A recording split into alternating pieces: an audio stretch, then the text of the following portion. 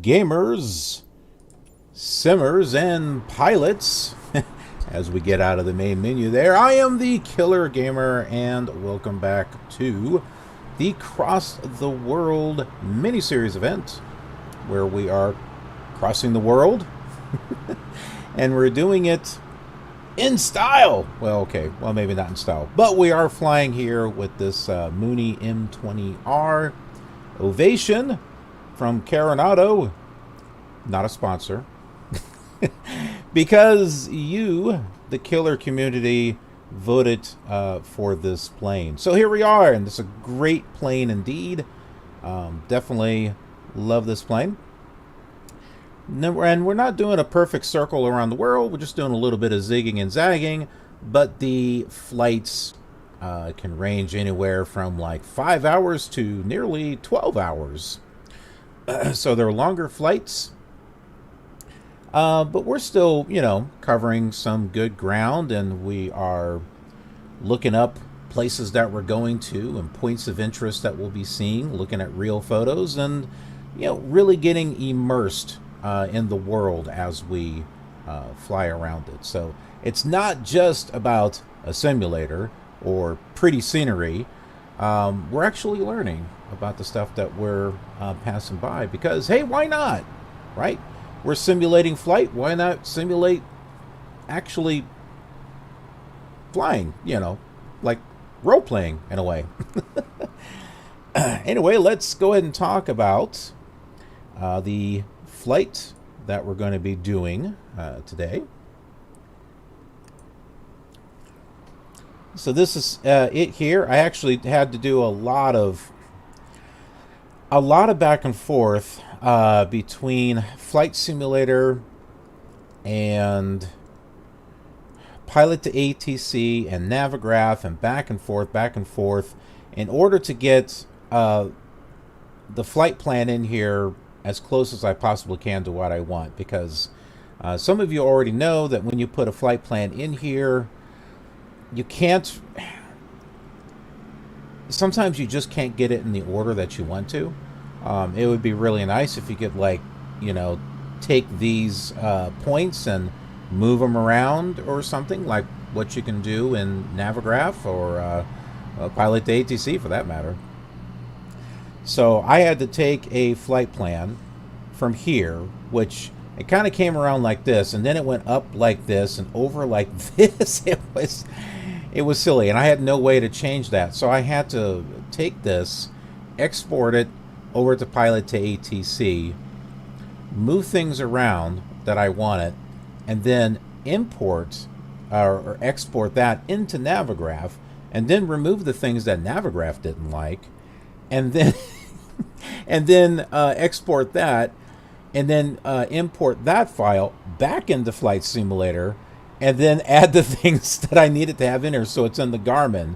So like the top of this island over here, where there's an airport, but Navigraph doesn't see it, and this point of interest over here.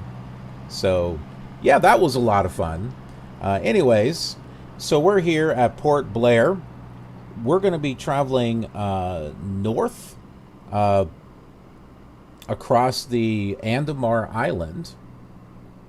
It's not very big, but hey, let's take a look at some stuff while we're here.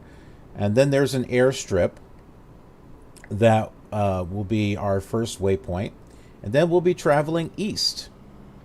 And we'll be coming over here to the edge of Mynamar. We'll pass briefly through Thailand. And then we'll be coming into Cambodia, and we'll see the Angkor Wat. What? The Angkor Wat.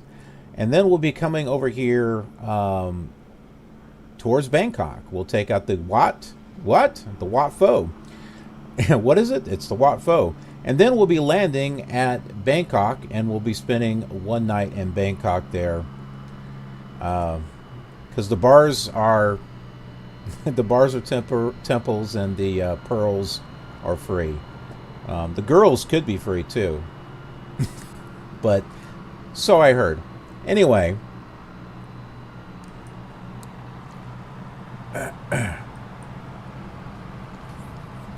we'll go ahead and hop on in the plane here.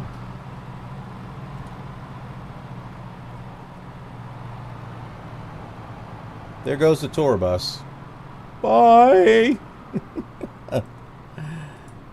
Yeah, that's the shuttle. They brought us over here from the hotel. So I hope you all had a good night. Good night's sleep. Got breakfast and stuff.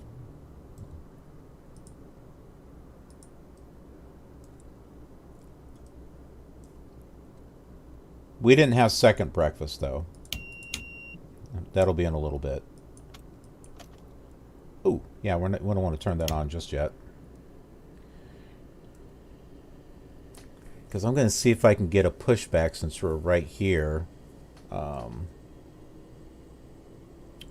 at the fuel thing. As a matter of fact, we need to fill this up here while we're here.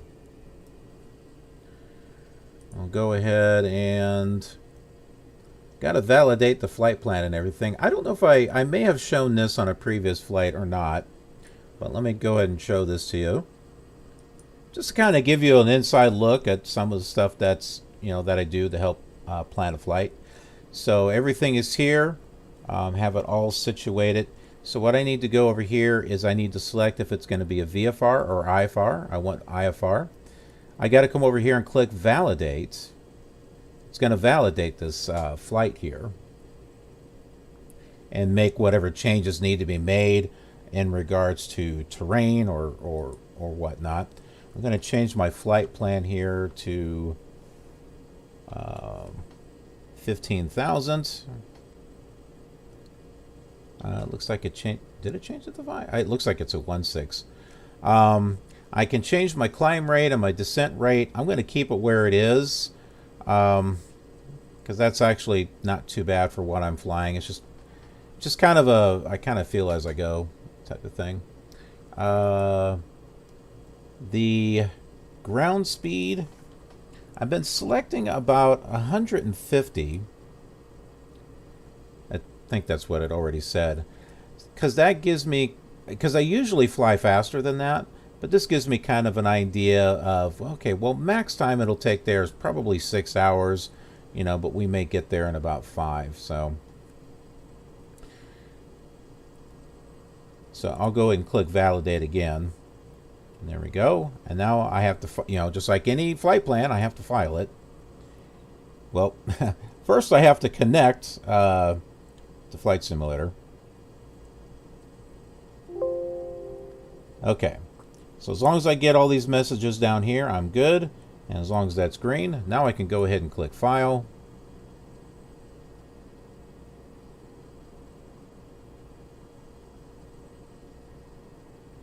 We just wait there as it does its magic.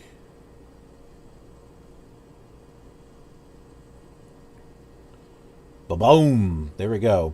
So it'll figure out, and sometimes it'll figure out like what airport you need or what runway you need to take off from, what runway you'll be landing on, what approach you'll be using, all that. So although there wasn't anything for Port Blair, we can see here that it's figured out the flight plan that I'll be landing on runway 21 right, and I'll be using the star WEHA, WEHA 3A.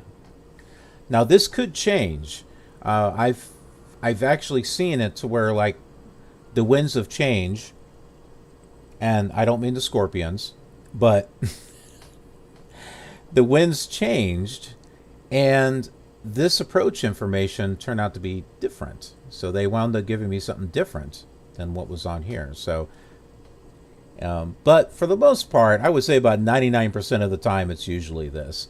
But this is nice. This allows me to kind of put this into Navigraph and get it all ready and everything. And then this gives me the frequencies here. ATIS information, tower frequency, that's where I need to call in order to get the clearance. And if I ever need a list of frequencies, I can click on frequency here, and it will show me everything within 25 miles. I can extend that range if I want to see other frequencies. So Very, very, very useful program. It's a bit of a cost. It's like around $60, but you know what? It'll be like the best investment you ever made. Plus, you can use it on Flight Sim 2020. You can use it on P3D, FSX, and X-Plane. So, yeah, like I said, it'll be the best investment you ever make. All right, so what we're going to do now is I can change all my radios and stuff down here, which is kind of nice. That way I don't have to like zoom into the radio and try to turn the knobs, which seems to take forever. I can just go in here, click on this, and just type it in with the keyboard.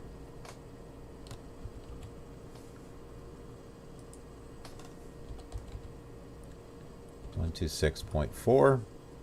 So it's on standby. Now I'll just go over here and well, you can't see it because my head's covering the way. I just go over here and click on this, and that will... Weather is not currently available for Port Blair. Arriving and departing runway 22. Weather is not currently available for Port Blair. Okay. Arriving and departing runway 22. So they don't have any weather. Weather is not currently available for Port Blair. Arriving and departing runway 22. The funny thing is 22 is actually not closed. Currently available for Port Blair. Arriving and departing runway 22.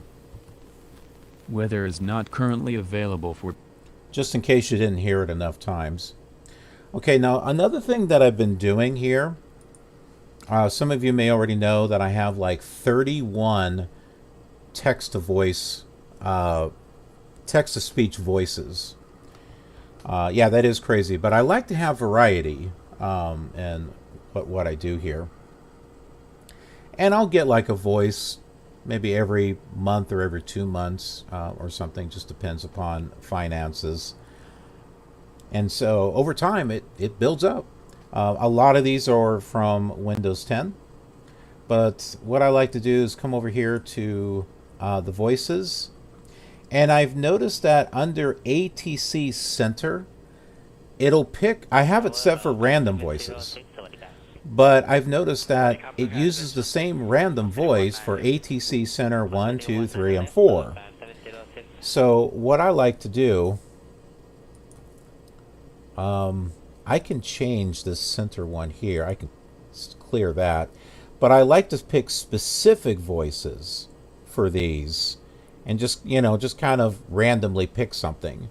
So that way when it changes controllers, I hear something, you know, different and not the same person.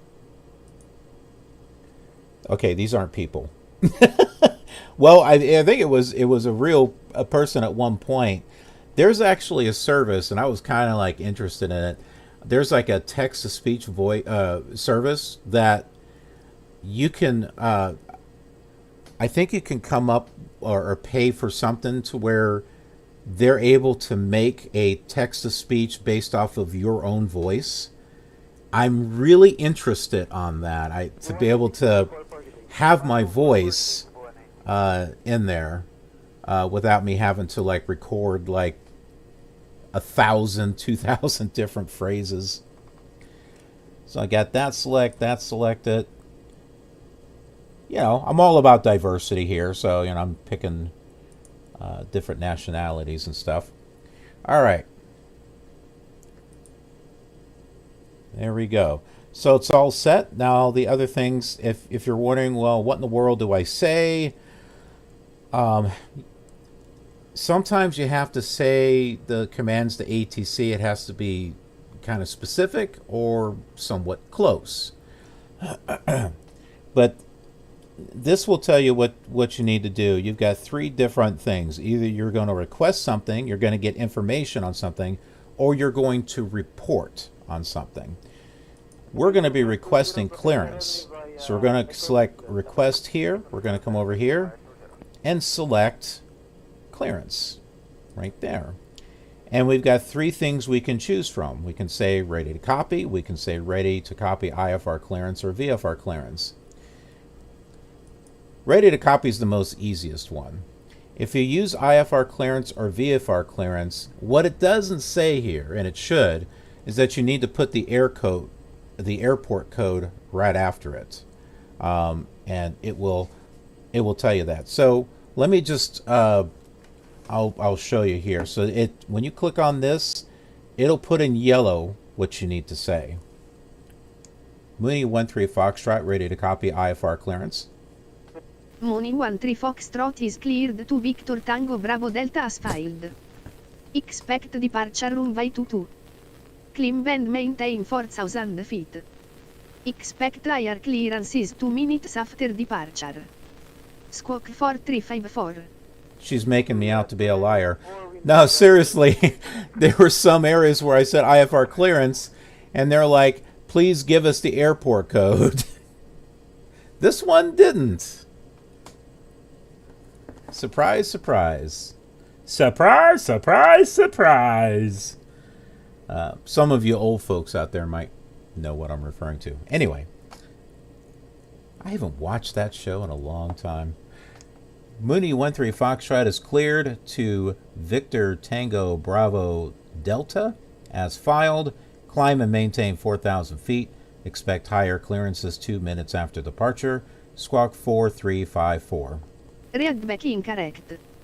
Mooney 13 Foxtrot cleared to Victor Tango Bravo Delta. Well, yeah, I know. That's what I said. Mooney 13 Foxtrot cleared to Victor Tango Bravo Delta. Readback incorrect. Mooney 13 Foxtrot squawk 4354. Yeah, sometimes it has a hard time understanding you. Maybe it's part of the role play. I don't know. Mooney 13 Foxtrot squawk 4354. Mooney 13 Foxtrot readback correct. Altimeter 29er to let Stati Uniti know when you're ready to taxi. Okay, so there we go. I hope this gives you a little bit of insight on how Pilot to ATC works.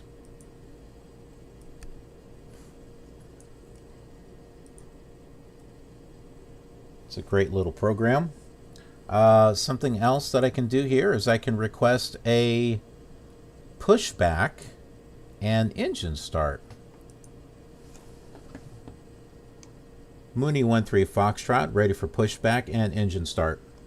Mooney 13 Foxtrot pushback and engine start approved. Pushback and engine start approved. Mooney 13 Foxtrot. Now, unfortunately, in order to do that, I am going to have to pull up the ever so wonderful ATC, default ATC, and go in here. I have the voice feature turned off on this, so I don't have to hear it. But yeah, I'm gonna have to file a plan and then go to ground services, and oh, there's no option for pushback. Okay, well, I thought there was. We'll try taxi. Let's see what that does. Okay. Can I get ground service now? Nope. Sometimes you have to go through that in order to get an option for a pushback. I thought I might get an option because I thought there was like a pushback vehicle over here. No problem. That's why we have... Where am I going here? Whoa, whoa. Where are you going? Okay, I was going to say that's why we have the slew mode. I don't know. It was moving on its own. Not sure why.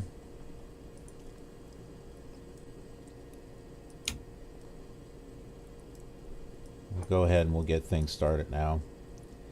Now, something that I've learned, not only on X-Plane, but also using A2A aircraft on FSX P3D, is that you want to turn the engines on before you turn on your avionics, because you risk shorting it out.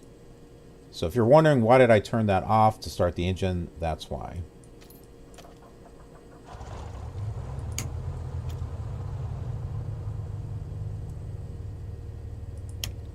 Now, I'm not a professional pilot by any means. I am not perfect. I'm always learning. So if I'm wrong about something, feel free to call me out on it. I have no problem with that.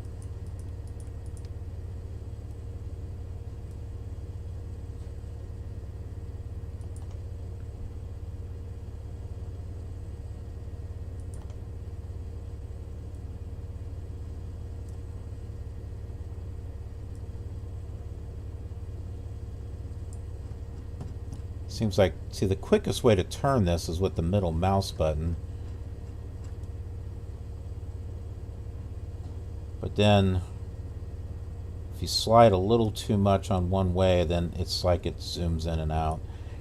I know you could remove that so that way you're not zooming in and out, but I use this a lot, zooming in and out, so I would hate not having it there. Oh yeah, we got to do the squawk as well, which is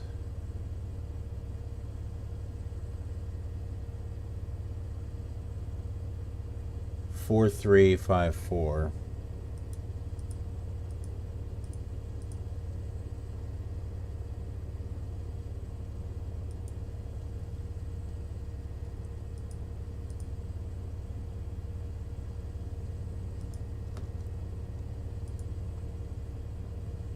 Right, I think we are set to go here. Mooney 13 Foxtrot, rated a taxi.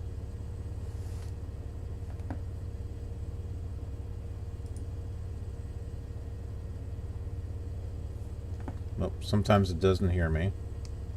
Mooney 13 Foxtrot, rated a taxi.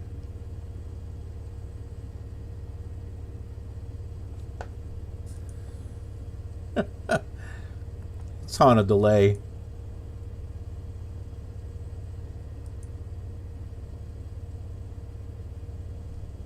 I do have the radio on, yeah.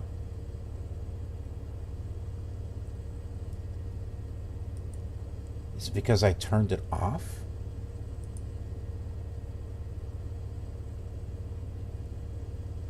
So I had to like, see when I had not done that where I contacted them and then turned the radio off. I wonder if that messed something up. Mooney 13 Foxtrot, rated a taxi. It's not hearing me. Mooney 13 Foxtrot, ready to taxi. I must have messed something up. Alright. That's okay. We'll just disconnect and reconnect it.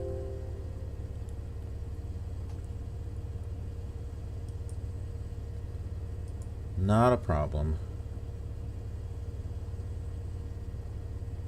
Then I just have to refile it.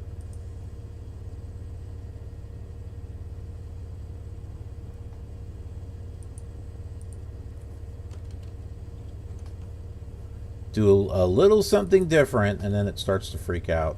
It's like, no, what are you doing? Mooney 13 Foxtrot, rated a taxi. Mooney 13 Foxtrot, taxi to runway 22. Mooney 13 Foxtrot, advise when ready for departure. Wilco Mooney 13 Foxtrot. See, so I wasn't doing anything wrong. It's just I turned the radio off and then turned it back on. Pilot to ATC probably was thinking, what the heck did you just do? And decided to stop working. So, well, I know I can't do that, apparently. I just figure, you know, if I'm going to ask for a pushback, having the propeller on is probably not a good thing, but then again, I guess with this, I'll just have the radio on and just start it. I mean, it's not going to fry any circuits here, but if you have something like an A2A aircraft or you use the realistic expansion pack with X-Plane, you can get those kind of damages and then you have to repair them and stuff, you know, if you're like looking for realism.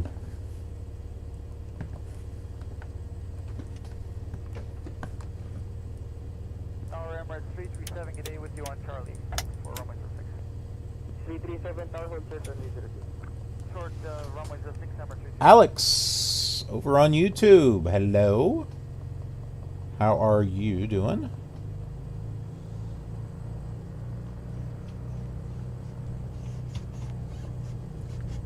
Welcome to the Cross the World event.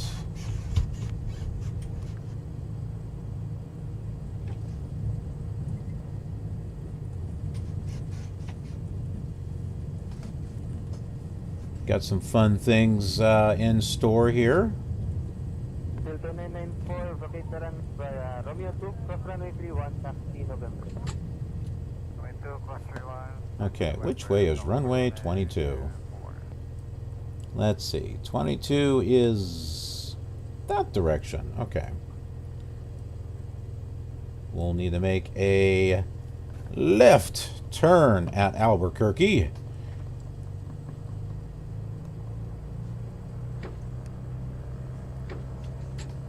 Tower code at 691 on Delta Pulsar Foxtrot 5, runway 3 on departure. The 691 tower, hold short Foxtrot 5. Foxtrot 5, code at 691.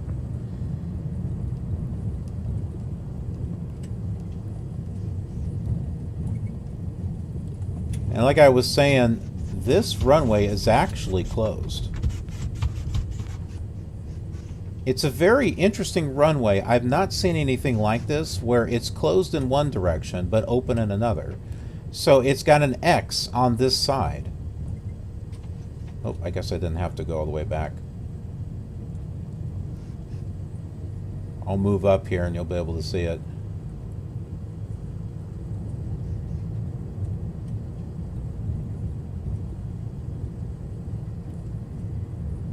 Yeah, this has got a long threshold here.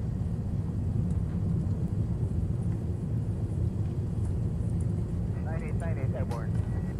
Cebu, version RPC 9819, confirm to cross and approach runway 1. Clear to cross, runway approach 9898. Make 98, from helicopter route report clear.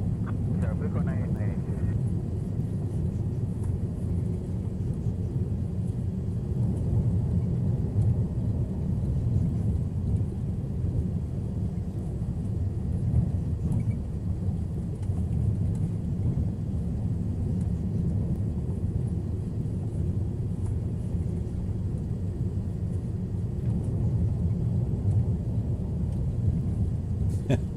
This is a very long threshold.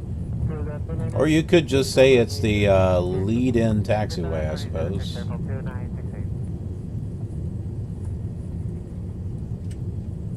See, there's the beginning of the runway right up there where those green lights are at.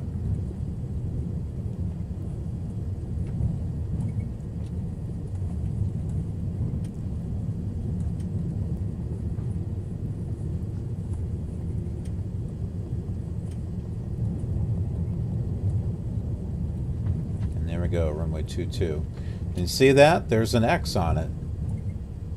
So supposedly going this direction is closed. But the other direction doesn't have an X on it. So I just thought that was interesting. It's the first time I've seen an airport like this. Mooney 13 Foxtrot, ready for takeoff.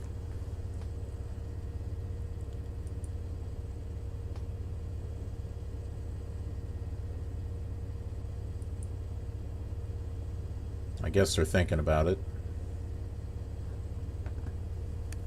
Mooney 13 Foxtrot backtrack runway 22 winds are calm cleared for takeoff. Runway 22 squawk 3364 maintain runway heading until above 1,100 feet then turn right heading 041 to intercept course.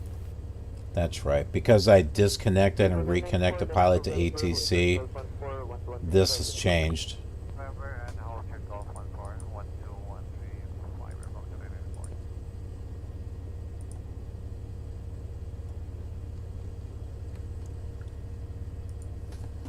Well, we've already backtracked. Backtracked to runway 22, cleared for takeoff. 22, squawking 3364, maintain runway heading until above 1,100 feet. Right to 041 Mooney 13 Foxtrot. Oh man, I was having a hard time trying to read that. For the whole short Foxtrot 5. 2969 tower, hold short Foxtrot 5. Hold short Foxtrot 5, airplane 2969.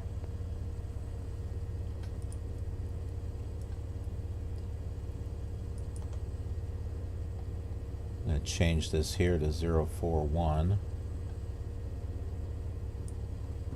I had it on the, is that close? Right around there.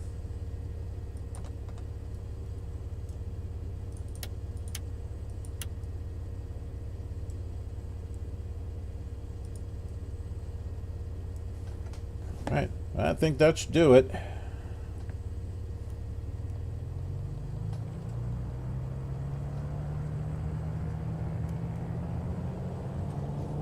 Tower 2916, FS-ATC-Chatter.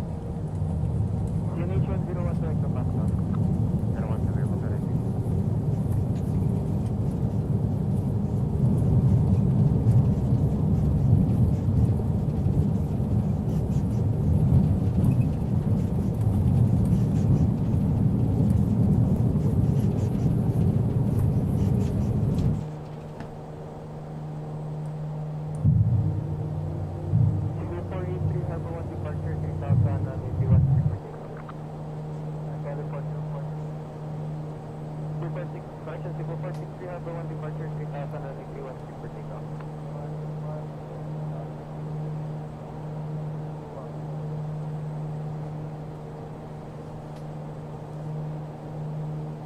So 1,100 feet. And then we will make our turn. That's all set. I just need to turn on the autopilot.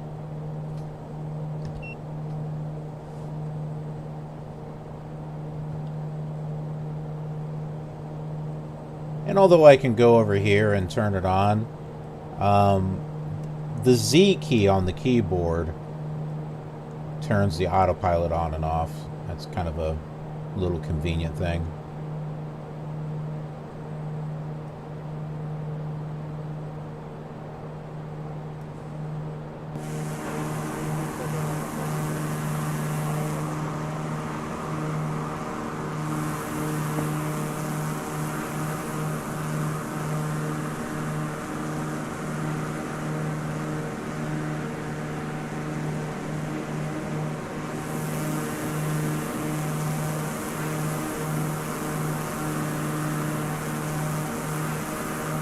So this is the island of South Andaman.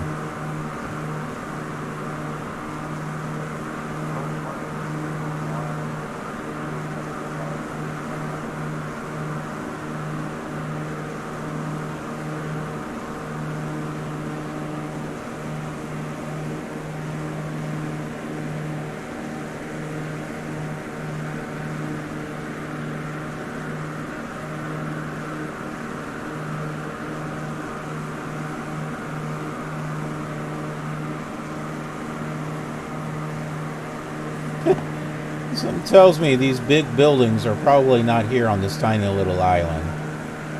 Who knows? They might be. That just seems a little weird, though.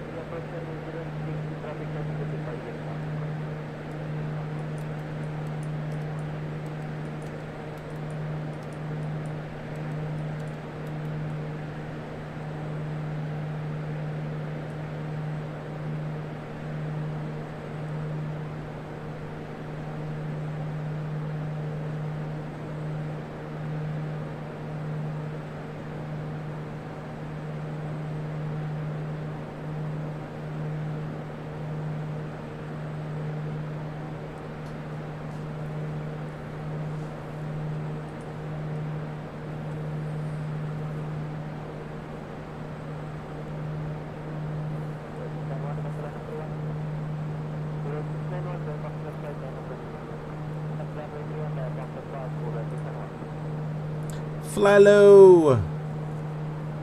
Doing pretty good. No, man, there's no need to apologize. No need to apologize. I totally understand that.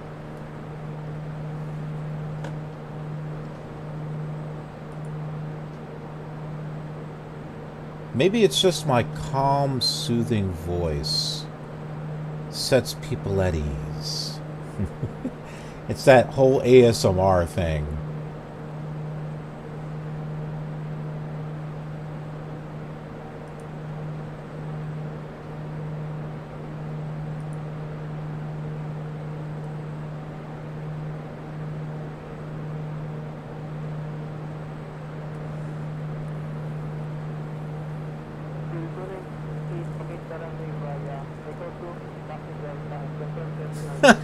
The Bay of Bengal is a good runway to land at. Wow.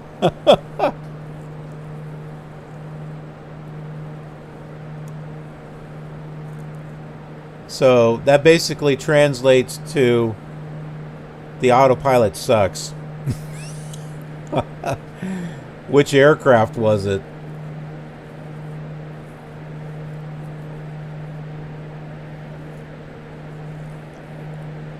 Was it the TBM or was it something else? Oh, okay, just 3 a.m. Gotcha.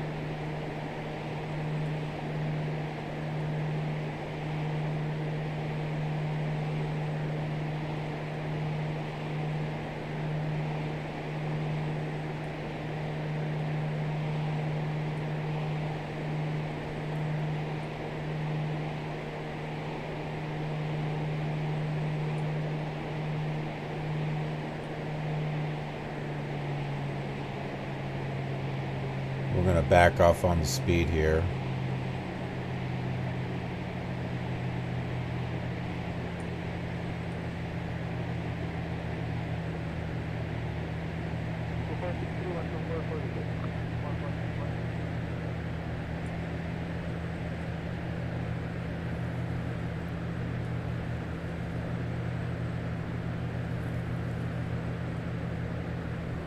We got a pretty decent speed going on here. There's no need to burn through our fuel. We're going to need that.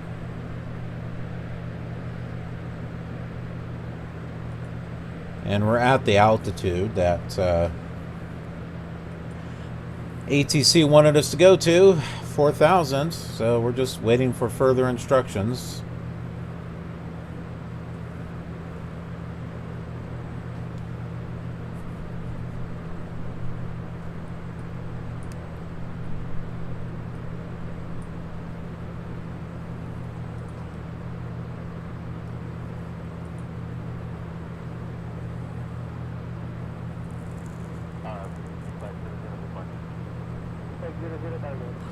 Oh, the AI to control your aircraft. Gotcha.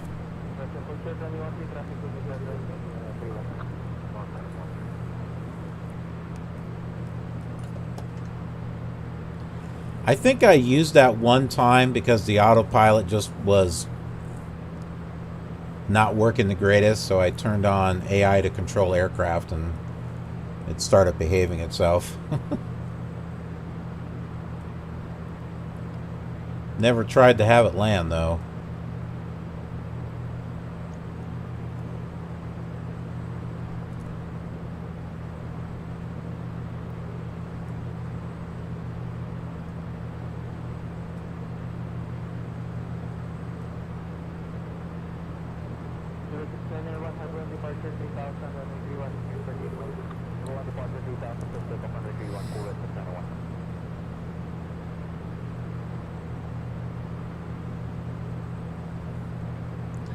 There's some islands over there.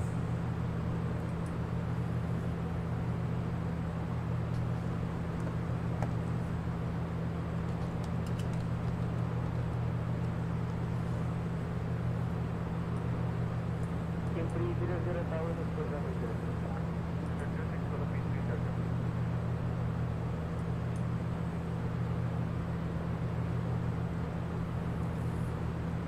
It's basically Havelock Island.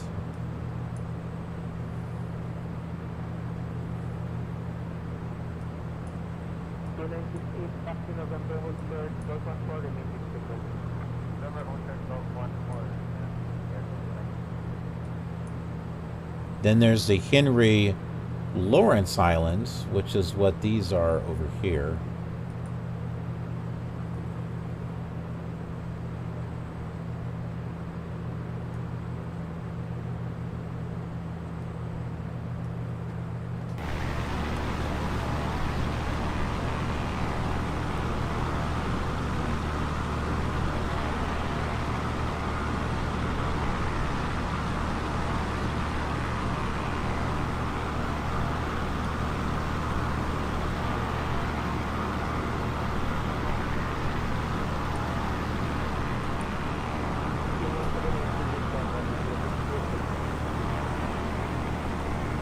Oh.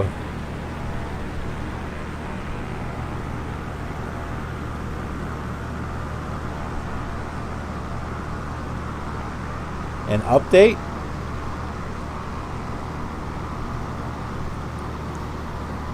I noticed Flight Sim was doing something when I loaded it up, but the screen went black. There was still the load bar on the bottom, but I didn't have any backdrop or anything. But I noticed that when I got to the main menu where it said world map, it said new, but I didn't know what was new. Ooh, a complete reinstall. Ah, that was the other guess that I had.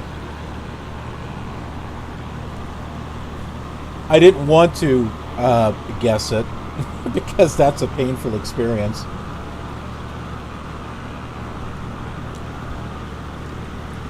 Having to reinstall everything.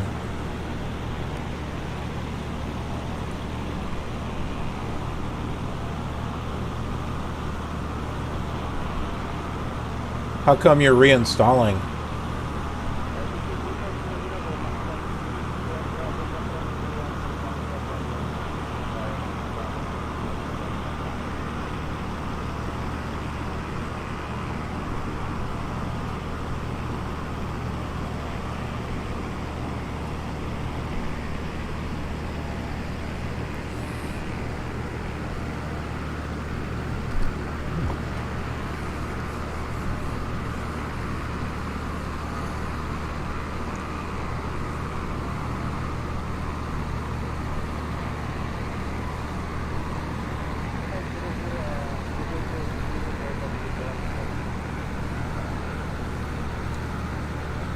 Yeah, hopefully everything will work again.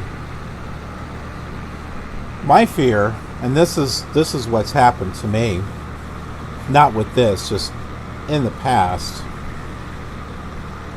that something like I install something isn't quite right. I'll uninstall it and try to reinstall it, and then it just doesn't work at all.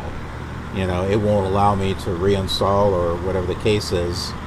And like the only way that I found as a solution was to completely restart everything all over again, like all new Windows install, blah blah blah. Yeah.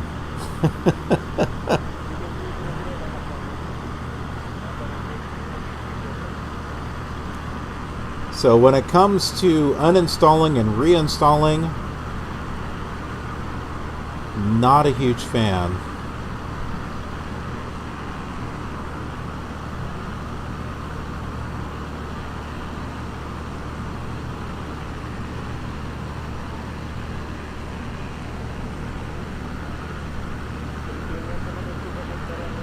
Looks like there's just mainly forest on this island.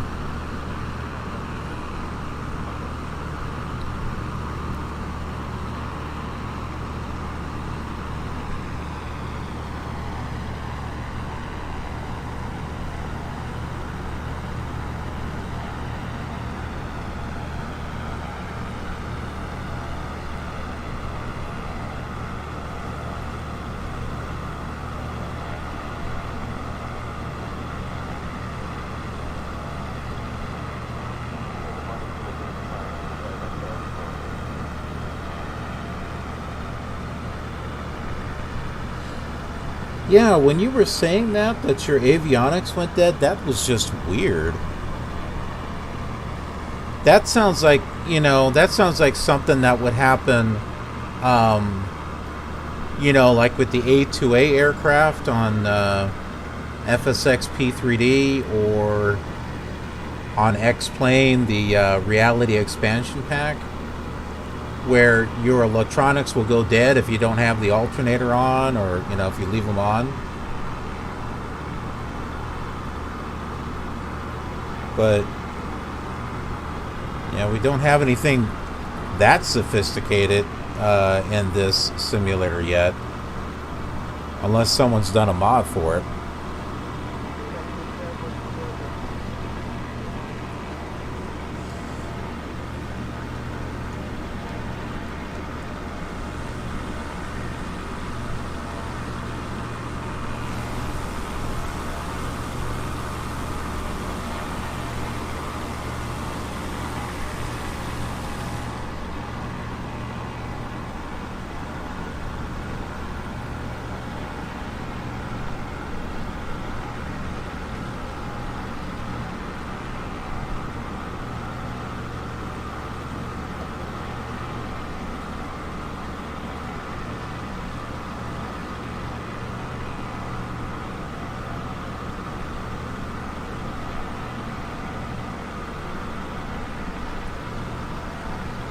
Oh, the VOD?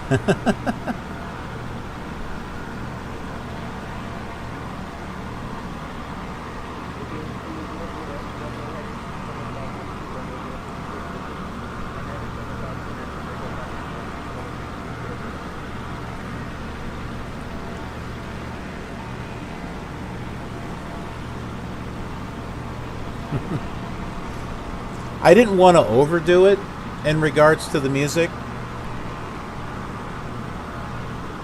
because I know there are some streamers out there that they'll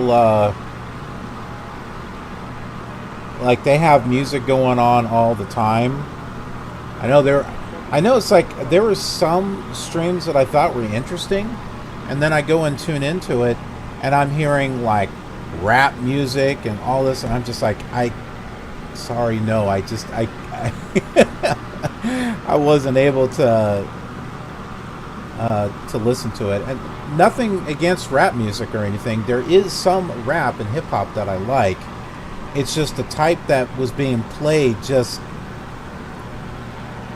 it didn't fit, It's like playing Minecraft and you're hearing, gangster rap in the background or something. It just doesn't work. It doesn't gel.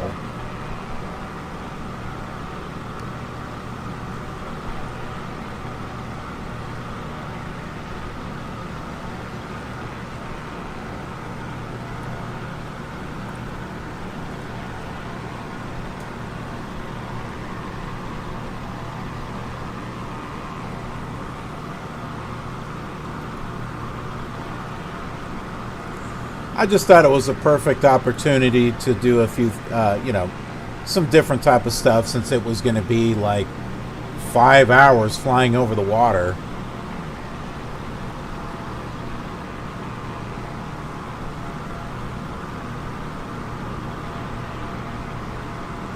We may have a couple more hours here flying from these islands over to the mainland. But I'll know a little bit more as soon as we get to this next waypoint.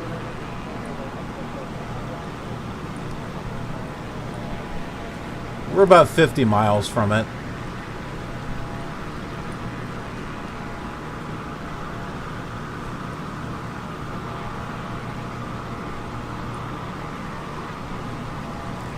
So we've gone from South Andaman to North Andaman.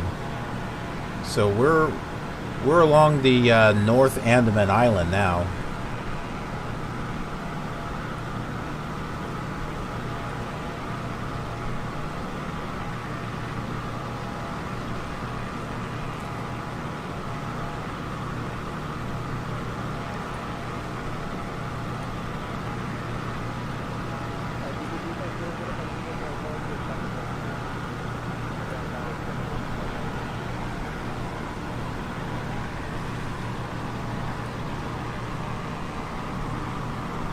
We're going to be near the city of Diglipur.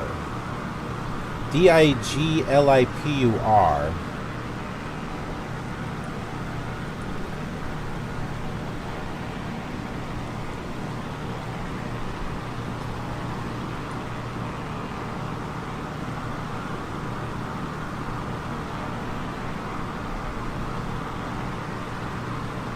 I don't really have any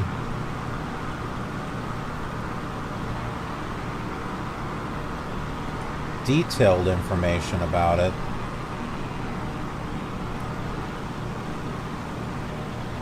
There's a little bit. It's on a tourism site.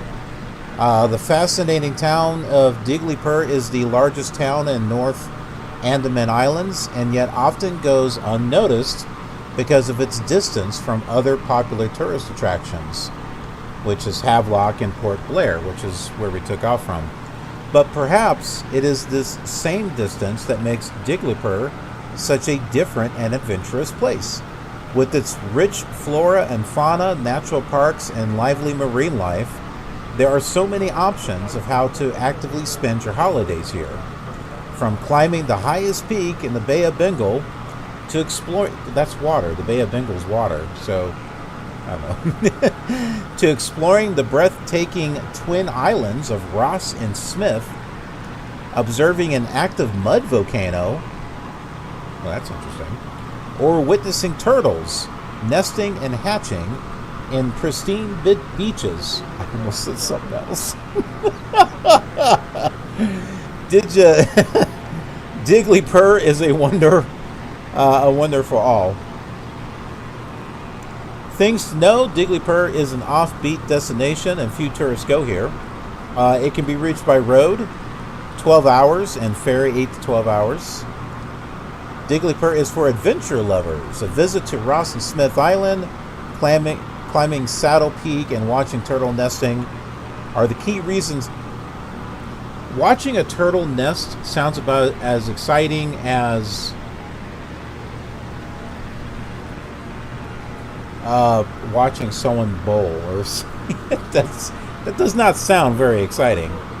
The other stuff sounds okay though. The Diglipur town has only a few places of interest. The area nearby called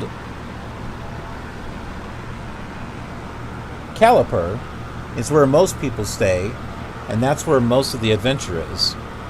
There are only a few resorts and accommodations, the most popular being Pristine Resort and Turtle Nest Resort. One must ideally spend at least 2 days in Diglipur to enjoy its many attractions.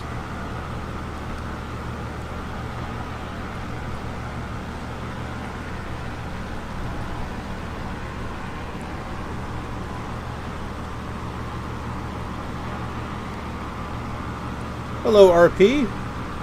Good to see you. So this is Andaman. Not sure if we're seeing North Andaman.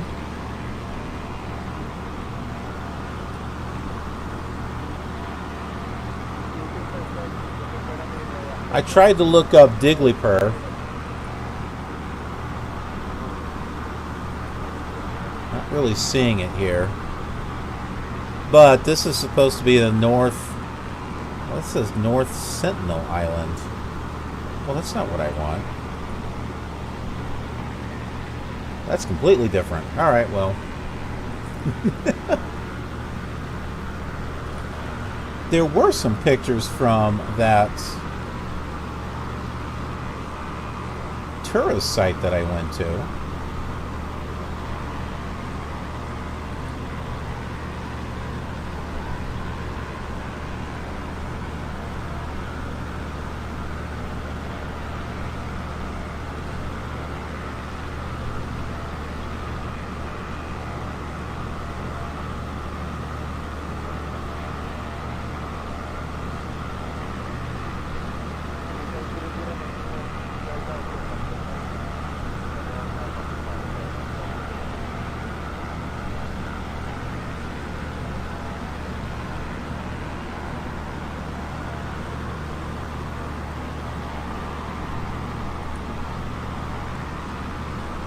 Okay, so here are some actual pictures from Digleypur.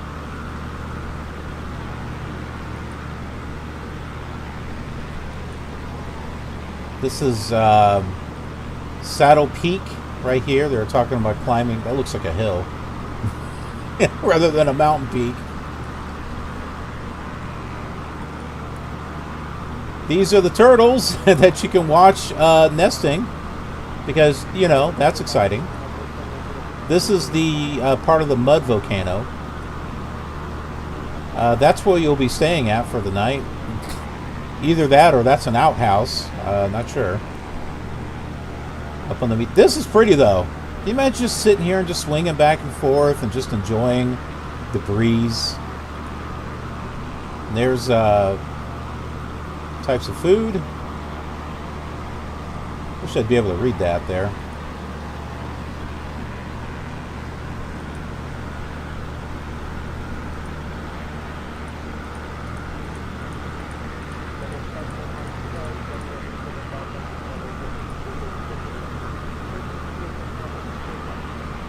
Nope, we're not in Thailand yet. Yeah, I never heard of a mud volcano either. Well, you know, as far as the outhouse, I mean, it's kind of convenient, you know, everything is right there. You don't have to go very far. You don't have to go... Anyway.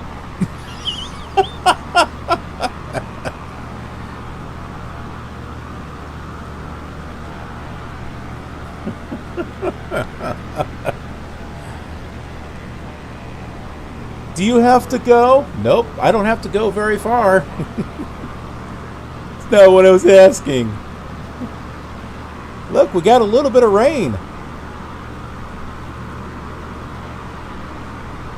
With a this is, I've not seen this. Look at this. Just one thing of rain and a rainbow. I need to take a screenshot of that. That is interesting.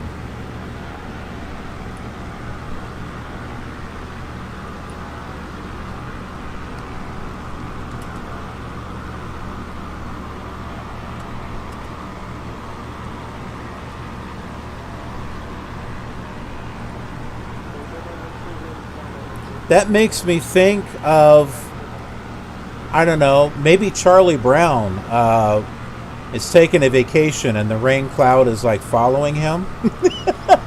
That's what that makes me think of. You know, it was just this one cloud with rain coming down. I guess, you know, Charlie Brown, he's such a clown, is over there. He's probably thinking, rats.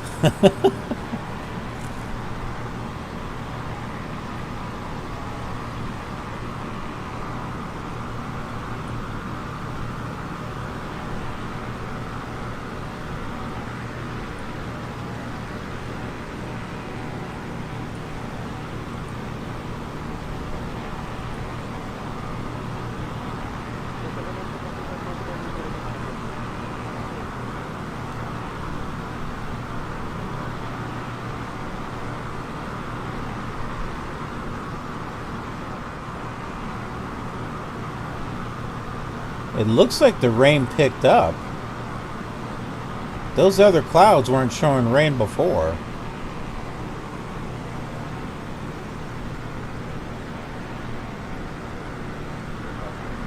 You know what? I wonder if the weather's beginning to slowly transition into something based on the meter reports, because it was clear. Yeah, I'm getting a weather report from Yangon International, Victor Yankee Yankee Yankee. Moderate rain.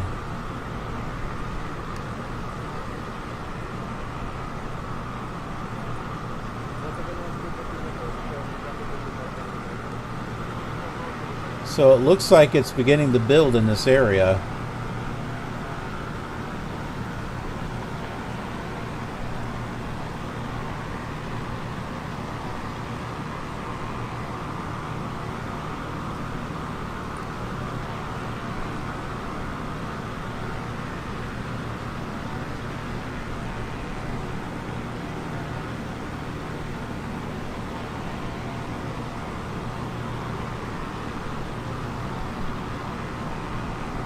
Are we going to have some more interesting clouds on the way to Thailand?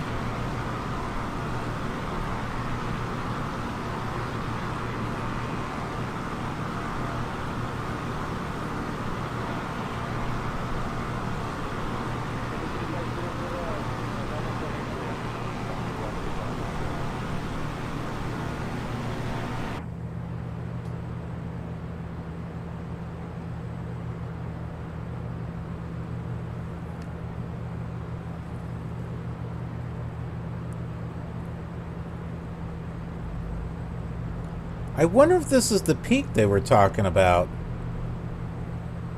For Digliper?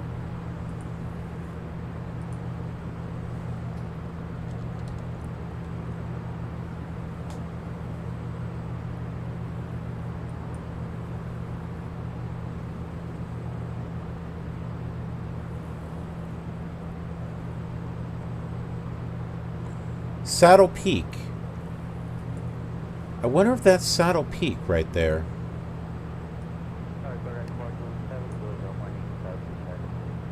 I think it is. Yeah, I'm looking at a map and there is a tall peak. Yeah, that's Saddle Peak right there. So that's the one that they were saying on the tourist site that people like to go do, is they like to go climb that.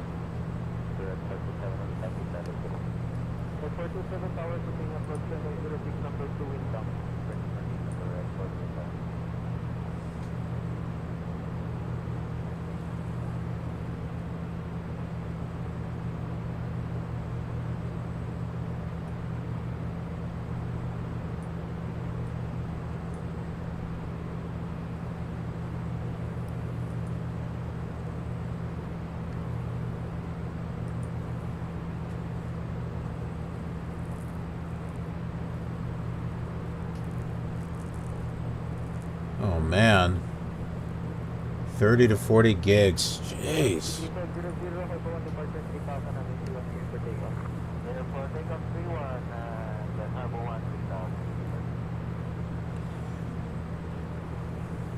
Something that you, I don't know if this would work, but maybe something that you might want to try is after you get it installed, if everything is working, make a copy of your flight simulator folder as a backup before you put any mods or anything in there. And then that way, if something goes wrong, maybe all you can do, you know, maybe you can just delete that folder and copy back the folder that you know works. I think I might do that myself.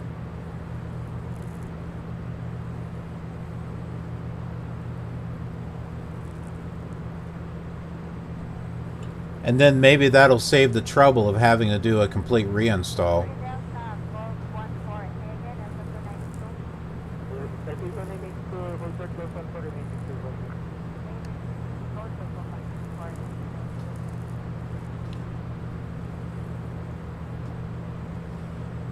I know that may not be a realistic idea for some people because it just takes up more space, but I've got a lot of space on mine where I can make a backup like that. I hope it works. I hope that is something that works. That's definitely something that I want to try just to avoid having to do a reinstall myself. Silent Yuki. Yep, you can see the rain. That's like that's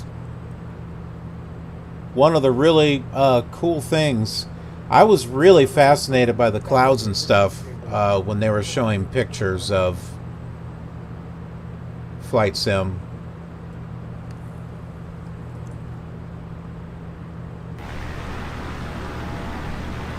Pretty amazing.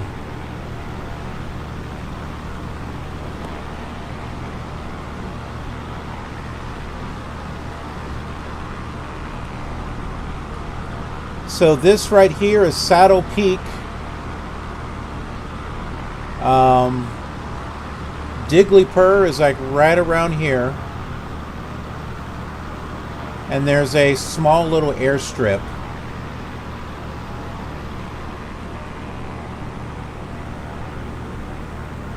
Oh, wait a minute. Nope, sorry, that's not it. Okay, Saddle Peak is over here. Okay, you can see it. Well, now the rain's covering it. There was a peak that was a little higher right there. And that was Saddle Peak.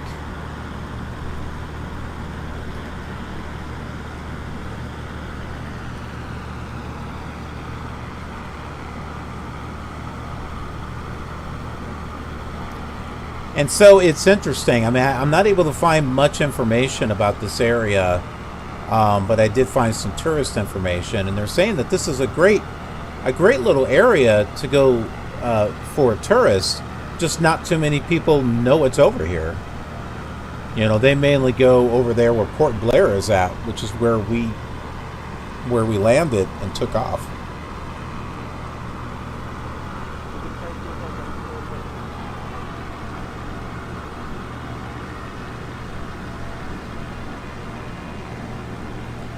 Yeah, so in the midst of all this rain is Saddle Peak over there. We may not be able to see anything now.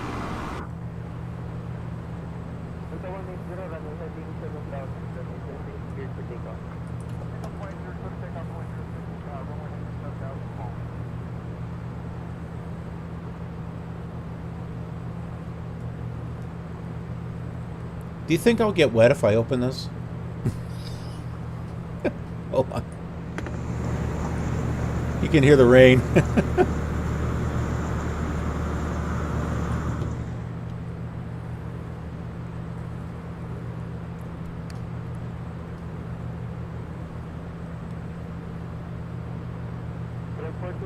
It's like, that's refreshing.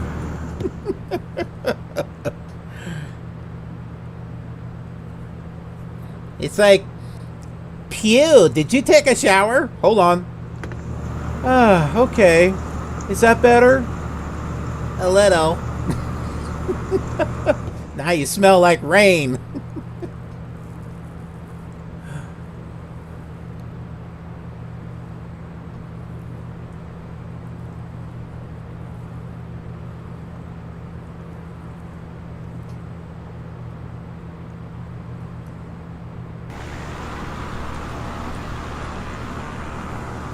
Yeah, there's a bit of a tall peak here. I think that's Saddle Peak right there.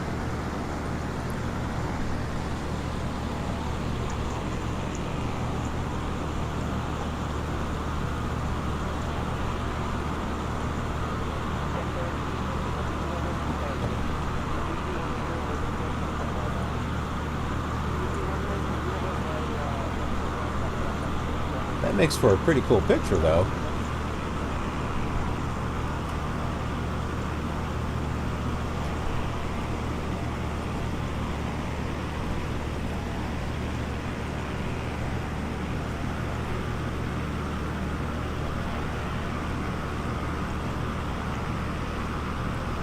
Yeah, so Saddle Peak is here.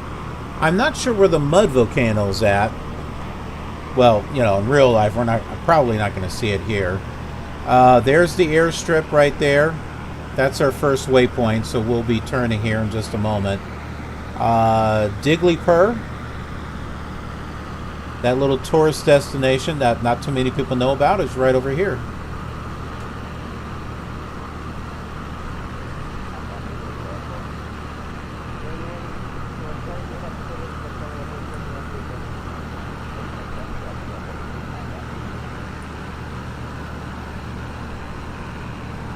And right after these islands here, there's not too much else. There's like a tiny little island there and a tiny little island over here.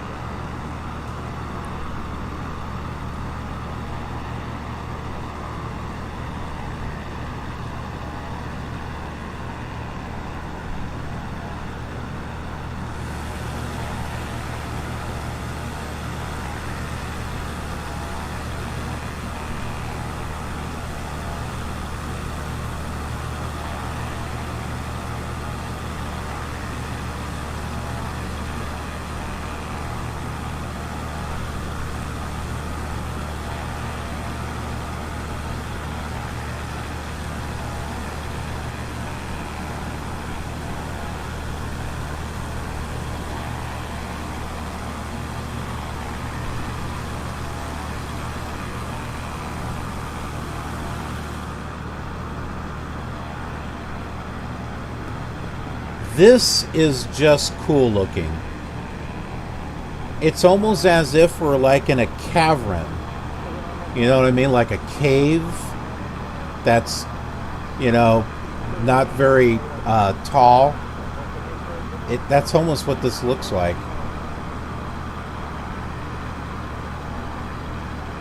With a maze of rain.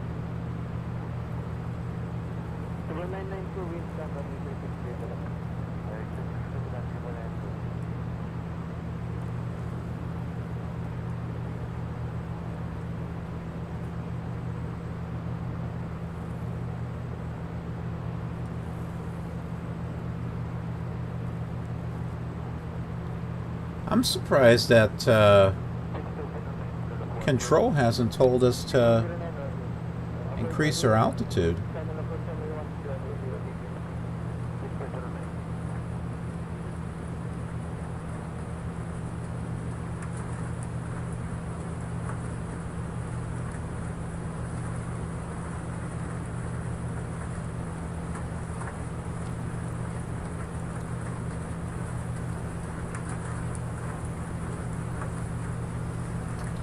Hey Travis,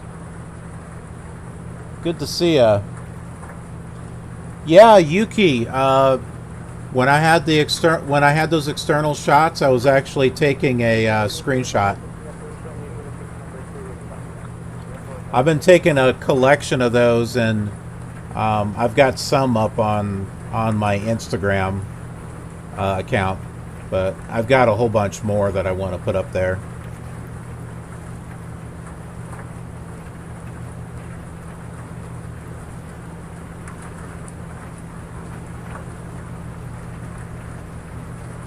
Now I can take my shower. Now there's enough water coming through, I can take my shower. It's like, okay. Done.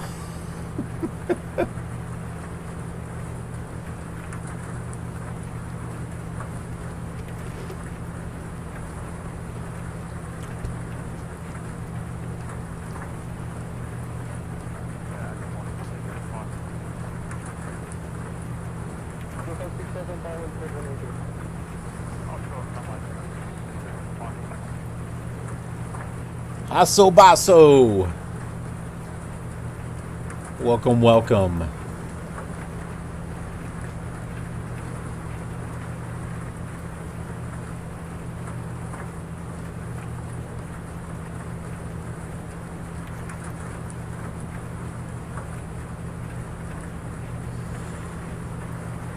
I'm hoping that as Flight Simulator develops, we'll see different types of rain effects on the windshield.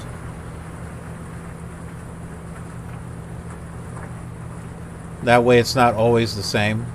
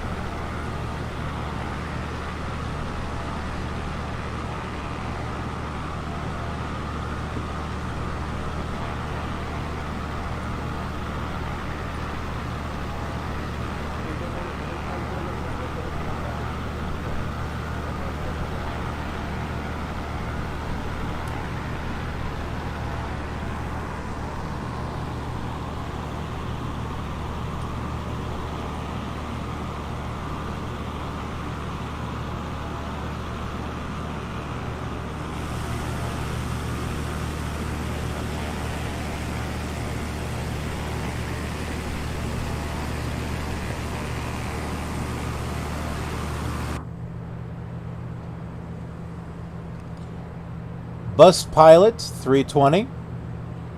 Where are we going? We are going to Bangkok. We got a few sites that we're going to see before we get to Bangkok. So we're flying over the Andaman Sea. I believe that's what that says. My vision has been not been doing so well lately. Yeah, so the Andaman Sea is what we're crossing right now. And we will be passing over the city of Myeik, M-Y-E-I-K, once we get there. That's in Mynamar. We'll briefly cross into Thailand. And then we'll be going into Cambodia, which we will see a point of interest there, the Angkor Wat. And then we'll be turning back west and landing in Bangkok.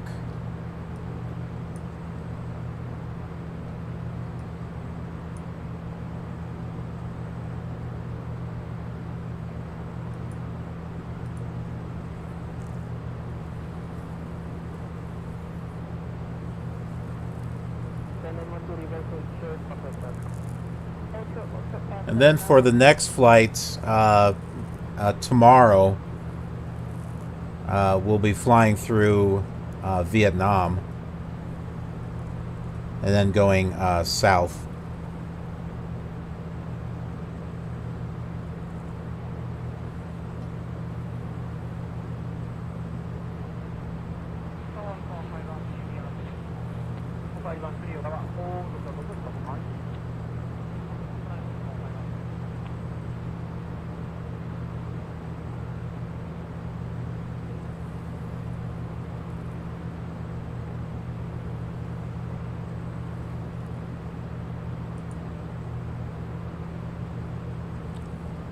Go ahead and switch over to center and see what's going on.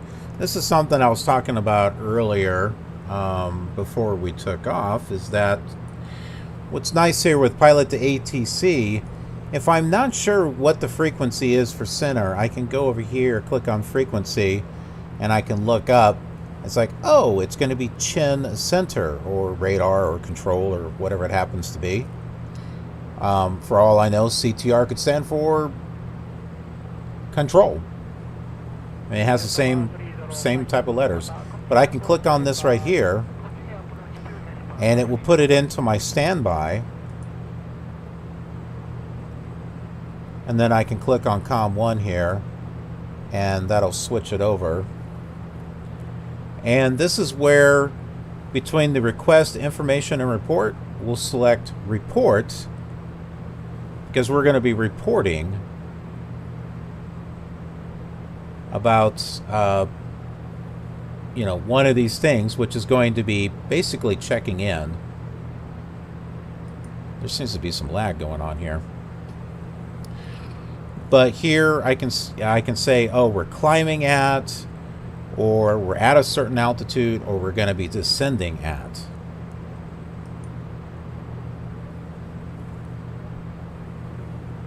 Here it's saying Mooney 13 Foxtrot climbing to 1,000 feet. Well, I'm not sure what that is, but the flight level that I selected was 150, so I can just say Mooney 13 Foxtrot is climbing to flight level 150.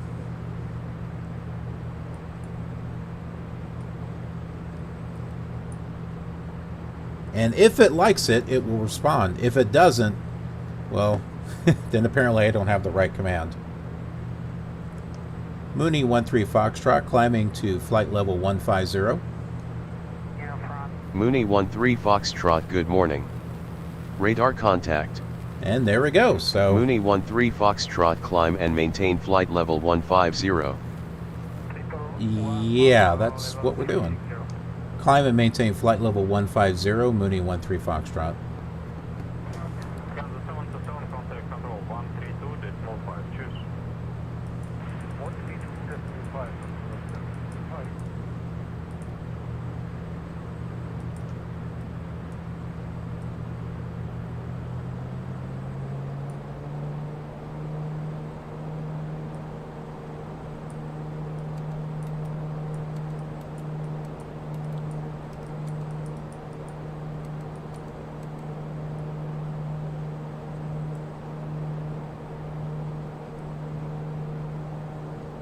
FA-251, flight level 340.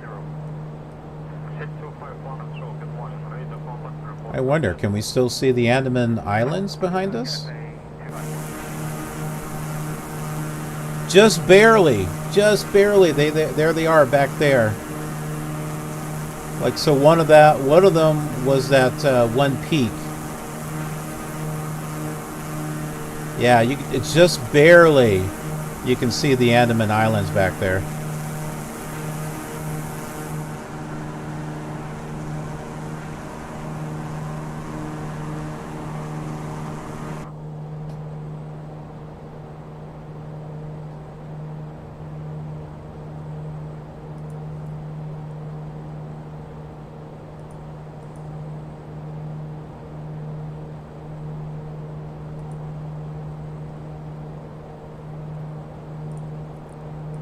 Now here is Navigraph. You can see where we are right here. Just in case you can't see it, I do have something here that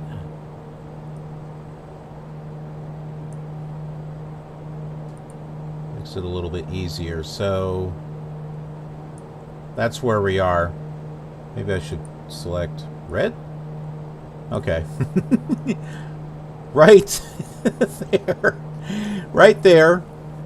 The reason why you don't see the flight path that went up like this and then like this. Hut! Break! American football. Anyway, the reason for that is because Navigraph does not see the airport that's right there. But I was able to set that up in Flight Simulator 2020 because I wanted us to be able to go north along the South Andaman Islands and then make our way over here. So that is where we are at.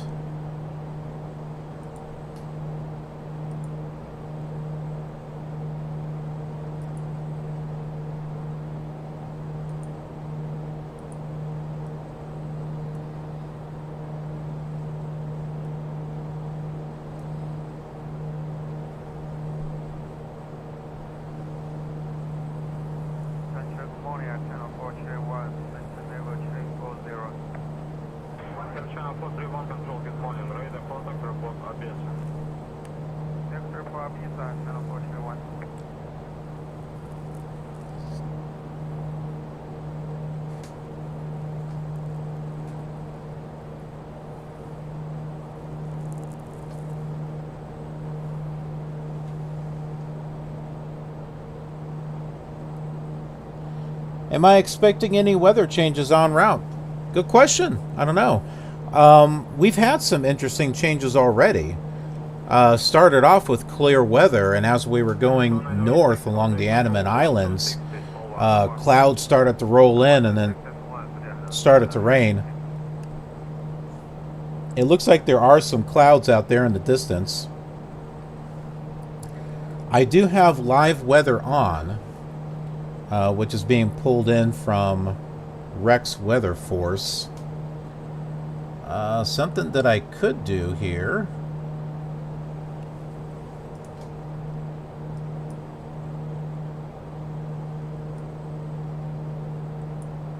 See if I can't find some airport information, some meter reports that might give us an idea.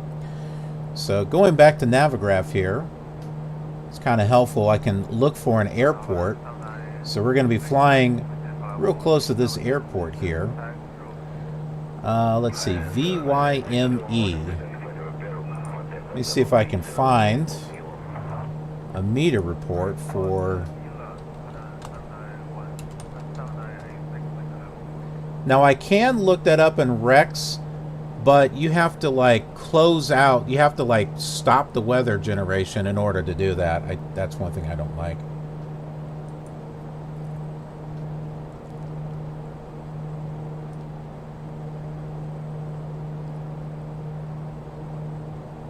VYME. Okay, well apparently it's not on that list.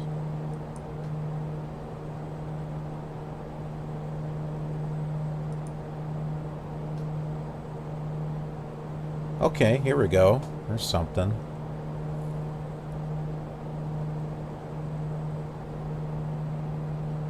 Maybe.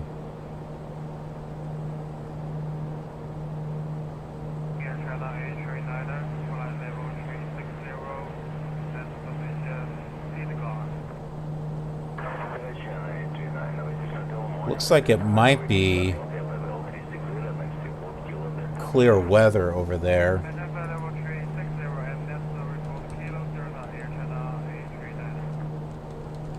We're flying to Bangkok. It's clear there, so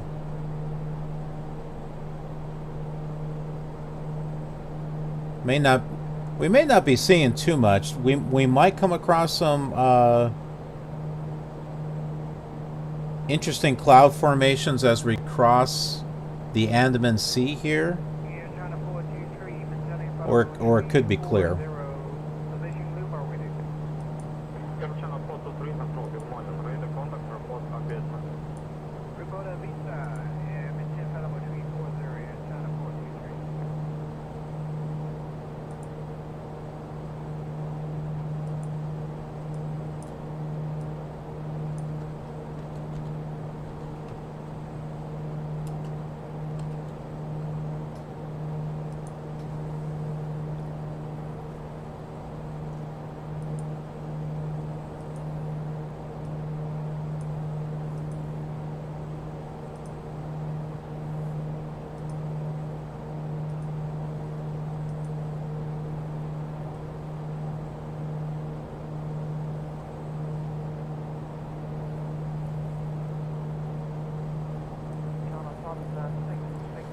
Well, unlike yesterday's flight, we might actually have clear skies this time around.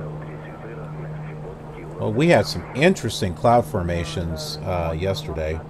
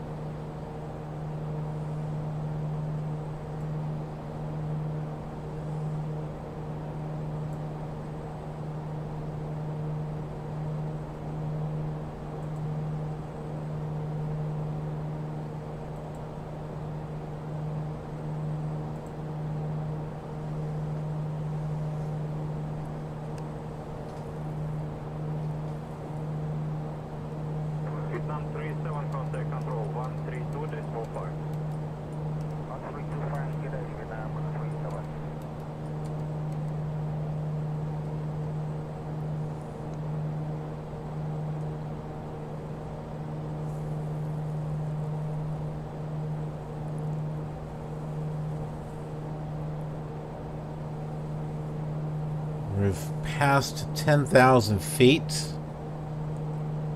And we're going up to 15,000.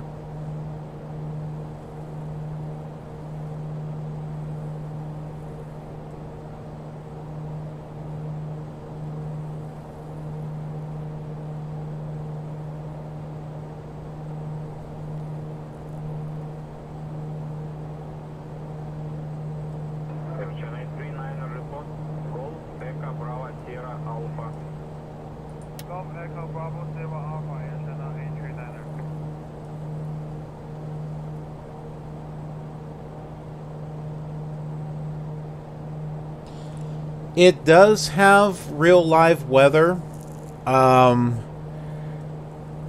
I think Rex does a better job with the weather. The way Flight Simulator does it, it's almost as if it's like it's taking weather information, but it's trying to do it in like a weather forecast type of thing. It's kind of like, well, here's the weather and we're forecasting it to do this. So it doesn't pull in meter information. Where Flight Simulator's version is, I think, a little bit more fluid as far as how it changes and develops. It seems every time I go back to it, it doesn't seem accurate, because it's trying to guess what the weather is instead of actually pulling in the weather information from meter reports. And Rex Weather Force actually pulls in meter data, but it will try to extrapolate between stations on what the weather might be like. So it'll decide. Here, let me give you kind of an idea here.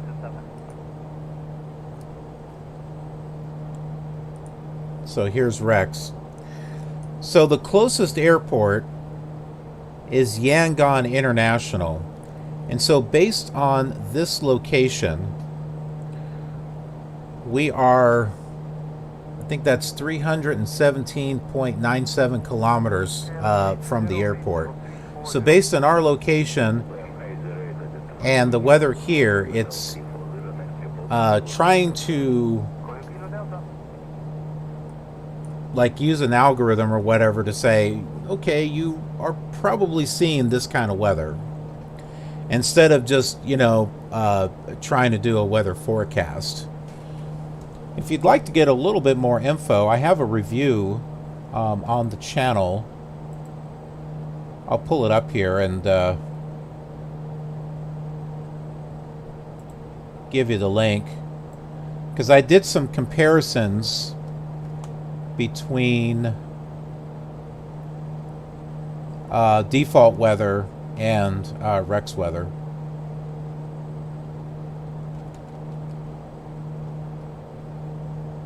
So I think you'll find it helpful.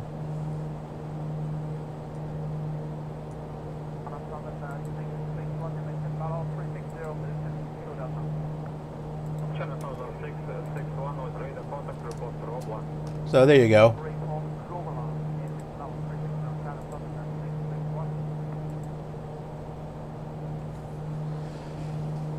Yeah, so take a look at that. I'll go through and you know, talk about the install and some of the features of it, and then we kind of go into it a little bit to show you comparisons. I go through comparisons and show the default weather, the Rex weather, what the meter report actually was at that time, and then like looking up just weather in general on Google, like, gee, I wonder what the weather's like at this city, you know, not a meter report, and just kind of comparing it to see how well it is. And whenever I look at the two, I'm always more happier with how Rex pulls in weather than how Flight Simulator does it.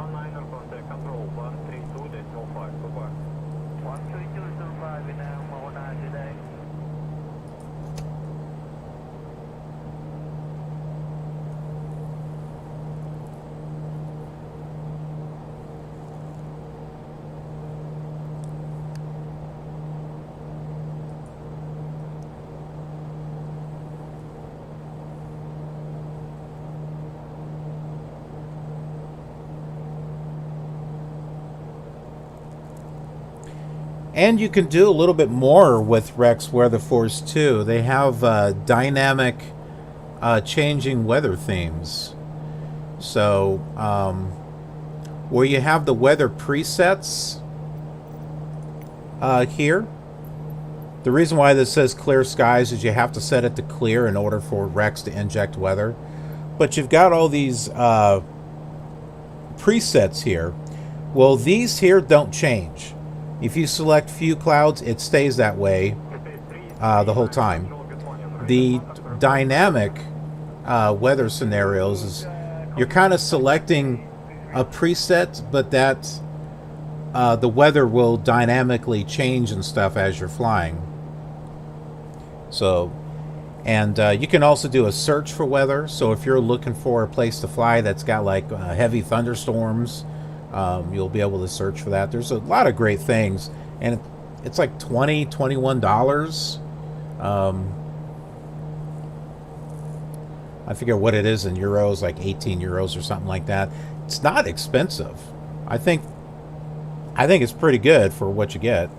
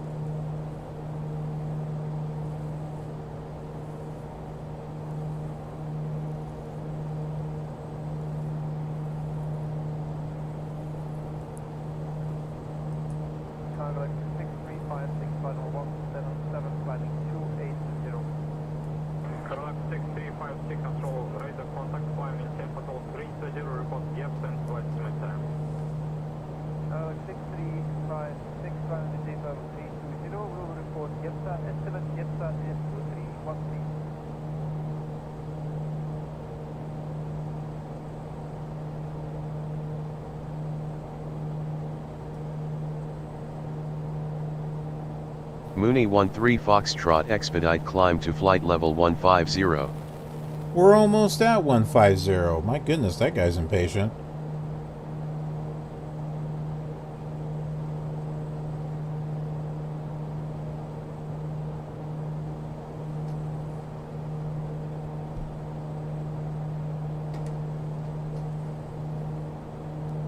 Good day, sir. It's Gopher 200, flight level 390. Gopher 200, identified, maintain your flight level 390. See, look at this. We're almost at flight level 150.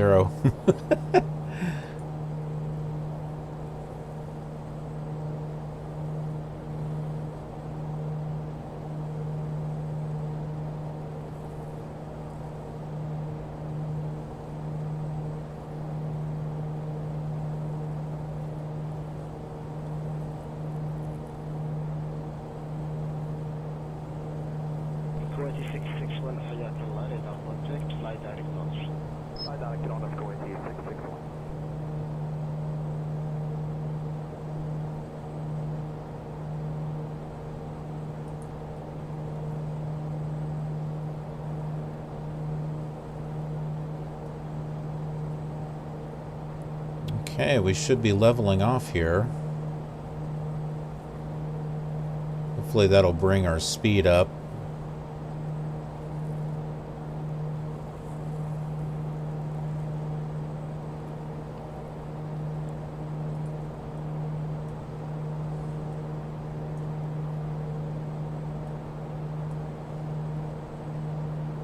That definitely helped with fuel consumption, though. Our fuel flow is 8.2. We've gone from like 4 or 5 hours of fuel now to 9 hours and 52 minutes.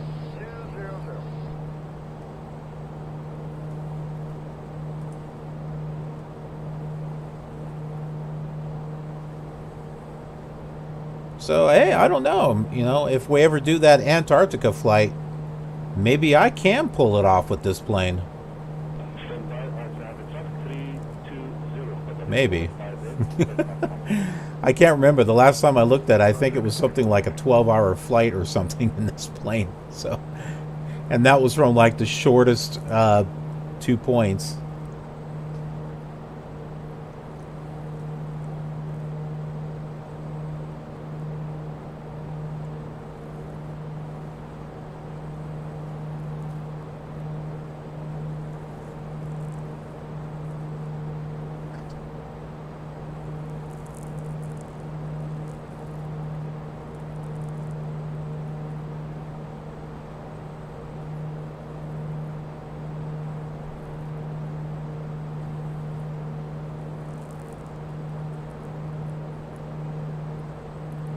We've got like 253 miles until we get to the coast.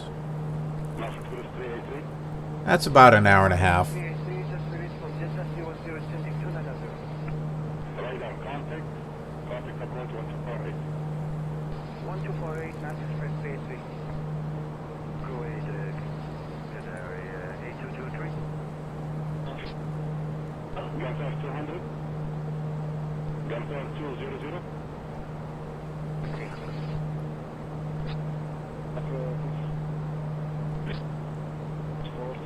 Yes. Yeah. V-Pilot. Yeah, it is. Actually, they made it compatible day one. I haven't tried it personally. But yeah, it is. You can fly with VATSIM.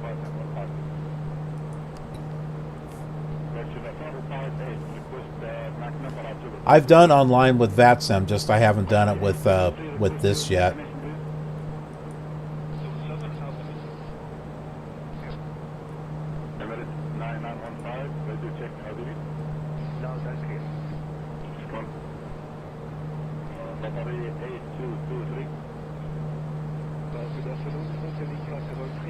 And at the time, it was because the autopilot was so wonky. Like some planes it worked and some others didn't. It's a little better now. This plane works pretty good in regards to the autopilot. There's only been maybe a couple of instances where it didn't work the way that I thought, but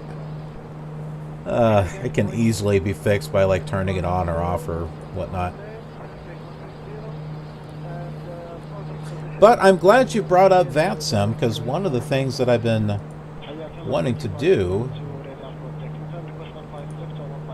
during our little long stretches of flying here was pull up the events on VATSIM to see what's coming up.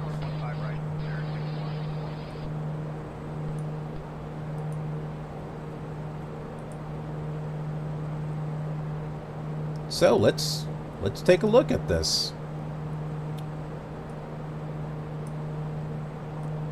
Now, for those that are watching on Twitch, remember you can earn Twitch points. Sorry, I should say killer points.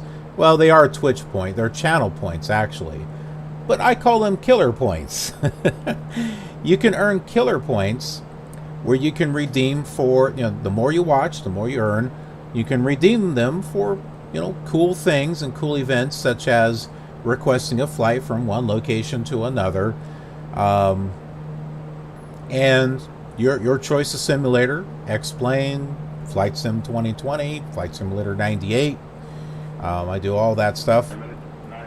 But another thing that you can redeem points for is a VATSIM flight. No one's done that yet, but it's there because, for one, you may be interested in VATSIM, but you may not be quite comfortable flying on VATSIM yet. But you're like going through the list of events saying, that's really cool. I would like to see that, but I'm just not ready for it. Or perhaps you do fly on VATSIM, but that particular event is at a time that you can't participate, but you wish you could. There you go. That's what killer points are for. So you can go through the VATSIM list and say, you know what, I would love to see this, and you redeem the points, and I will go ahead and do it. It'll be live streamed, and then it will be featured down the road on Killer TV on YouTube. Not everything I multi-stream. It's just this miniseries event happens to be something that I'm multi-streaming. But with that said, let's take a look at the... Mooney 13 Foxtrot, contact Yangon Center on 133.2. Enjoy your morning. Really? Center on 133.2, Mooney 13 Foxtrot. The timing.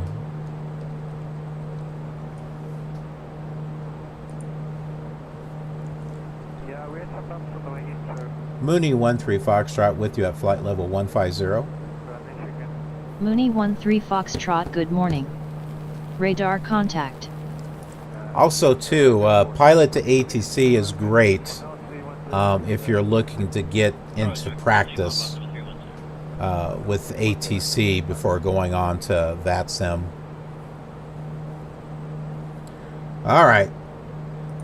Hopefully we don't get interrupted this time. So, let's see. Some of the stuff is probably going on right now. There's the Q Virtual 10th Birthday Bash.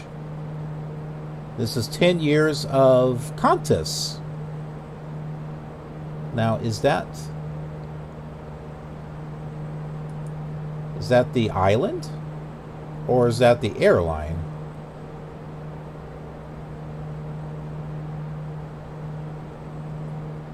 If you like to fly IFR in a commercial jet or small turboprop, then this is for you. Qantas Virtual. Okay, that's got to be the Qantas airline.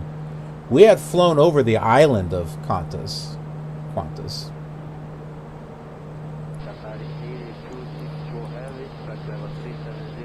There's also this CityLink Xiamen to Guilin. I'm not sure where that's at. Friday Night Live. Kiev, Minsk, Bucharest, Sofia,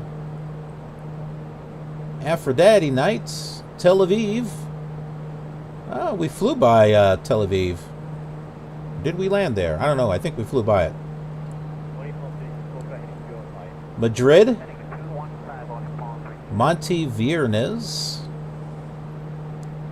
Santiago. Are you looking to fly in airports surrounded by mountains and changing weather? Chile is the option. Honoring the dream. I am not sure where this would be. It's in regards to Martin Luther King.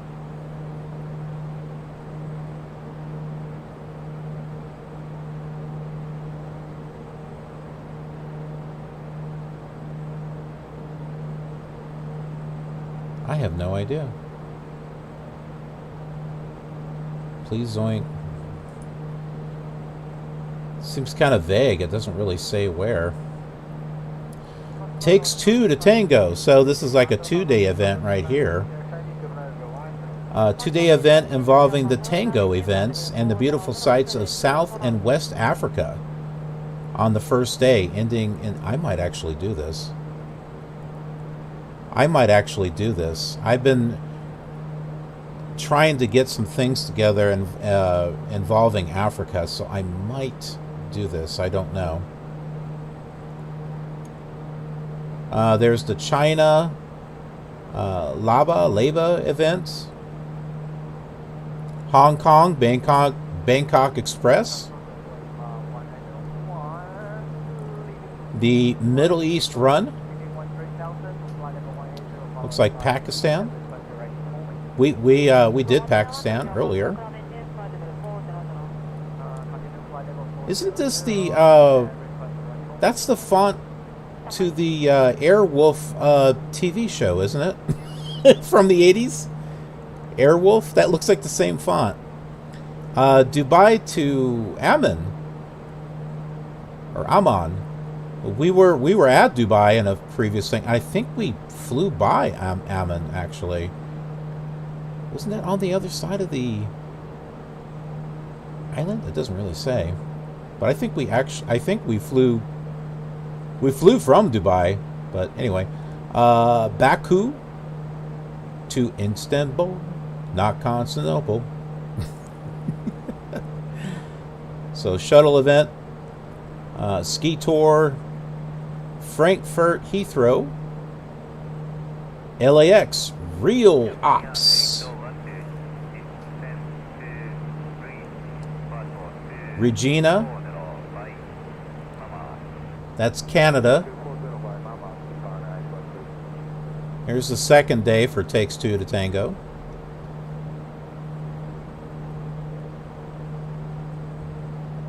Milan to Dubai. The Rockies Crossfire. I always notice there's more events outside of America than, let me be specific, United States. Because America, let's be honest, that includes South America, North America.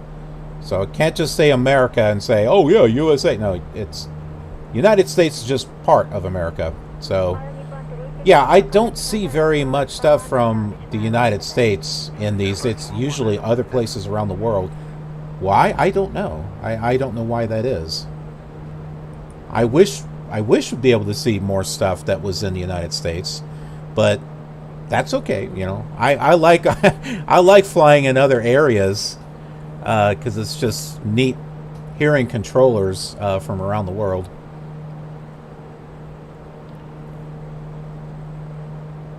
Yeah, and this is not. I thought maybe this might have been in the U.S. It's not. Vancouver and Calgary. Czech Online Day. Bremen Jam. So Northwest Germany. Malarkey. Argentina, flying into Argentina, South America. Milk Run. Where's this? Melbourne and Sydney, Australia. Avicjar fly-in. Okay, that's Sweden. Brussels to Budapest. Nuremberg. Montag is Monday, by the way. That's Monday in German, in case you didn't know. Lisboa Fear Online Day. Zurich Night, that's Switzerland. Adriatic Weekly Skopje. That I am not sure where that's at. France, maybe? I'm just like looking at the letters. LWSK. I'm not sure if it's in that area. Berlin Tuesday. Gatwick Midweek Madness. They have this a lot. This is obviously England. There's Czech Online Day again. Munich Midwalk. Basically Munich midweek. That's what that is. VACC Austria. Tahini. So Bahrain to Dubai. I see a lot of stuff involving Dubai. Stuttgart. There's a lot of German stuff too. Dublin's Thursday Night Live. Hamburg Thursday. See, Germany. The Seacoast Fly-In. Join BVA for a general aviation fly-in featuring Portland, Bangor, and Portsmouth. There we go. There's the U.S. One thing out of like 30. Friday Night Rush. I Can't Kuwait. Yeah, this one I think repeats weekly or once a month or something. It's not the first time I've seen that. And we were at Kuwait on a previous back several flights ago. Arvidsjaur fly-in. Monteviernes, Santiago afternoons. The Venture. We're not even towards the end of January yet. Milan Hamad. Easter Island Overload. LEMD to LPPT Air Bridge between Lisbon and Madrid. So Spain. City Triangle between Prague, Vienna, and Munich. Keflavik Overload, Scandinavia. Punta del Este Summer Fly-In in January. Crossfire. This is used a lot between Crossfire. Basically, they'll have people will log in and they're flying from between two airports. So we'll have some. They basically have controllers at both airports, and there'll be people flying from one to the other and some flying the other way. That's usually what the Crossfire ones are. You know, like shooting back and forth, except flying. Yeah, you get it. So, Istanbul to Dubai is another one. Scandinavian Shuttle. Check online day. Surveillance radar approach night. That's Dutch. Bremen Jam. Hershey Valley Fly-In. Oh, that's different. I've not seen that before. This one's got me curious on what it is. 2021 season on the Atlantic coast. Well, now dang it. See, I thought this might have been United States. It's not. Argentina Fly-In. See, there's a lot of stuff with Argentina. Oh, look at this. Spoiled Milk Run. Well, there was one earlier with a milk run. This is spoiled milk. Tracon Tuesday. Lisboa Fear Online Day. Zurich Night. Berlin Tuesday again. Adriatic Weekly. There's Czech Online Day again. Austria Weekly. Tahini. Stuttgart. Hamburg. Making bacon. Making my way downtown. So that's about as far as it goes, but yeah, that goes all the way down. But yeah, all these are in Zulu time.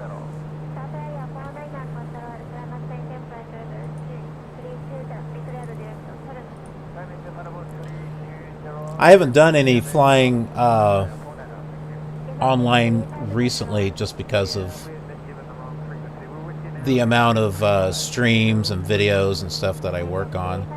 But it is something that I do want to get back to.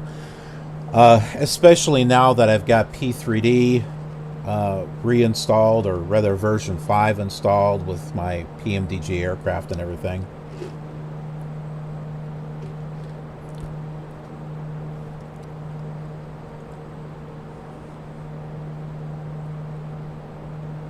Oh, Martin Luther King, that was the Atlanta one? Okay, I didn't see that.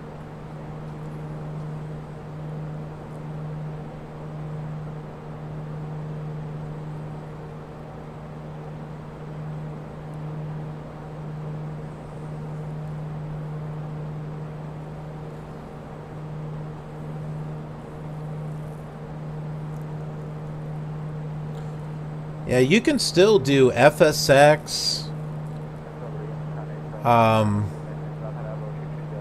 with VATSIM, along with P3D X-Plane, and now this. Unfortunately, I don't think you can do FS9 anymore. Me liking to do different types of simulators, old and new, I was hoping to be able to do some flying on VATSIM with FS9, but the software that was compatible with it is just, it's out of date, and it's like no longer used anymore. I think it used like Squawk Box or something, and yeah, they just stopped supporting it, and have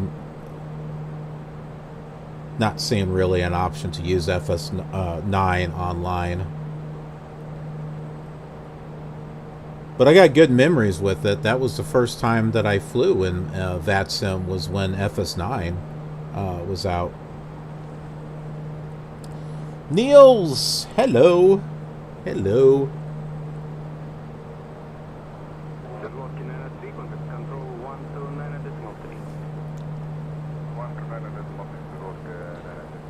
We're about less than halfway to the coast of where Myanmar and Thailand are at.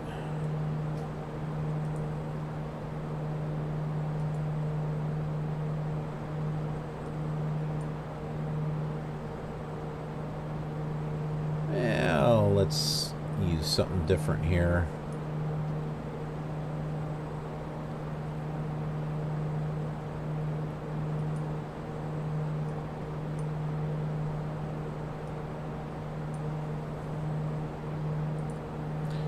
Okay, so here we are.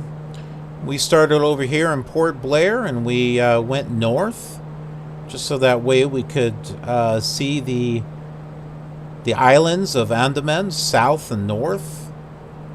Then we're crossing now the Andaman Sea.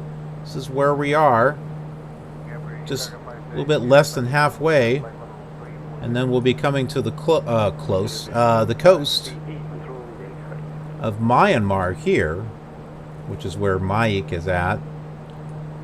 And then we'll be briefly flying in through Thailand this way, and then over into Cambodia, where there is a point of interest there. That is the Angkor Wat, something like that. And then coming back this way into Thailand, and coming in here into Bangkok. There is the Wat Pho landmark, point of interest, and then we'll be landing in Bangkok.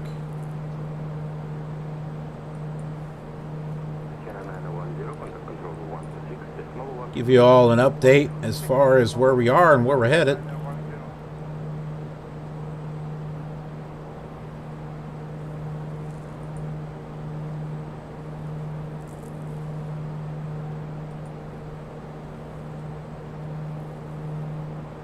It looks like we're going to have clear skies on this water crossing.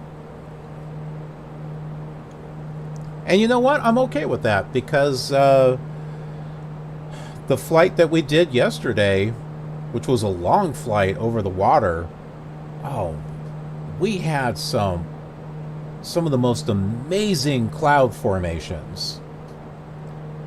That was really neat to see.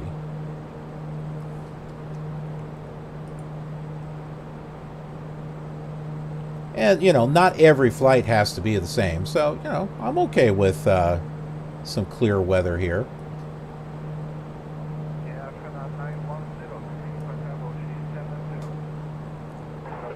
Checking my ground speed there.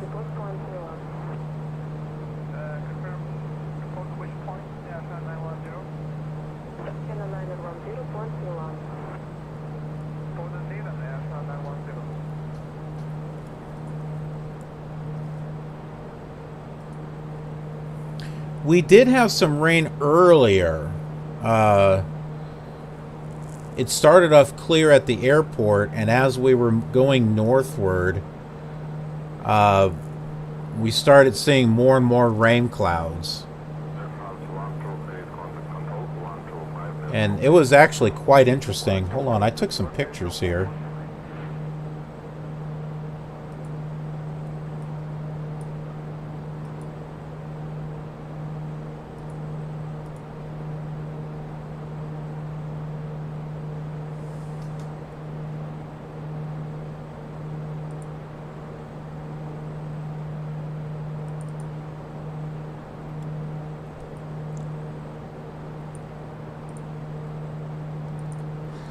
So I thought this was interesting. This is one of the first things that I saw, is that there was like one cloud, there's a little bit here, but one cloud where it was just raining and there was a rainbow.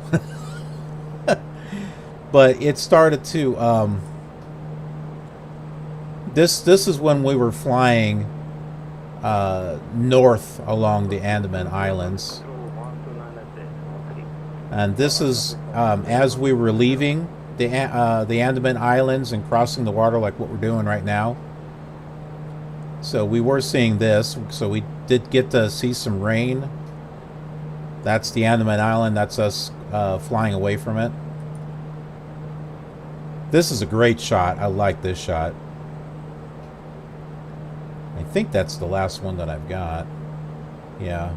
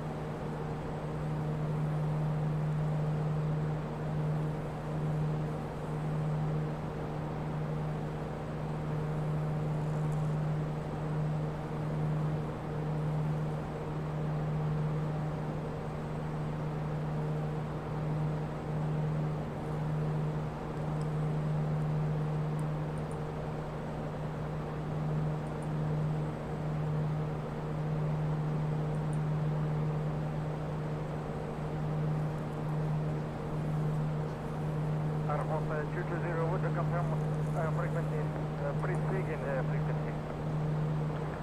Airport 220, contact control 129.3. 129.6, thank you, good day for 220. Airport 220, negative frequency 129.3. 2903, thank you.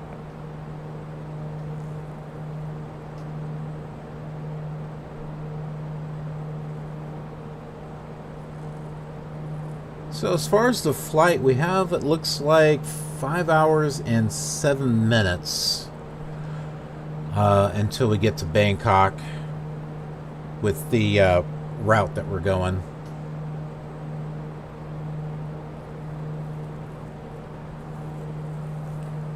And 1 hour and 9 minutes until we get to the coast.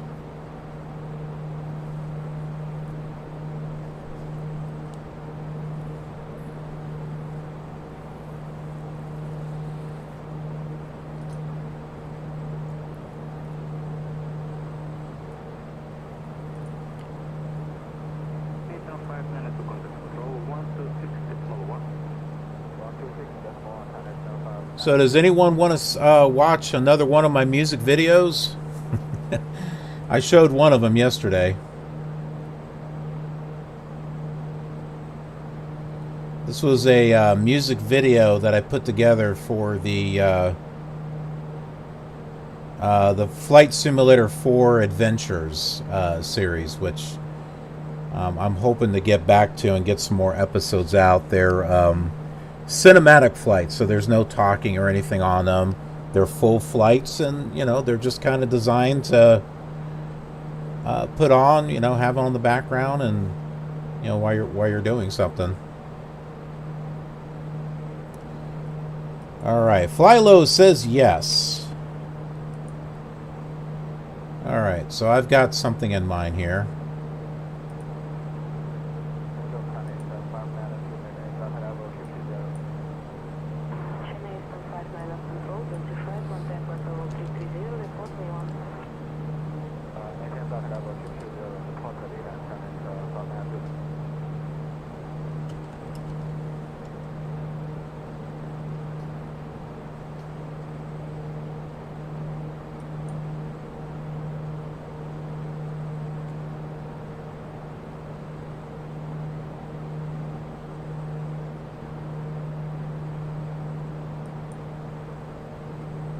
This is the grocery store. What the heck is that? I don't have a playlist. Why is it playing that?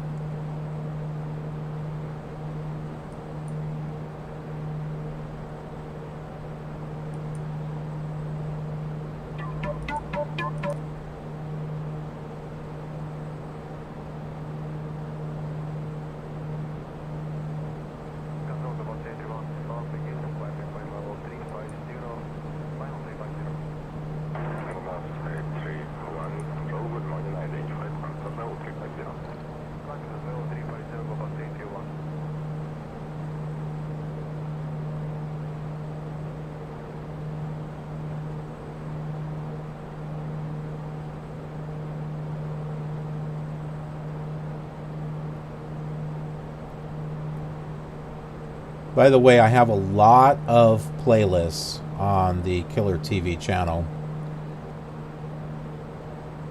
But I have everything organized. There may be a lot of playlists, but everything is organized.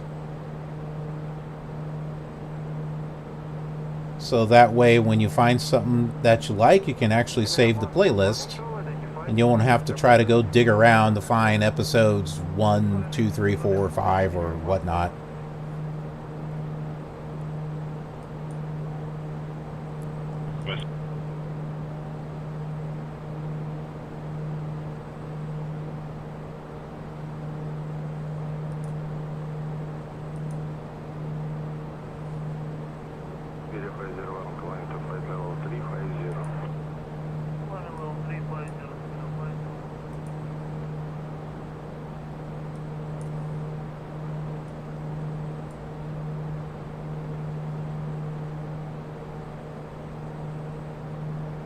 89 to 109 gigabyte download. Are we there yet? Just a little longer. Are we there yet? Just a little longer. Are we there yet?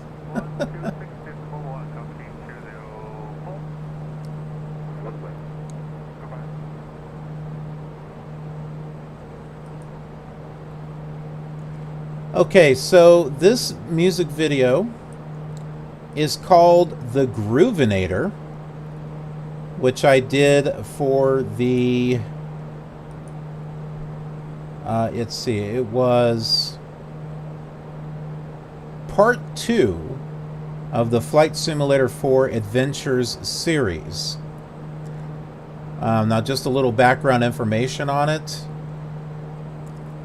I used Magic's Music Maker to put together the music, but since this was for a Flight Sim 4 series, I used an older version of Magic's Music Maker, which has got some really, old type of sound loops and stuff to give it a little bit more of a retro feel. And I also tried to find images and stuff like that from stuff, around that era to kind of make it fit in. So just a little bit of a background on the video itself.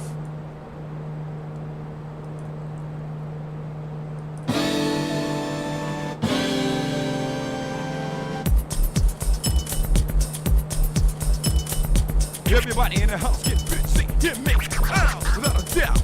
Here we go with the flow, let you know here's the rhythm, that's gonna let you like get them all. Yo.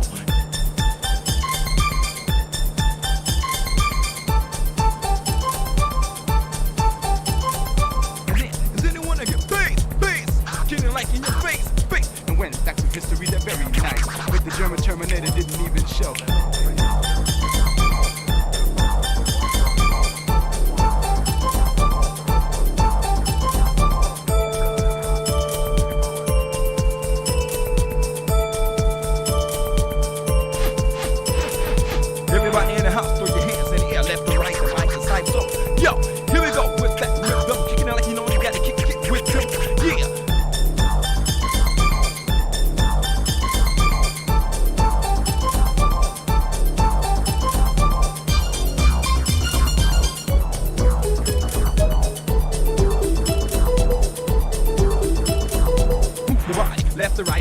See, I'm ready like you roll, take control, and if you're ready to move, feel the groove. So smooth when I do my rise and my ties, move that ass, and rise on my thighs and take the blast. My name is MC Free, I spray with the AK in the Bronx where you gotta keep up your guard.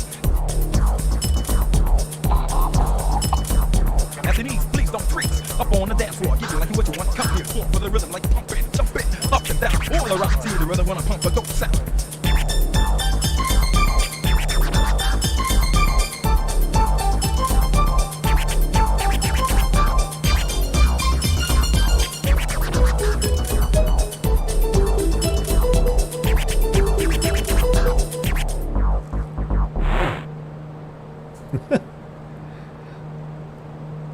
So that is that there. And as far as the scenes in regards to, why is Flight Simulator 4 in there, those are like little music segments that I have during the flight. So let's say it's a 2 or 3 hour flight, there'll be like a little music segment, like maybe 30 or 40 minutes into the flight, just to kind of break up the monotony a little bit. But it'll have external shots of what happens to be going at that particular time of the flight. So in that actual video, wherever you saw the plane in FS4 is about where the actual flight was. And so like before and after it, it's kind of like we're flying, let's say like we're flying right here. And then there's a music segment where music starts right now, and you start seeing some different angles of the plane, sometimes I just do, just music segments to where you hear music and you're seeing different angles of the plane and stuff. And then sometimes I'll make an actual music video where not only do I have external shots of the plane, but I might mix in other types of imagery and stuff that I feel that is a little bit more connected to the music itself. And then after it's done, it's just, it continues just as if after I do all my camera angles and went back like this, it goes like right back to this. So, and my thought on that is there are people that do flight sim videos where, one, they might do a video that's maybe 2 minutes long, 2 or 3 minutes long of just some external shots of a plane flying somewhere and they've got music playing in the background. And then there are those that have, the full flights that have just a flight, there's no talking, no nothing. So what I've done is I've combined both. Not only do I have the full flight, but in certain areas, kind of break it up where you have like a little, music segment, because, there are people that they like the little music segments and other people want the whole flight. So I figure, hey, that's best of both worlds, at least I think.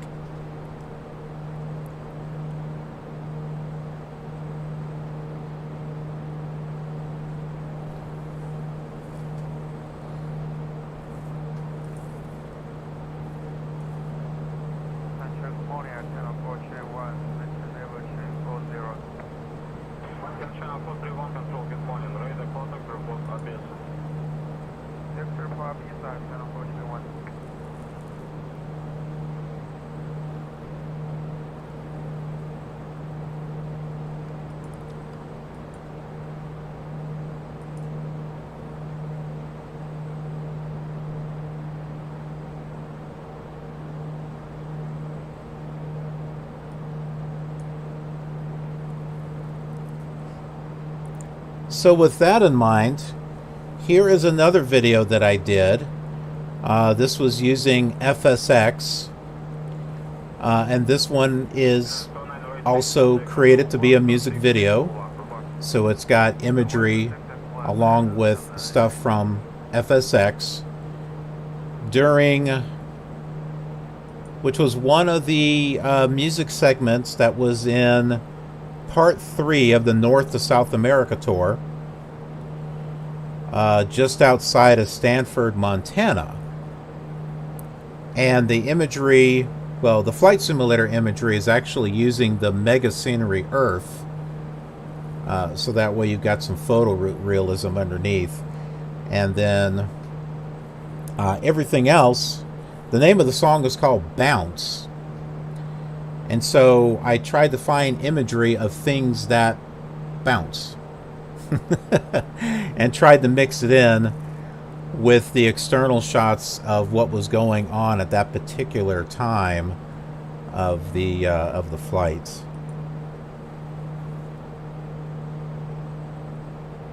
So here is Bounce. And this was using a modern version of Magic's Music Maker.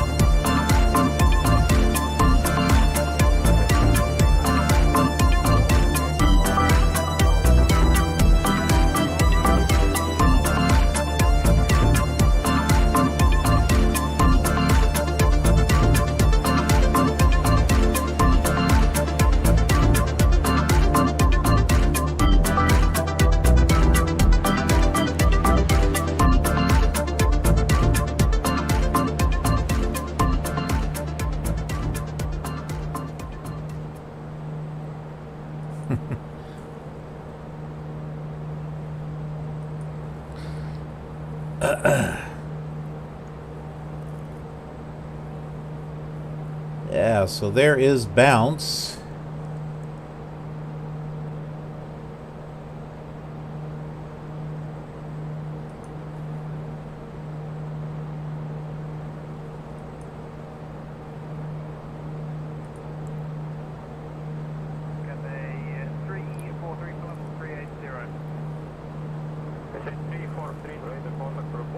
I've got like 5 to 6 hours worth of music that I've composed.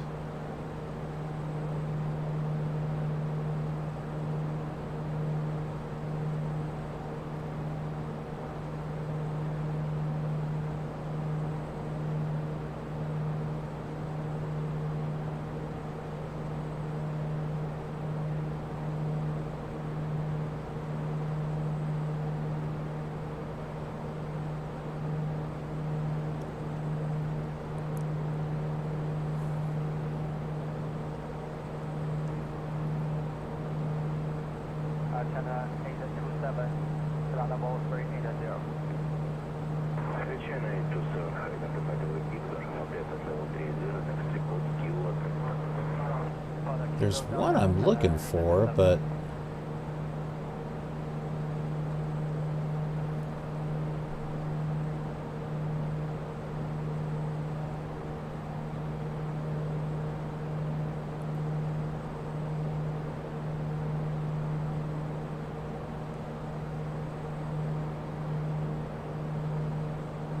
oh, that might be it right there.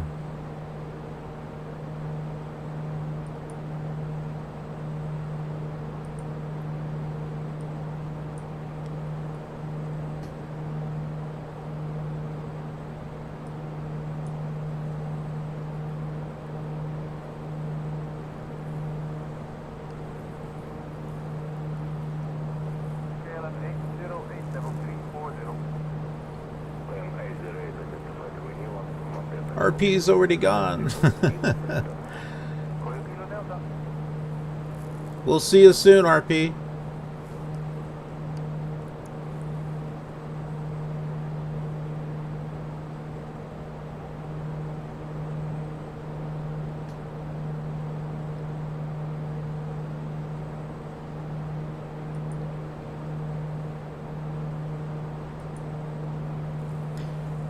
This next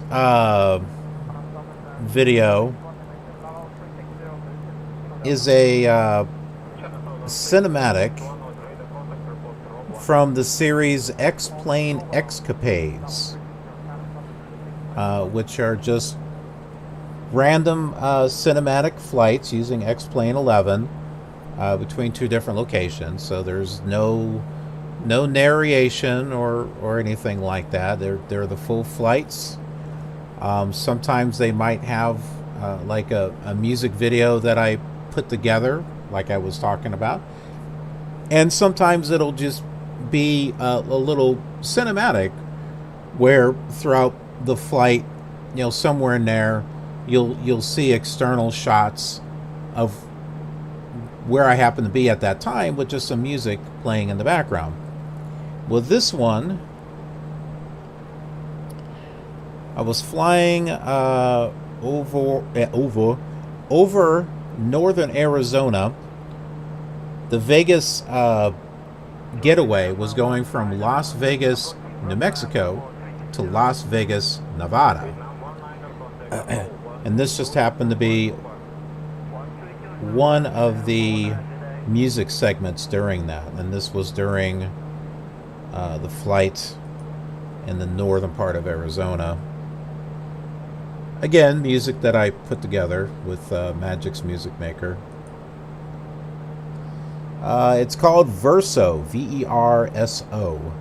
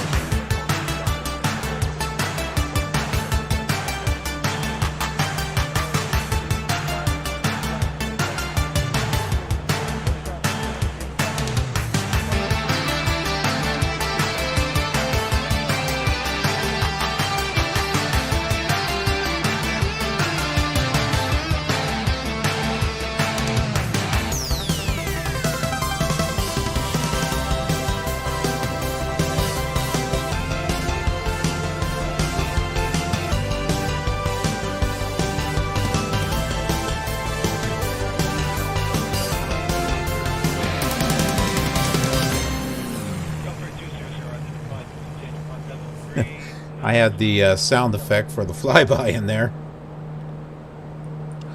So yeah, like right after that flyby there, that's where in the cinematic it goes back to the cockpit.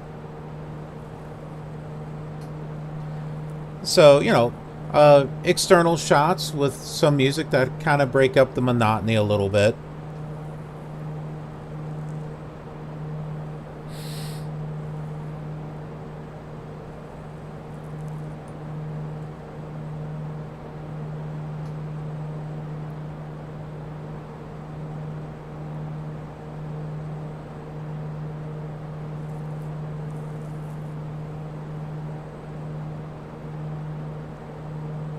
Ah, okay.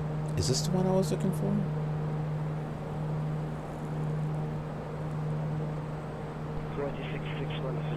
No, that's not it.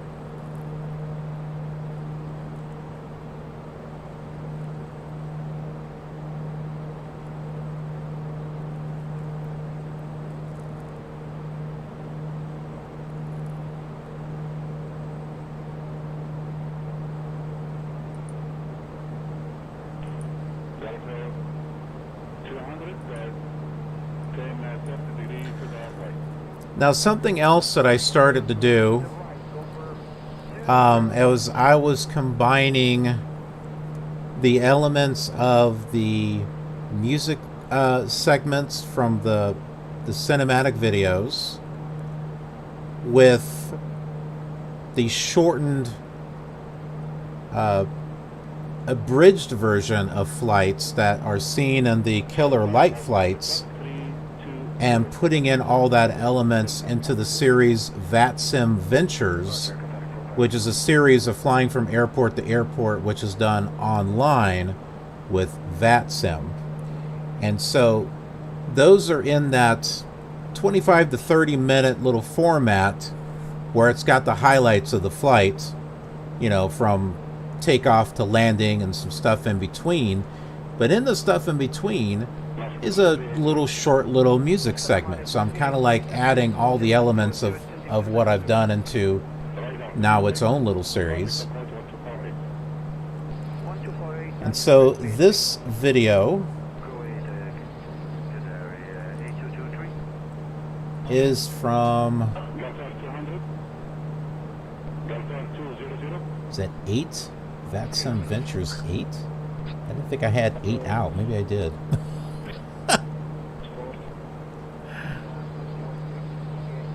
Maybe that's a typo. I didn't think I had that many episodes out. But it was basically, I think, flying to Berlin. So it's called Berlin. Wo bist du?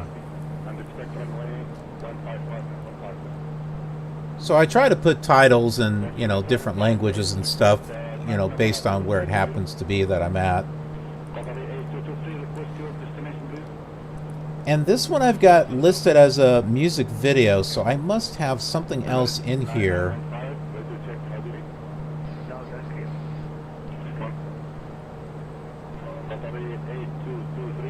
No, it doesn't look like I have any external videos, or well, there is a little bit of stuff that, not much though. It's mainly a video with external shots, but here is this, and it's a shorter tune.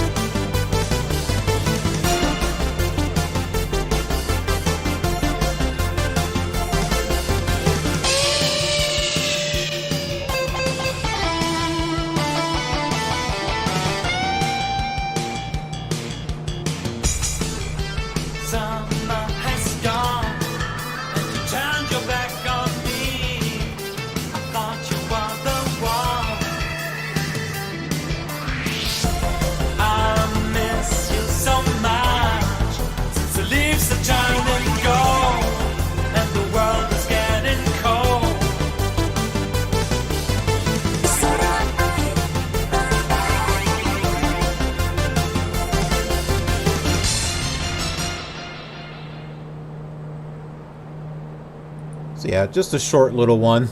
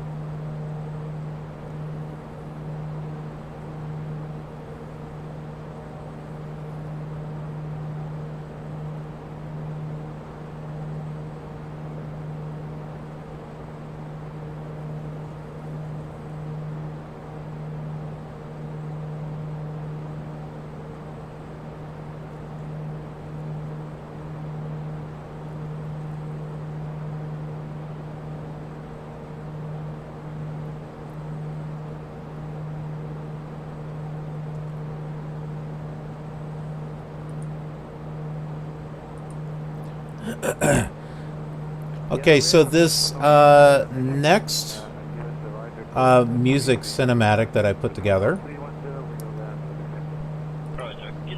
was in the cinematic. It was a special cinematic called Escape from Hurricane Dorian. So this was not too long after Hurricane Dorian had hit the Bahamas. And what I did with this was kind of like my dedication to what happened in the Bahamas, the actual flight itself. And I used P3D along with the historical weather of active sky to be able to pull the weather in from that actual day, and also getting ATC recordings from that actual day. And we're basically flying out of the airport of Freeport in the Bahamas, which I don't know if it was completely destroyed, but it was completely flooded. So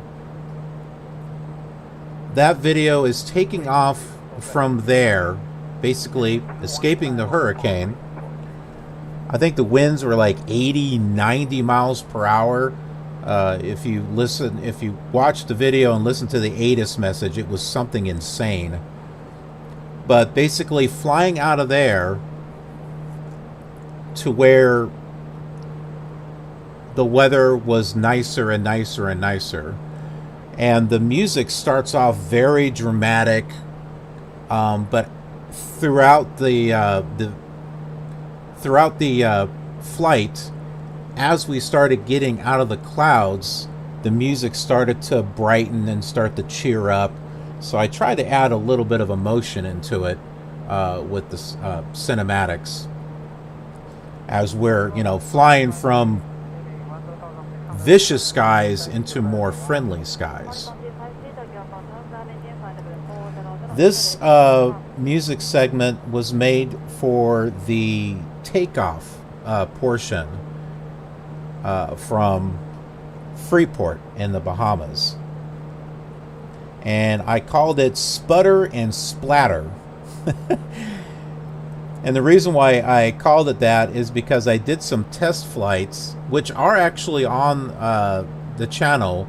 I did some test flights where I was flying in the hurricane or trying to take off, and there was like one, I guess, where I kind of went up in the air when poof went down. It was pretty intense. So then when I finally got the cinematic together and I composed a song for it, I was like, sputter and splatter. Will the plane sputter and splatter on the ground? Who knows? But that's why I called it that. So this is the takeoff sequence from it.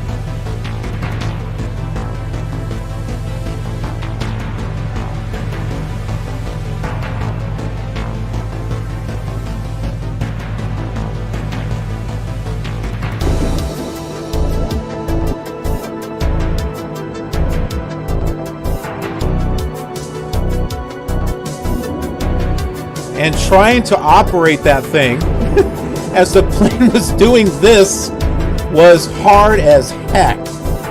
You can see I'm struggling just to push the dang buttons.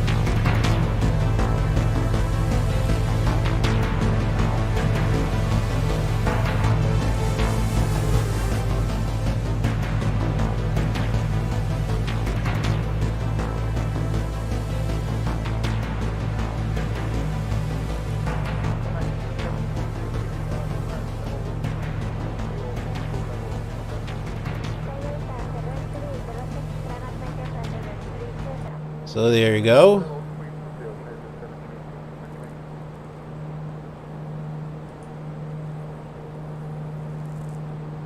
The music segments and music videos don't get a whole lot of views on the channel, but they were made specifically for those cinematics. So from there, I just kind of pulled them out or rendered them separately, so that way I could make separate videos with just the music cinematics and stuff.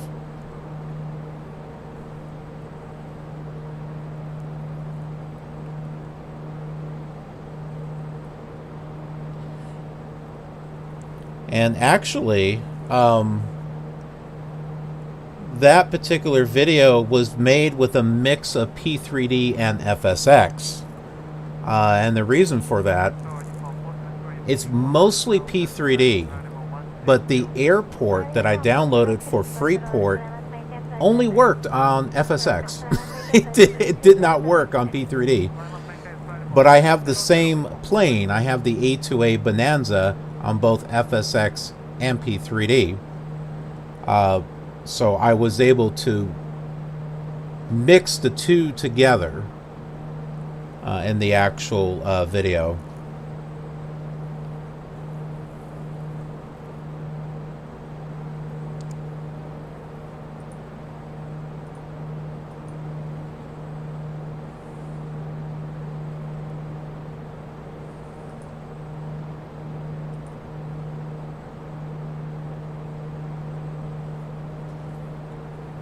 And we'll play one more here. This is also from the same video of Escape from Hurricane Dorian. And you remember I told you that the music starts off kind of intense, dramatic, and as we start getting further and further away from the storm, the music starts to brighten up and everything. That's what this tune is. So from that same one, we're now much further away from the Bahamas, on the way to,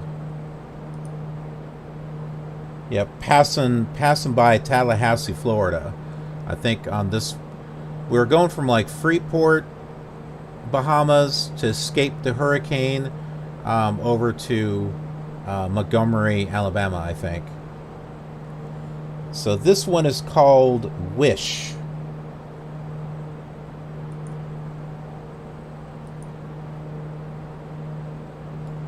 It would help if I unmute it.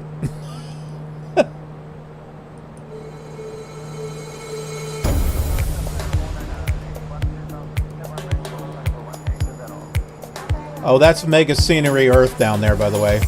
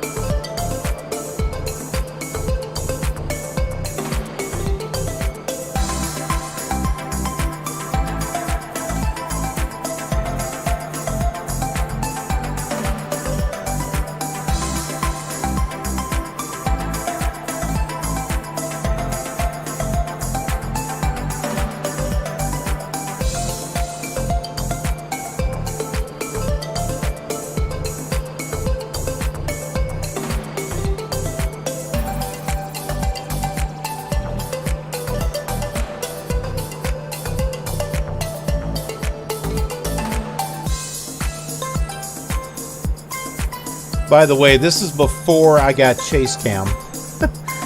Now that I have Chase Cam, I can do much better externals.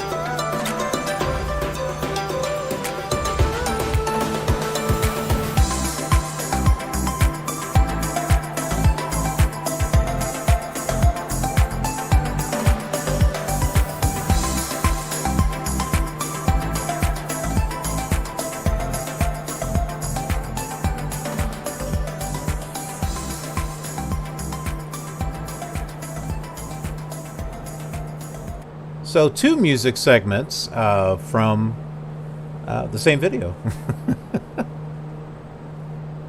Carenado 10, contact control 126.1. 126.1, Carenado 10.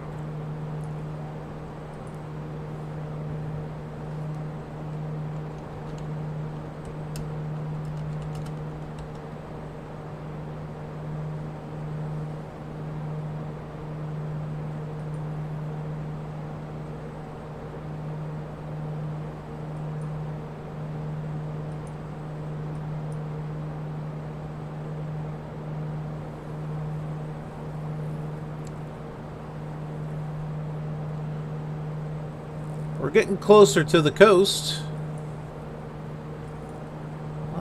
Don't know if we can see it just yet. We might be able to see it. We're about 57 miles away from Mayik. I think I am beginning. Yeah, we're seeing some.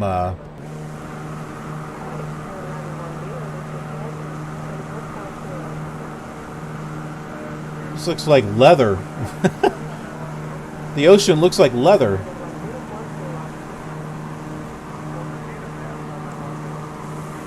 Is that a boat? Oh no, that's an island. It's a tiny little island over there.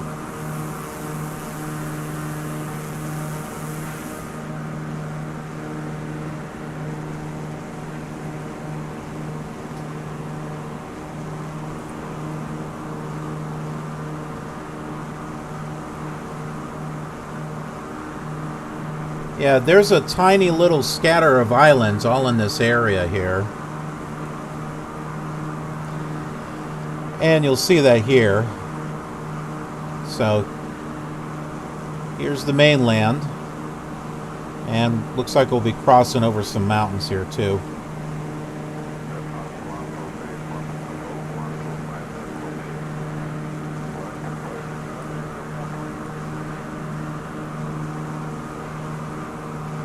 Did I use the standard view system for FSX and P3D? Yeah.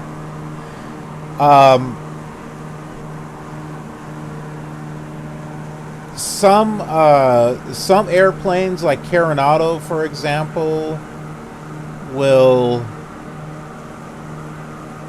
come with its own custom views and stuff, and it allows me to get, you know, different angles. And I try to get enough external shots to put in the music. I put together the song first. Like I said, I've got a lot of them, and I try to pick something that, you know, I kind of want to mix in there, and then I'll look through the external shots of where in the flight that I want to put it, and I'll try to time it with the music. Sometimes I'll do like little color effects, or, you know, change it around, or, you know, some different types of things. Sometimes I don't have enough of the external footage, which is why you might see the same shot later on in the video. It's because I didn't shoot enough external shots.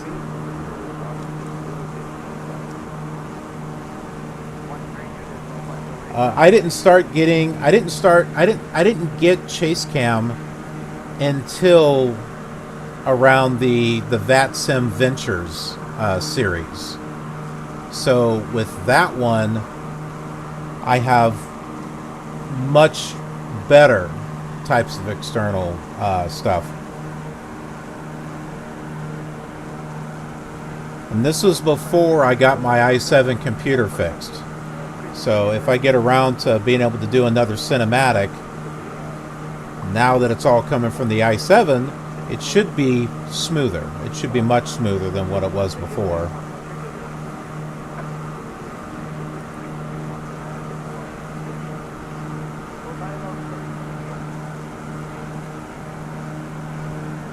Yeah, that's the mainland out there, right out there.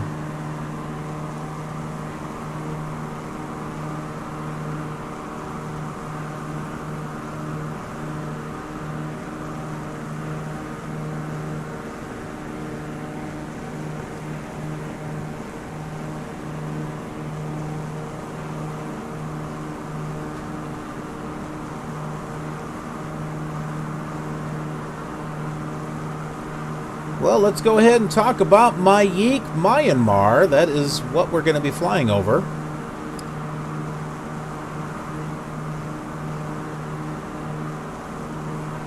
Oh my. The area inland from the city is a major smuggling corridor into Thailand. Well, that's a first. We haven't read anything like that so far on these places we've been flying over. The Singkhan Pass, also known as the Ma Dong Pass, has an international cross-border checkpoint. Maik was the southernmost part of the pagan kingdom. Now remember, we flew to Bagan, Myanmar, which used to be pagan. The city of Bagan is actually a bit north from the city that we're about ready to fly over. After the pagan empire's collapse in 1287, Maik became part of successive Thai kingdoms from the late 13th century to the middle of the 18th century. From the 16th century on, the city was an important seaport and trading center with Europeans.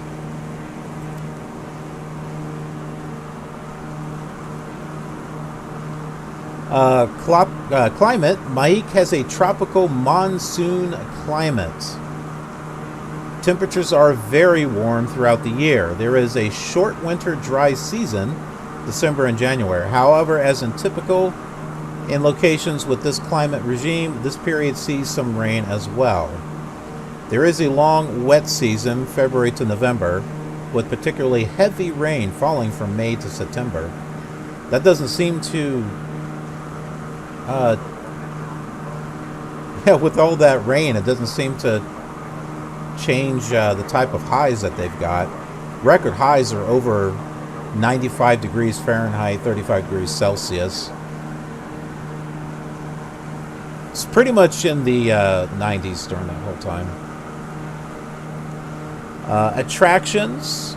Maik is home to several Burmese pagodas, the largest of which is the Thaindagi Pagoda.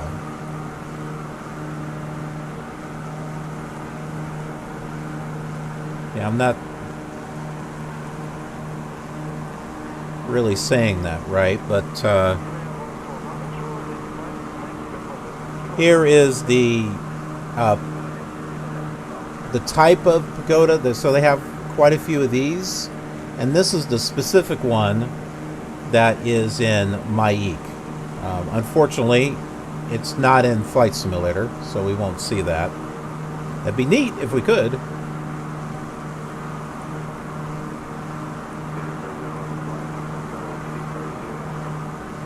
The population is engaged in fishing, production of natural rubber and coconuts, manufacture of fermented shrimp paste, shrimp soup, shrimp sandwiches, shrimp paste, the collection of edible bird's nests. An edible bird nest?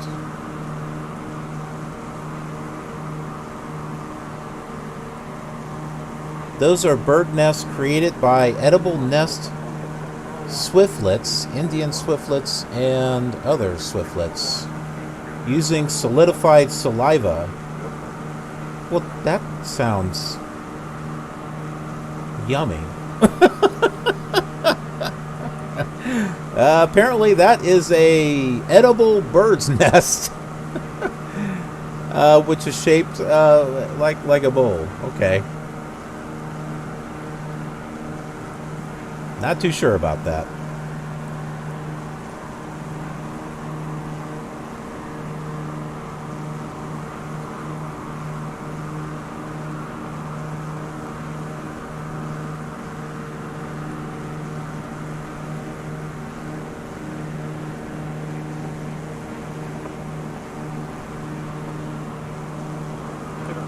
Here are some pictures, some real pictures of Maik, Myanmar, so along the coast there.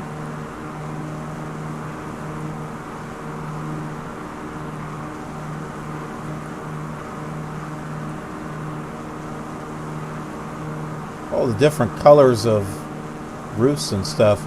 So do you think we'll see the multicolored rainbow selection of buildings here? I know we've seen them in some areas that were just out of place, but it'll be interesting if we see something like that here.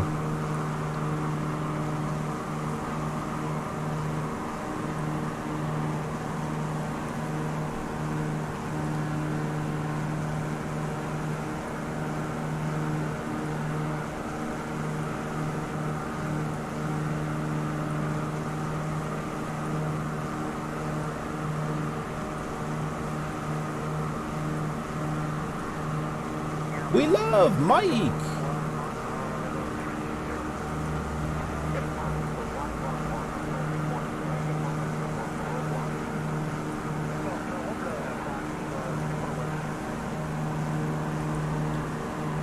So there you go. A little bit of picture there of what's coming up.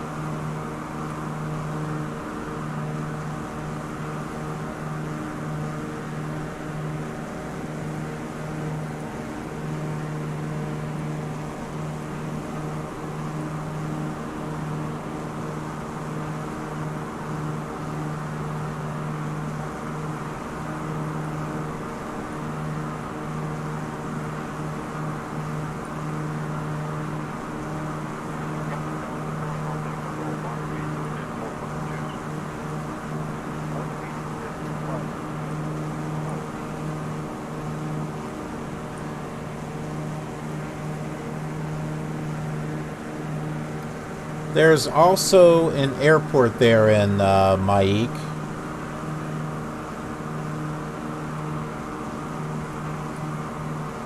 In case anyone wants to join me in Flight Simulator 2020, you would be able to take off from Victor Yankee Mike Echo.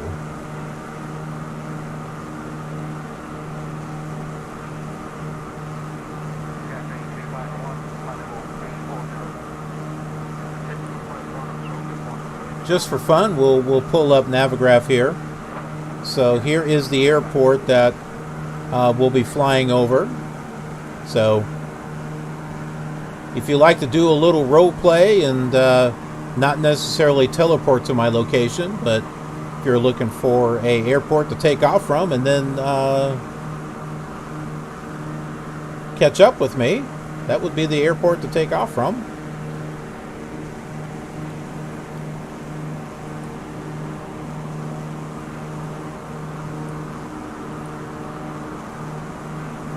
Looks like it's a simple airport, just one runway.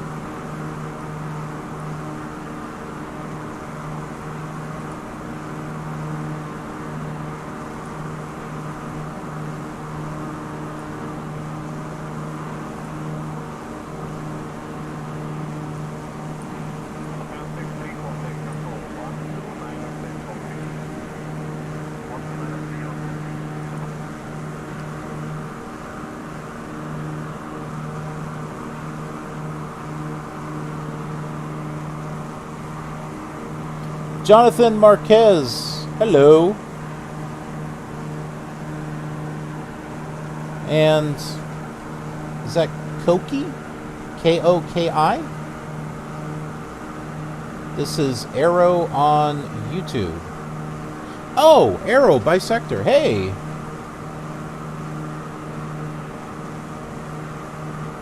That's the first time I've seen you over there on YouTube, Arrow.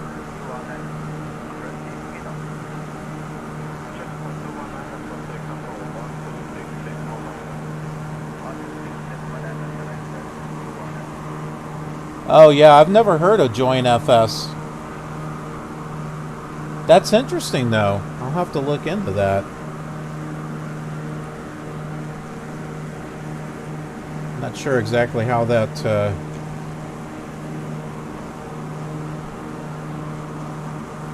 Join FS server. Free cross-platform multiplayer client for flight simulators.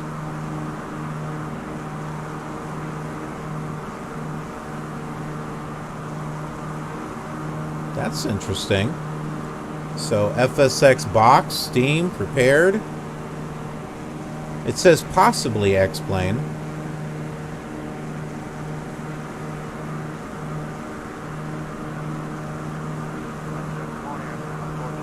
That was in a forum though. Let me go to the official website. The official website says X-Plane.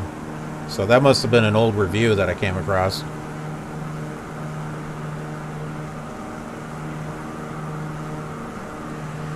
That's actually nice because, you know, I do want to do some flights and P3D and X-Plane and stuff, so that's kind of nice to know. So even if I'm in a different simulator, you all can still join me. That's pretty cool. Thank you for sharing that. I appreciate that. Shared cockpit across different simulators with unlimited passengers and multi-role co-pilot cockpit. That's interesting. Suitable for virtual pilot training and instruction. Join FS Hub Network allows anyone to launch a publicly listed session for general flying or special events. Record and save multiple aircraft to a file for future playback. Model matching, model masquerading allows you to substitute any aircraft model instantly while connected. The friends list makes it easy to keep track of your buddies and connect with ease.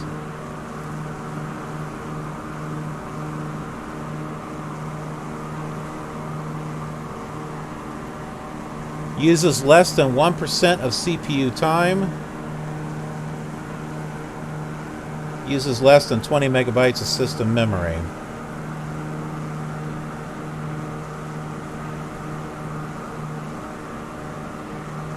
I would say that this is like, it's pretty much VATSIM without the controllers. That's what that's what this looks like.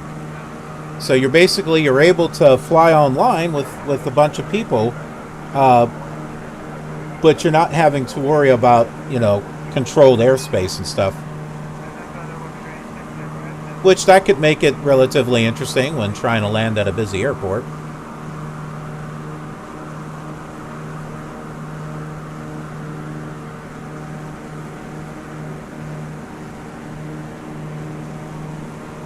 That's definitely neat, though. I will definitely look into that.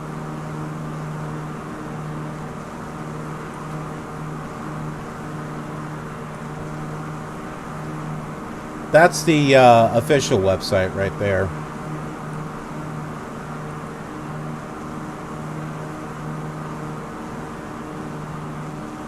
Yeah, the only thing with VATSIM, yeah, we could use VATSIM, but that might... Not everyone may feel comfortable with that, because then we would be flying in controlled airspace. Well, maybe. Some areas aren't controlled and some are. And some might be comfortable, and some may not be comfortable. So...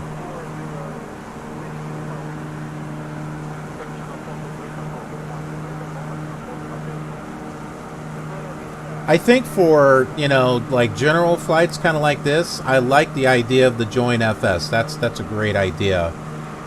If I do flights that are like VATSIM events, like we were going through all of those, then I think those are good ones that people can join me on the VATSIM network if they want to.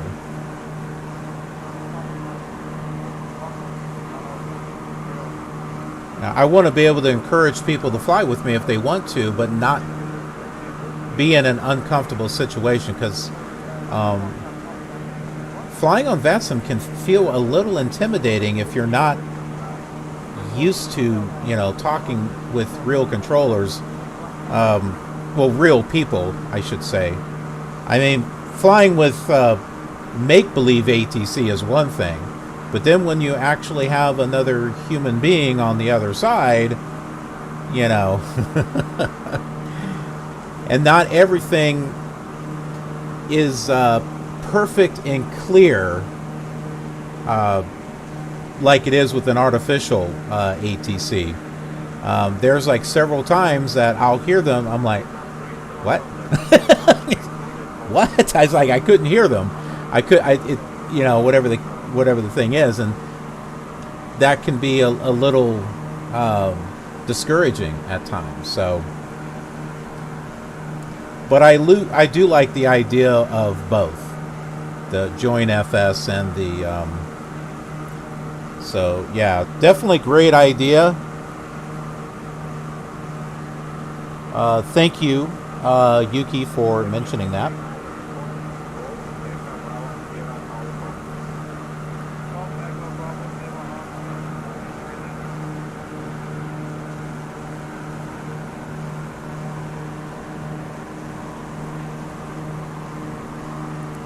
I know Jonathan there said hi 3 times.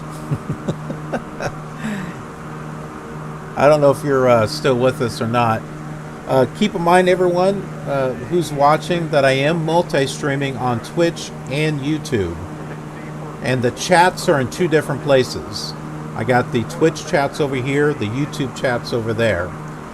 You see it as one, because I have it on the screen for you all, where you can see both chats. I don't see that, so they're in 2 different locations. But I do,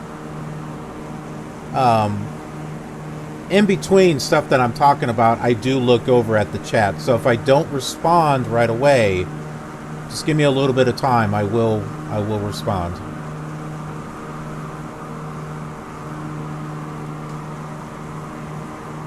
This is it. Mynamar. And that's the airport.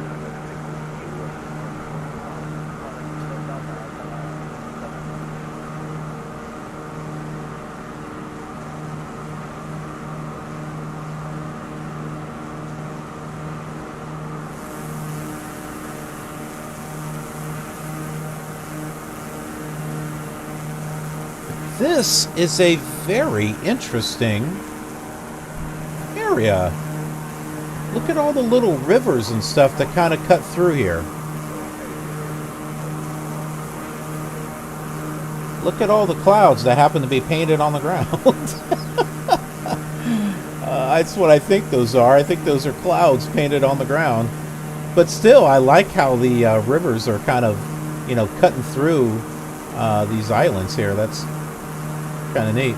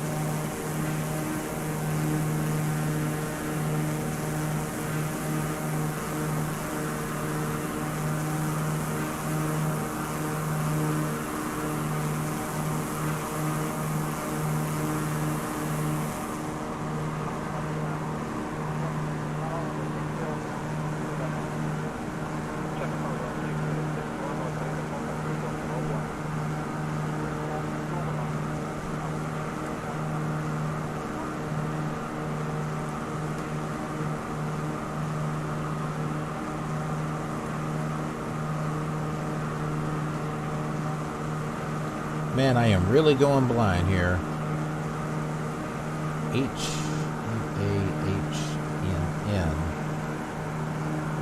We're about 76 miles from our next waypoint,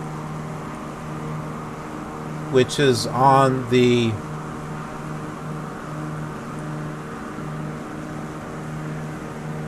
next coast before we start crossing some water again.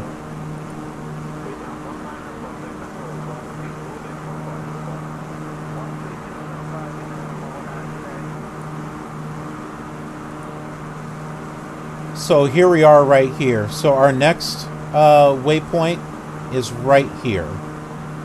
So there's like one on this side of the coast, and then one here. Then we'll cross the water, which is the Gulf of Thailand. Just a short spot there.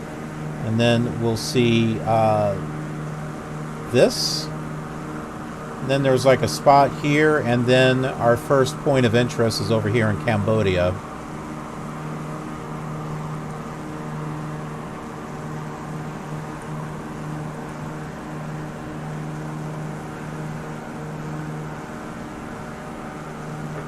Yeah, Fly Low, I totally understand where you're coming from.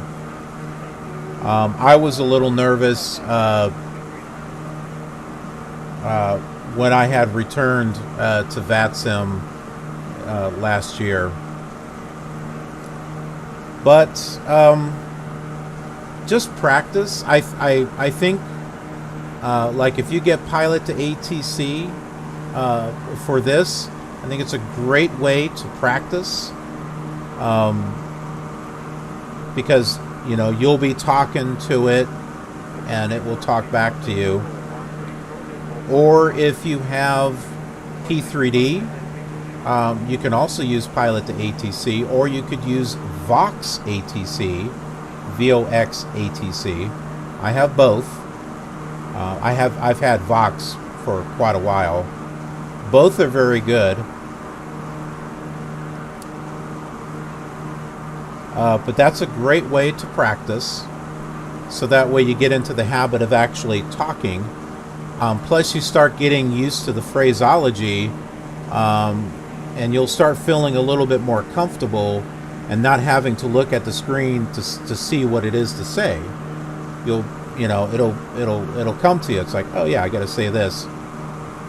And then when you start flying on VATSIM, just be a little bit more flexible on how you say things, because European controllers will say things a little bit differently than how American controllers say it. So some of the terminology is a little different, and you'll get into some situations that feel a little embarrassing, but remember that the controllers are out there. They know that there are people that are online and trying to understand and trying to learn. So just be cool with them and they'll be cool with you, and everything will be good to go.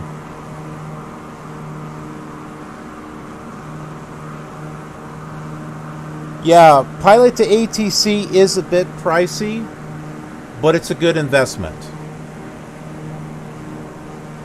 Over the long term. I think it's one of those things where if you set some money aside every week or every 2 weeks, and then get it,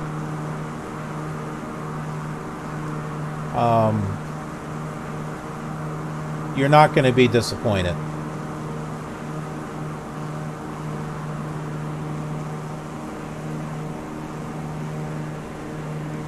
But yeah, it's pricey. It took me a bit before I actually got it. But now that I have it, I've been using it. I can't recommend it enough. It's a fantastic program. And you get, for what you get a lot. VOX ATC is a little bit cheaper, but you don't get anywhere near of what you get with pilot to ATC. Pilot to ATC is just loaded with features and stuff that are very helpful.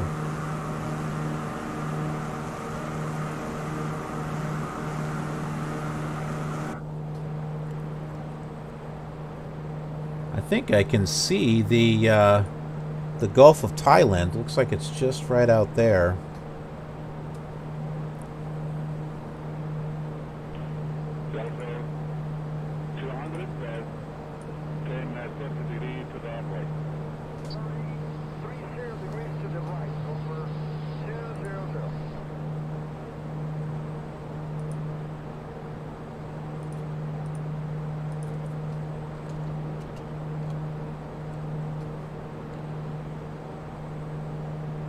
So we're still in Myanmar, but we'll be crossing the border into Thailand here shortly.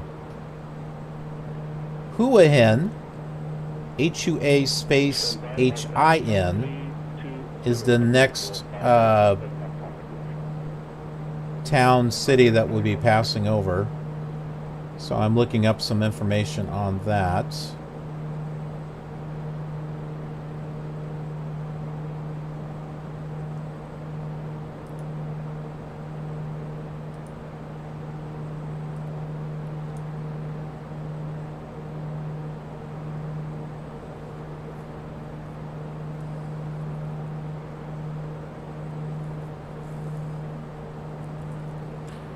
What I'm able to find is the Hua Hin district.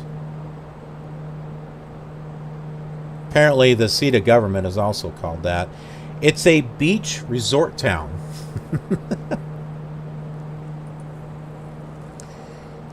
Or a seaside resort. Another way to put that.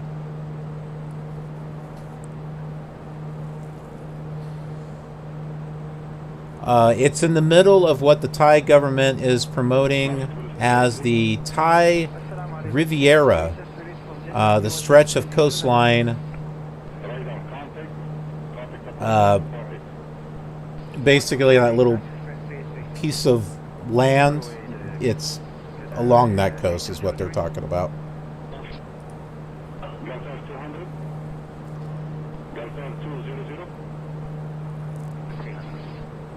It looks like this was named around 1834.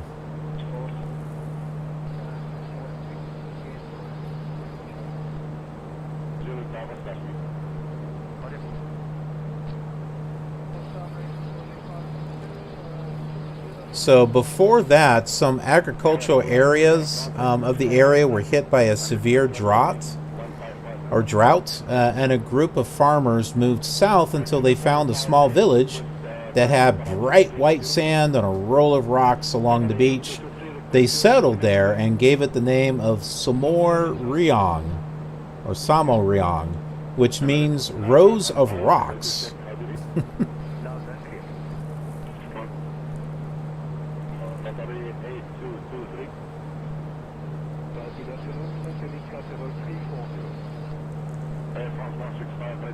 And whereas Maik that we just passed over was record highs, you know, in the 90s.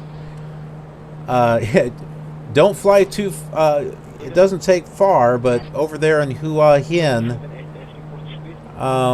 you have some 100-degree high weather in April, July, August, and September. So, yeah, this is still a very, very warm area. And in some cases hot.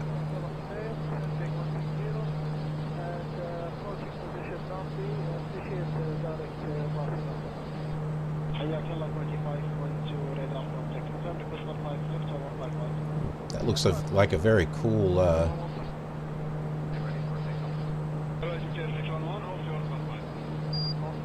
railway station.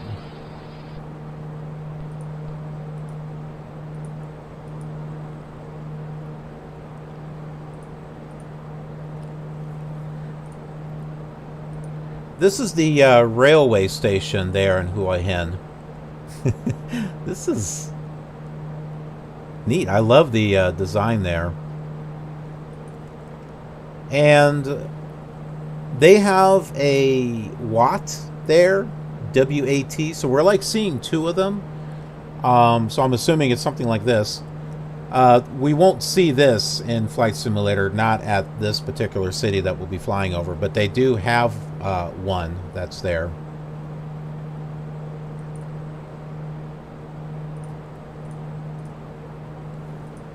That's why we go through and look up information and look up real photos, so that way we can see what these places really do look like compared to what we're actually getting in Flight Simulator. Here are some real pictures here of Hua Hin, the beach resort, as we can see here.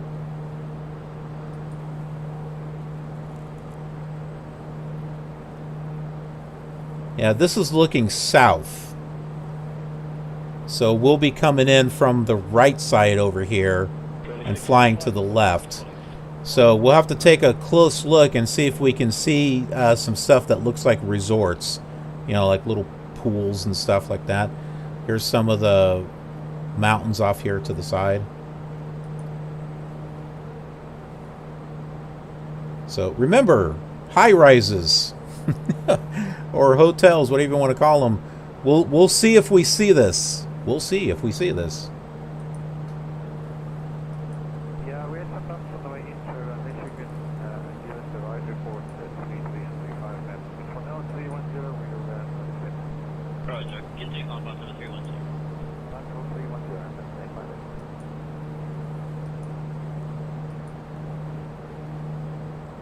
What are these? Boats?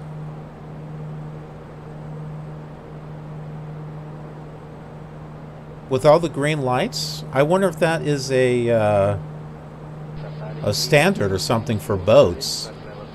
So that way you know where they're at on the... That's just interesting. I've never seen anything like that.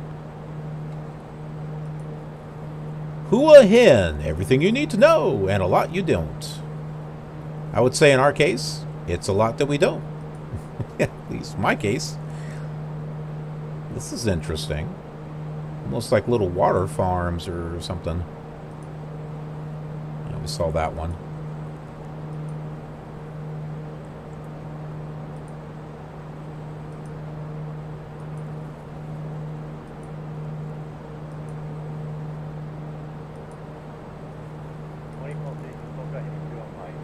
See, here's another one that we can look for. See if we can see like a, I don't know, a donut-shaped or record. For those of you who don't know what a record is, vinyl record. You might know. Those popularity of those happen to come back actually. So yeah, with a little palm tree. You know, maybe we'll see something like this as we fly over, since it's based on photorealism. But there you go. Some real pictures of Hua Hin. And we are 42 miles away from it.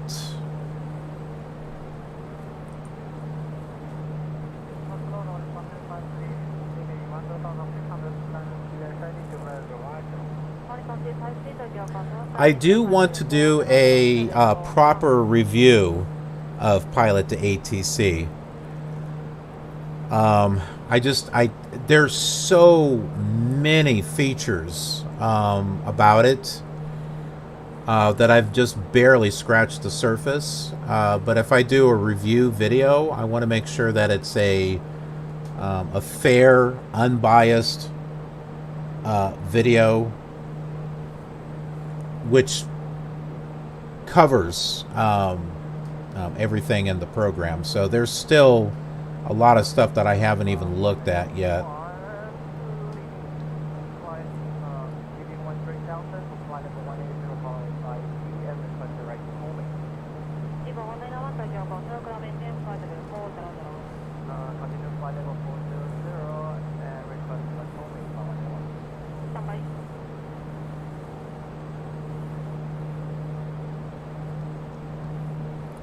Vox ATC would be another good one.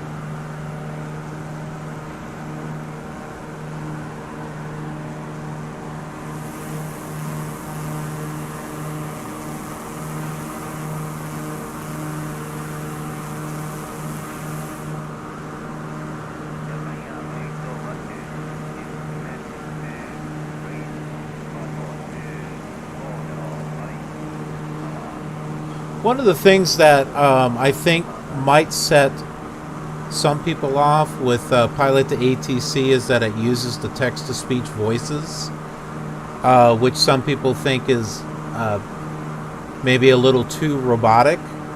And I can see where they're coming from on that. And if you've only got a few voices, then it starts to kind of sound a little repetitive in a way.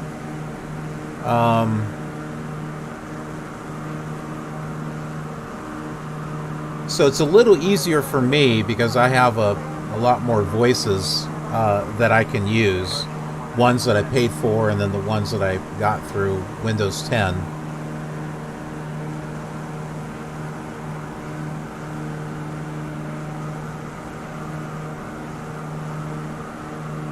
And it sounds a little bit more robotic than, say, like what you hear on, the default ATC on Flight Sim 2020 or FSX, P3D, where, that's an actual, someone who actually spoke and, read the phrases and they're put together.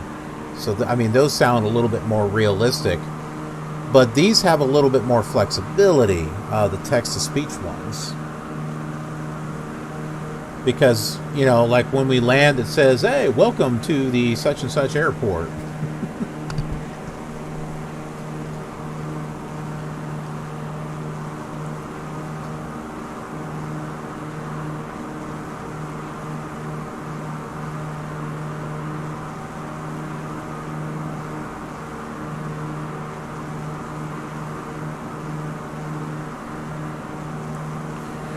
The thing about ATC programs, there is not a one-size-fits-all program out there.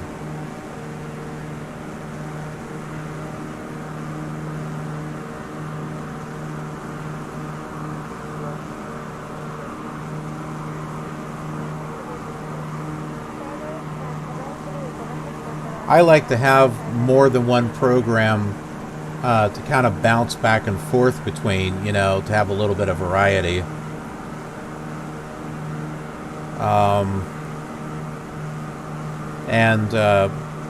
Most of you out there know that with the old simulators, I've got ProFlight 98 that I use with Flight Simulator 98 and ProFlight 2000, which I use with Flight Simulator 2000, and then ProFlight Emulator, which I can use on FS9, FSX, P3D, and I can even use it on X-Plane. And those are the ones that take real spoken phrases and put them together. Well, there is a ProFlight 3, a PF3. So basically the third generation of ProFlight, if you will, that will work with this. And that is something that I am interested in getting, and it'll allow me to kind of bounce back and forth between ATC programs and just have a little bit of variety.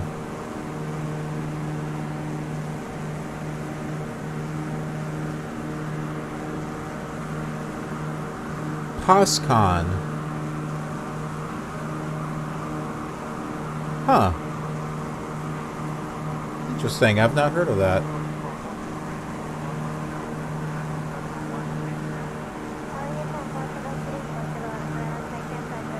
Mooney 13 Foxtrot, contact Bangkok Center on 120.5. Have a good morning. Center on 120.5, Mooney 13 Foxtrot.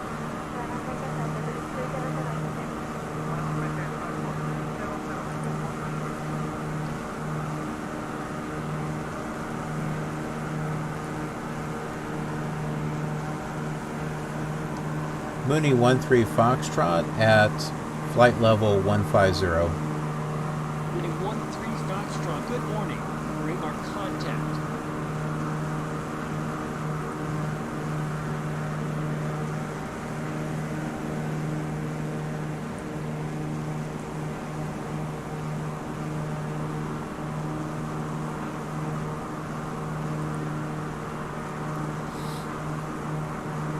You can see the coast there. There it is.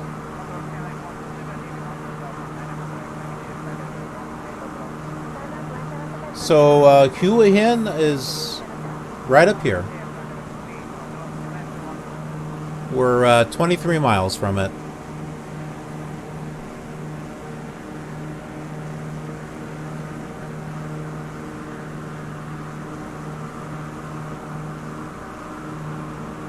Oh, I hear you. I hear what you're saying.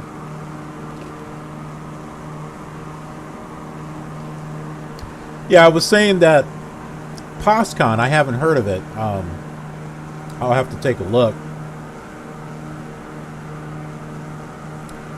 No, I didn't ask anything. It was mainly just a comment that I hadn't heard of POSCON.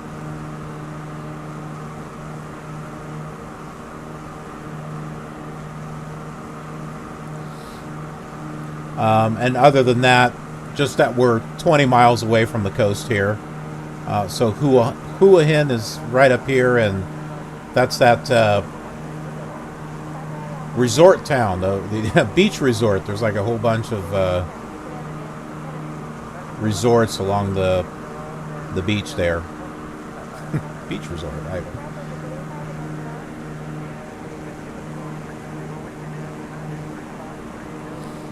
POSCON.net.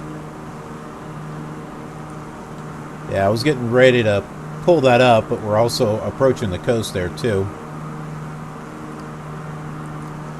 See, so look at that. You're all telling me, let's see, join FS, POSCON. Yeah, you said it would be better than VATSIM, so that's interesting. I like VATSIM. It's not perfect, but I do like it.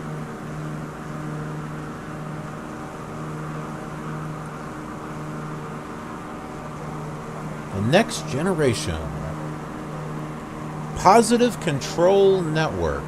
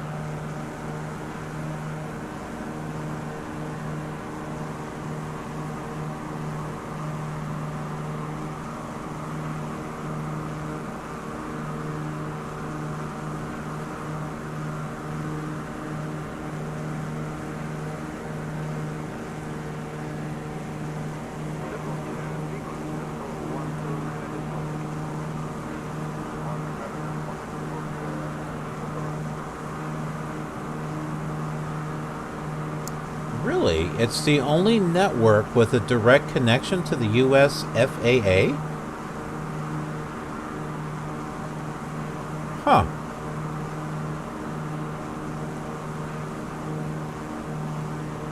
Shared cockpit radar.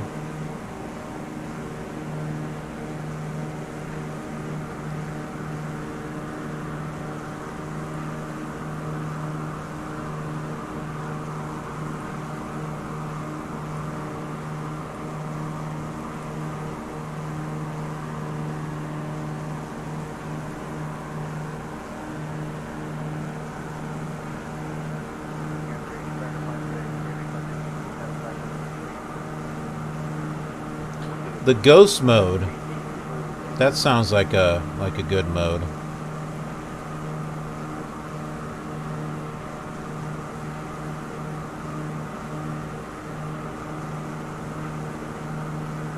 Huh. Is it worldwide or is it just US? Because when it talked about the FAA, it seems like it might be United States only.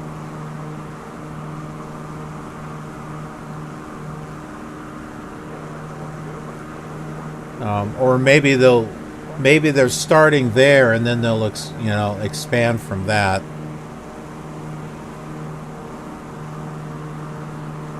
Oh, it is worldwide. Okay.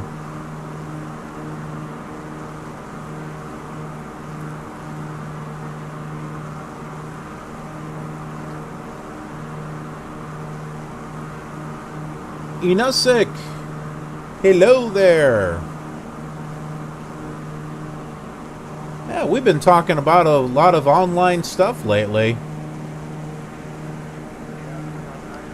Silent Yuki over there on YouTube was telling us about Join FS, which would allow anyone together to fly online, not even VATSIM or anything. It's, you know, with FSX and this and X-Plane. That'll give more people an opportunity to fly with us. We went over all the VATSIM events that are happening between now and the end of the month. And then Fly Low has brought up some interesting information about POSCON, which I've not heard about.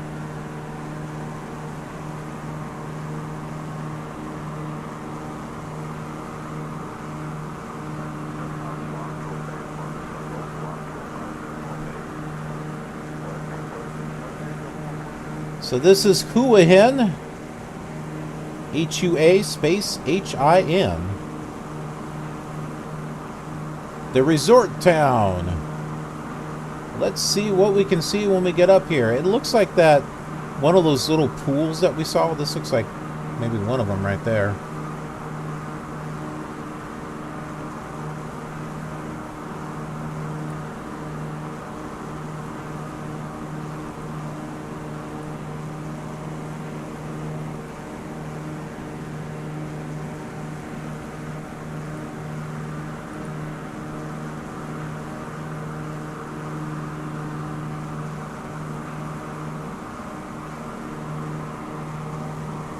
Yeah, Inusik, yeah, you can.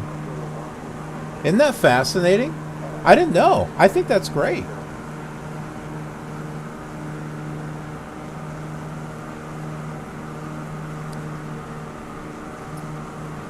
I'm not sure what else I've got going on today, but I wouldn't mind testing that out with P3D.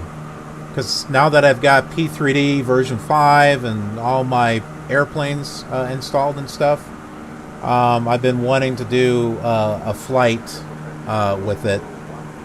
So that might be a good thing, just to kind of come on, do a stream, and be logged in to Join FS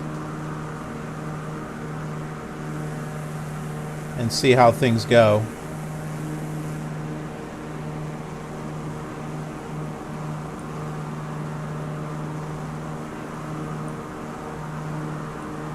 So the airport, is that it? Is that the airport right there?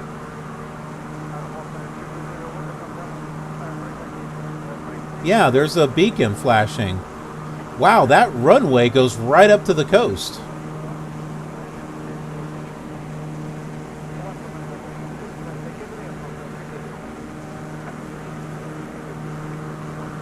I see something that looks like pools over here.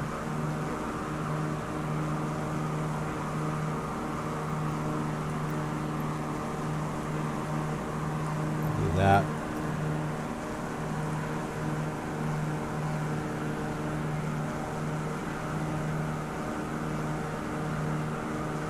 So we're going to be flying over the Gulf of Thailand here. In the meantime, let's set ourselves free. Whee! And then we will head on down here and just, well, let's take a look at Hua Hin, which is the beach resort town. Just kind of see what we can see here along the coast.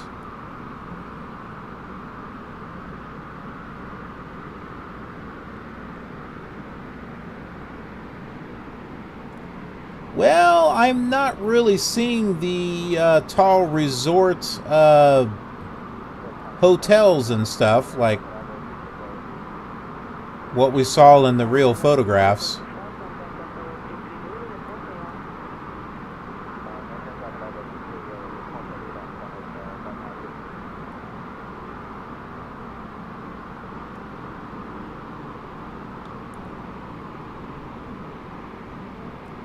Maybe it's maybe it's a little bit more further down there.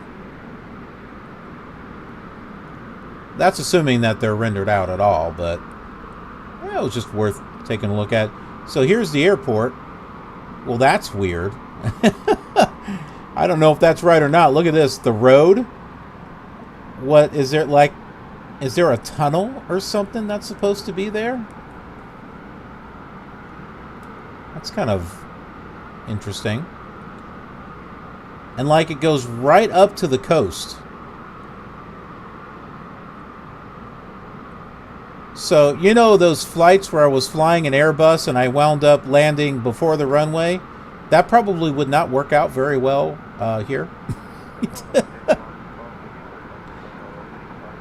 Well, okay, now this is beginning to look kind of like the pictures that we saw. We've got some more taller buildings down this direction. So even up here, this is beginning to look a little bit more like a resort area. Oh! Remember the donut? That's it. The record.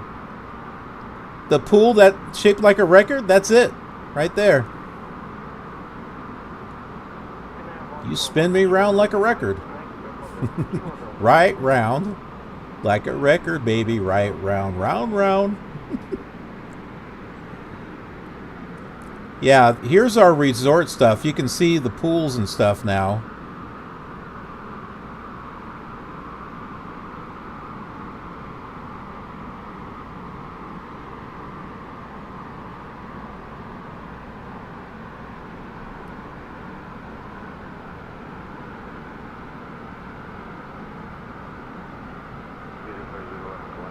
Very cool.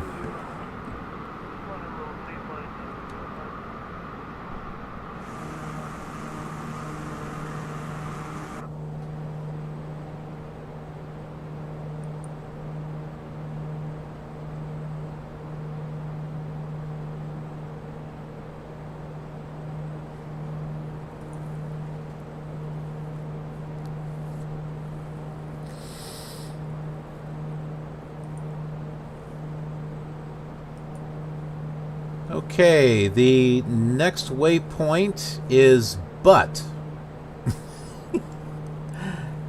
B-U-T. But what? No, it's actually, well, that is the, that's the code for the VOR. But it looks like it's U-Tapeo?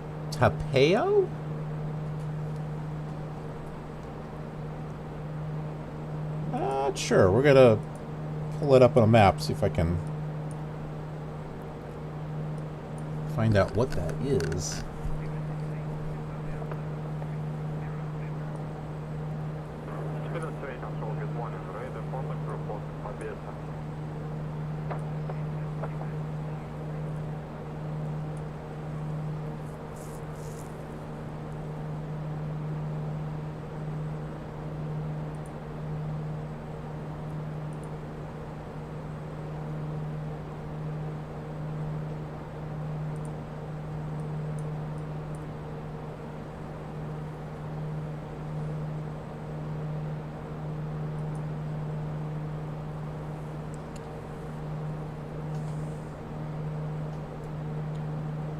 Rayong, Thailand. R-A-Y-O-N-G. The name of the airport is the U-Tapeo Rayong Pattaya International Airport. Victor Tango Bravo Uniform.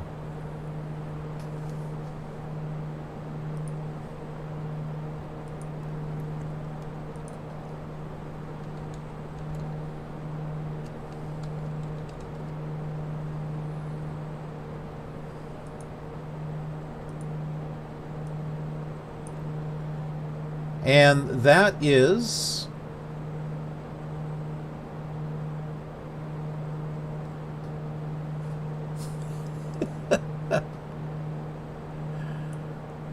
Is it giving me correct information? It's Rayong. Okay. Rayong's a little bit further than Utapayet, whatever that is. That's okay. I've got information on Rayong here. It's on the east coast of the Gulf of Thailand and the capital of the Rayong province. At first, I thought it says it covers tampons. It's actually tambons. T-A-M-B, like boy, O-N-S. The Pradu and Paknam and parts of Tambons and Noen Phra, all within the Mueang Rayong district. The main industry is fishing, and it is also the main producer of Thailand's fish sauce. It's also the center of the chemical and auto industries. In 2012, Ford Motor Company opened an assembly plant in Rayong to expand Ford's presence in the area. Rayong was named an Asia Pacific City of the Future by the Financial Times.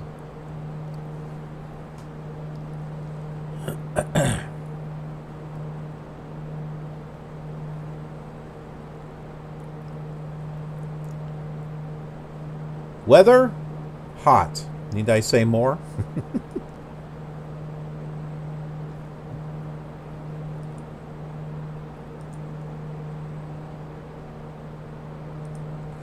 Here are some pictures of Rayong. That's neat. So yeah, take a look at this. This might be something that we see when we get over there to the coast. These loops, these little arches.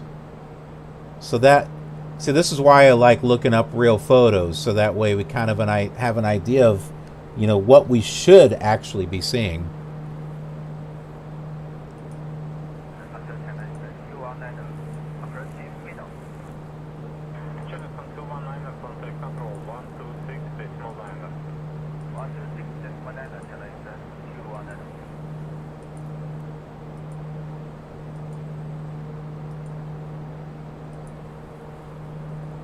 See, here's the Thailand part right here, so we're crossing this small little part of the Gulf.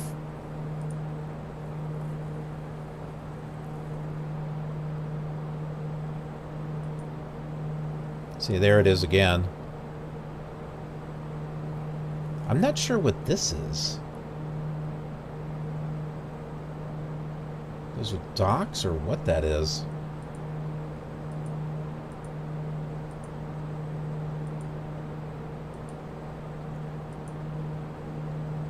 That's cool.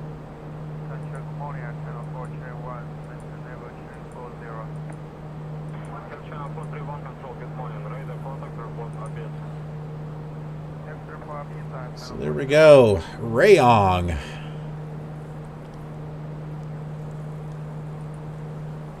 That is 36 miles away.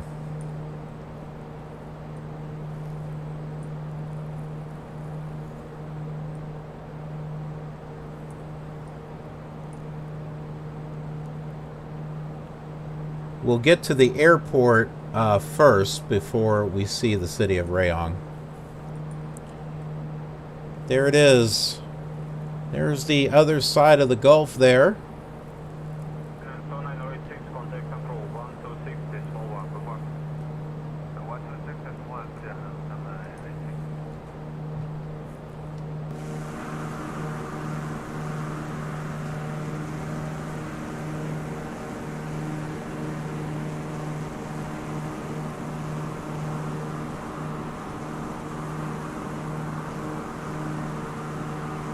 Looking south, up north, you can even see a little bit of the land right up here. How it comes around.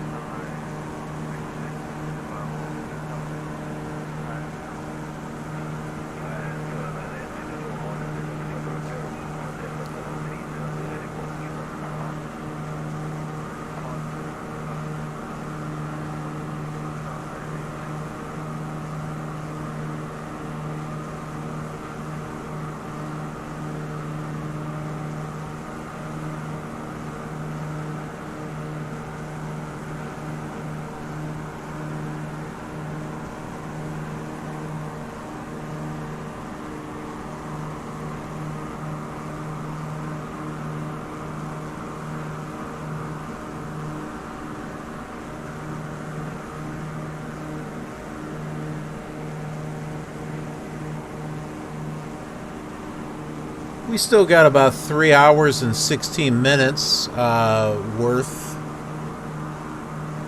for the whole flight today.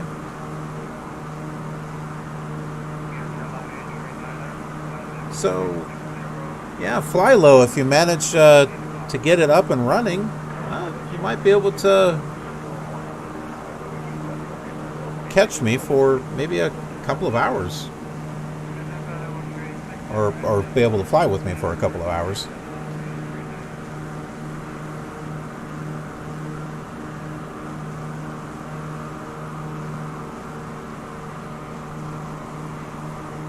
Don't forget to make that backup copy.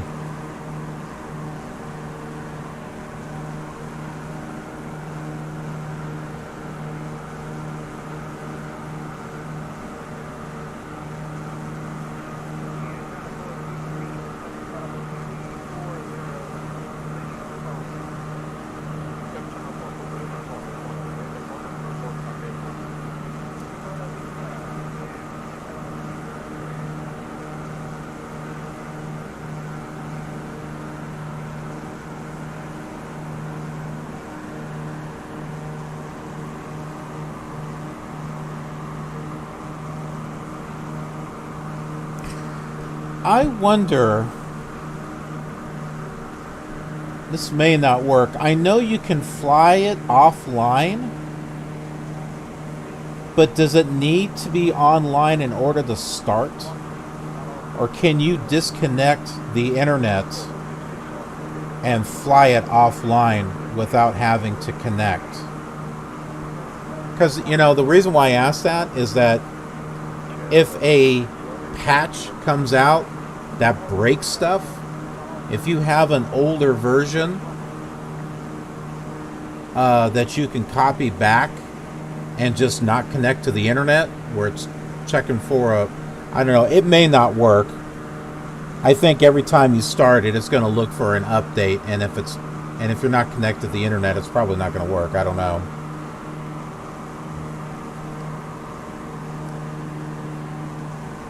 That would be nice if you could play it offline, or, you know, be able to start it without going online, but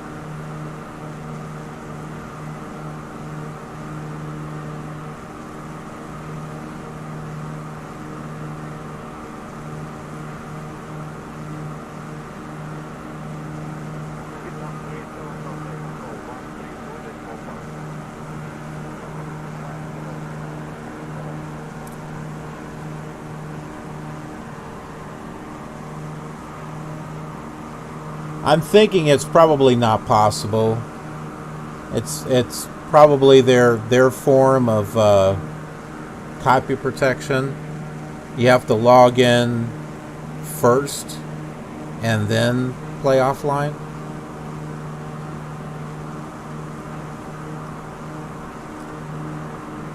It'd just be nice if there was a way to avoid updates, you know, until you want to update it.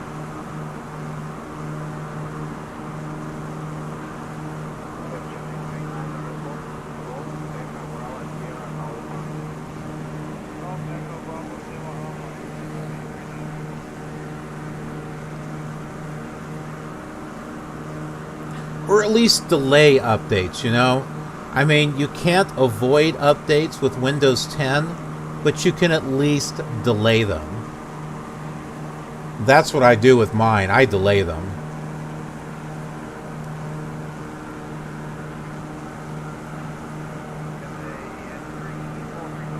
Because there's several times where, you know, they release an update and then things get broken, and then they've got to work through to try to get a hot fix or whatever out. You know, if I delay that patch for like 30 days or something, you know, it's like that'll finally be worked out. So I just delay mine. And it'd be nice if there was an option like that for Flight Simulator.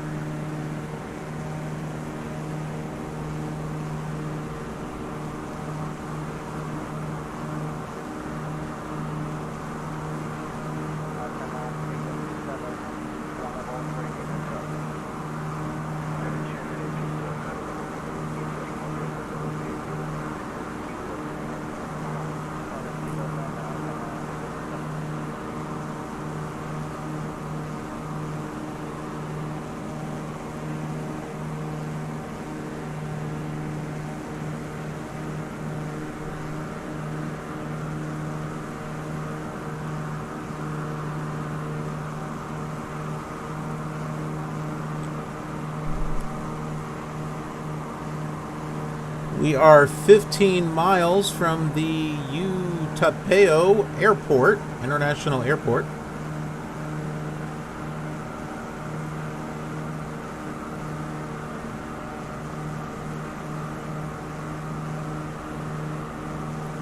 And an additional 40 miles from there to Rayong.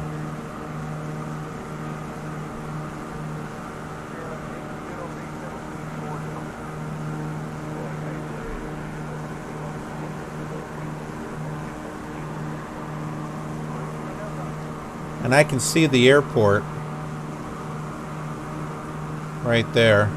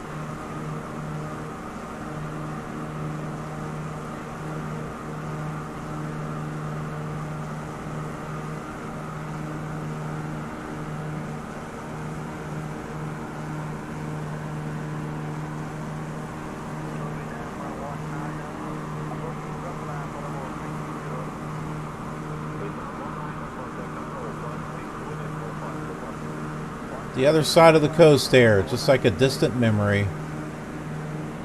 Not as distant as Sri Lanka.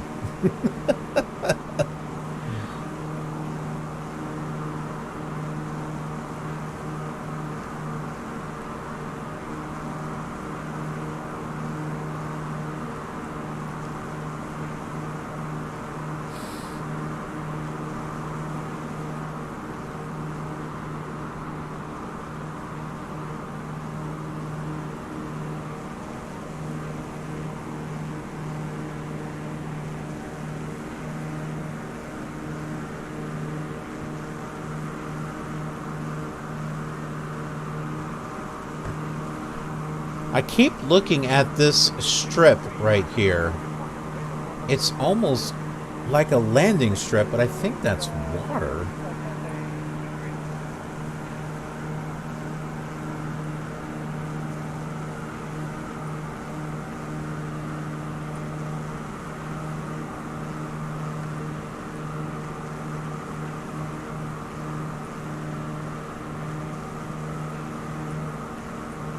I'm looking at a satellite map to see if I can determine what that is.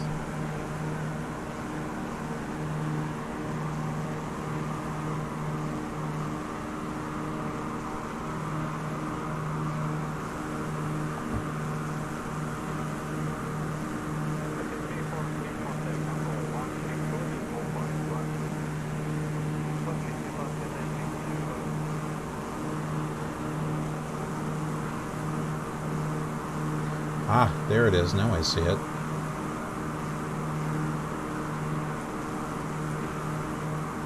I think it's just like a reservoir or a canal of some sort.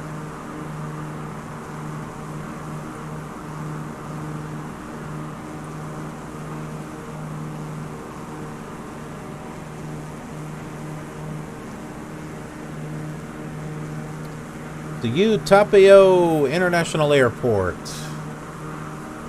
Right there.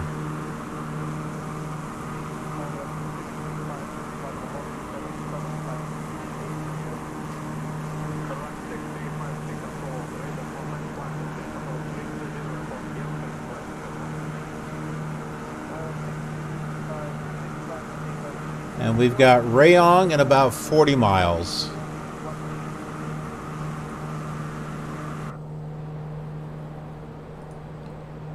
And I am way off balance. Mentally also. Yeah, no gas, fuel. I need to switch that. I forgot about that.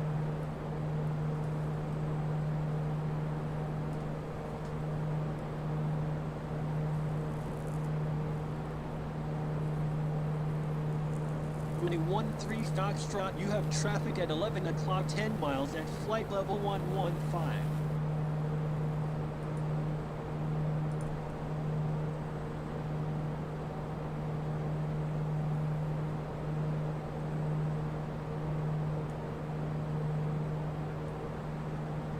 Well, I don't see any tags.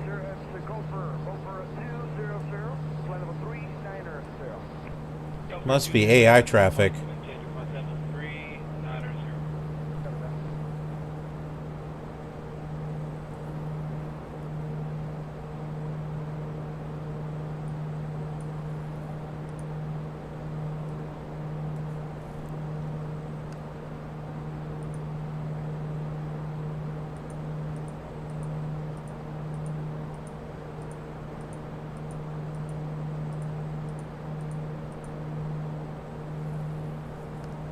So one of the things that I'm hoping that we'll see over by Rayong is this coastline, just like this.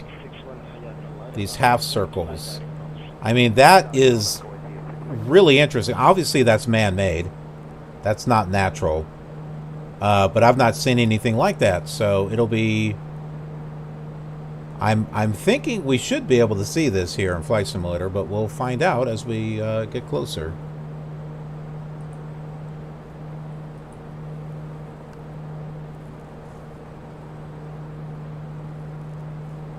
Ah, you're back online. That's good.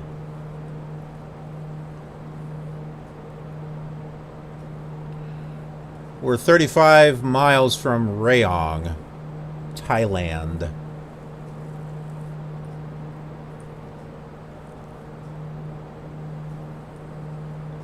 We just passed by an airport.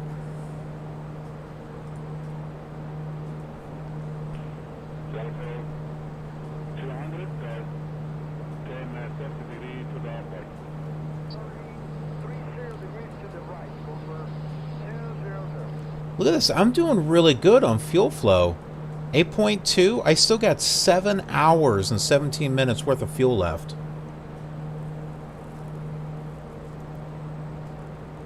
And we've only got 3 hours left of our flight.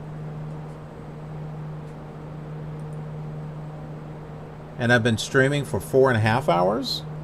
Wow. So you telling me that I would be able to get 11 hours worth of flight? That's crazy. That's cool. Hey, never know. Maybe we'll make it to Antarctica.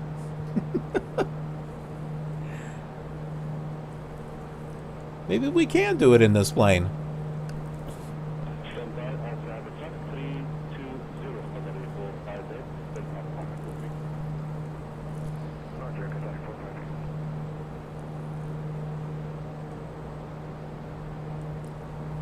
So I got to remember the magic 8. Oh, there we go.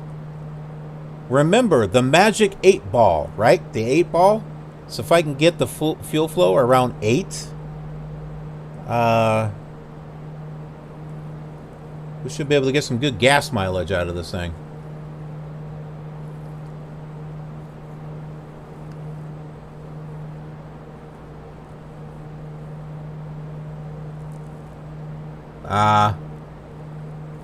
Yeah, that's what I was afraid of. Fly low. I had a feeling it was going to do that. I was just curious. Sometimes there are some games or some programs that they'll phone home like every 30 days, like once every 30 days or something. But yeah, I wasn't sure if this would be one of them.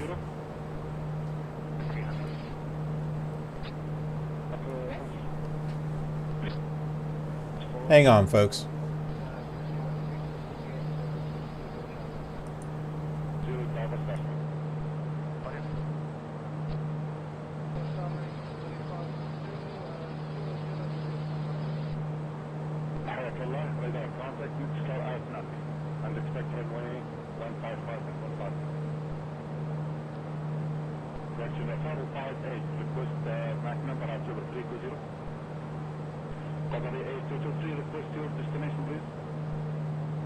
Mooney 13 Foxtrot, you have traffic at 3 o'clock, 3 miles at flight level 115. Okay, so here's something funny that I want to share with you.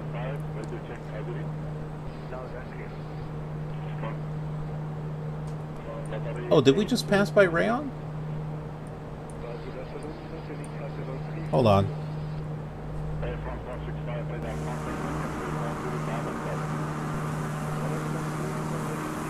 Oh, I see it. The coastline. Remember I told you about the coastline? That's it. Right down there. Let's get closer to it.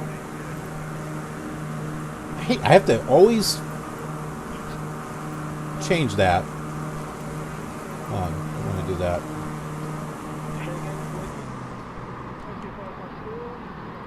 So there it is. There's the coastline with the half circles.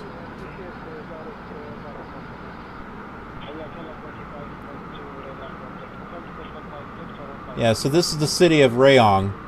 The Vor Rayong is still like 23 miles away, but yeah, here it is.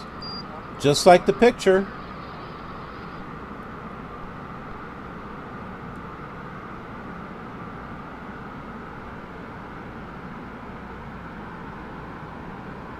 Here, I'll come over here.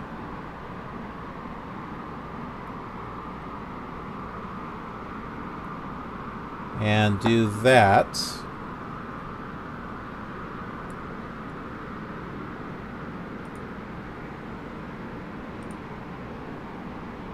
And that. There we go. So, real photograph. And right there in Flight Simulator.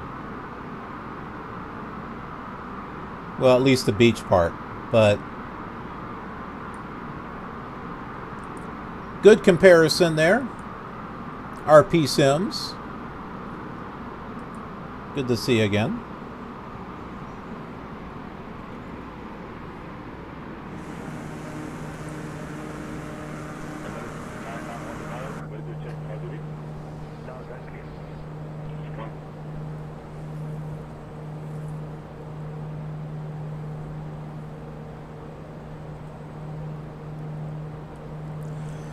Okay, so funny story here. We have our water heater is gas. It's not electric, so it's something that has to be, you know, lit. Well, I think for the past week or two, it wasn't heating up. It wasn't lighting up. We had a problem before where the starter didn't work. You would click to start or ignite and it wouldn't light it. Well, my wife had came in to say that she got it lit. I thought maybe she called someone or something, and I'm like, oh really? Like, what did you do? I read the instructions. It was what she said. She's like, what would you do? I thought, you know, there was some type of secret. I just read the instructions.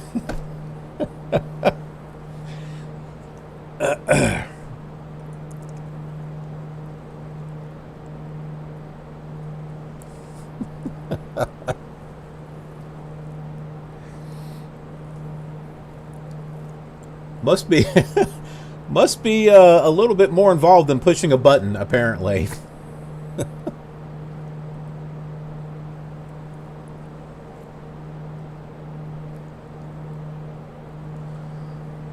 Yeah, no, mechanics and stuff is not really my thing.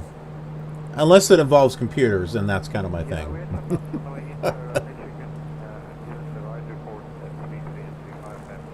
Oh, checklists. Yeah. They sure can be useful. Yes, they can. But are they killer useful? Nah. They might be killer interesting, but I don't know if they're killer useful.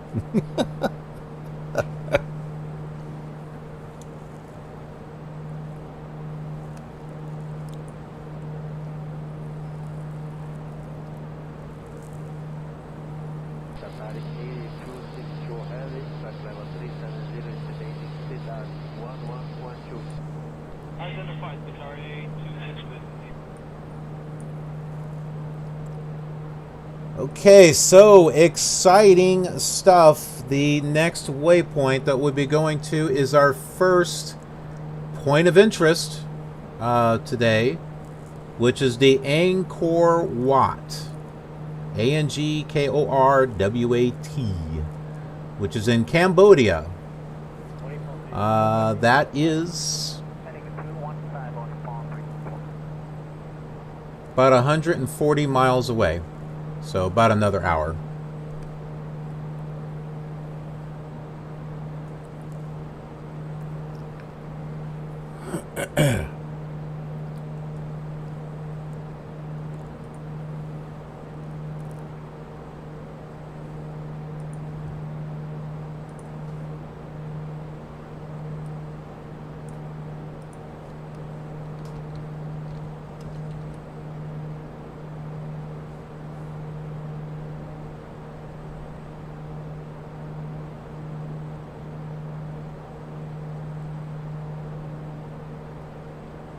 Winning 13 Foxtrot, contact Bangkok Center on 132.1. Good day. Center on 132.1, Mooney 13 Foxtrot.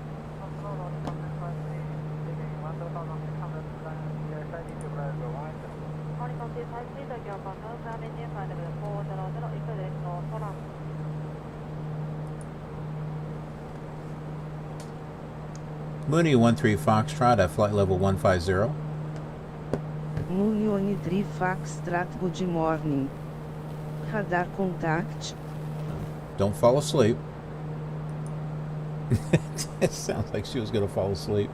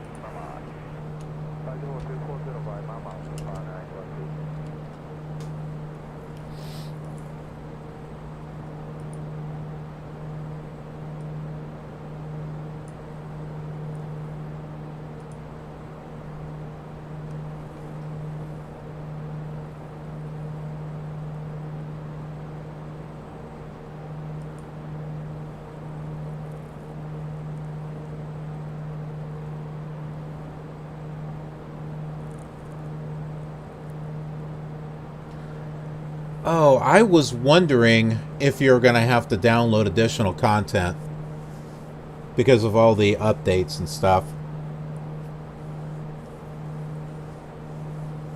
Yeah, reinstalling is... Oh, jeez.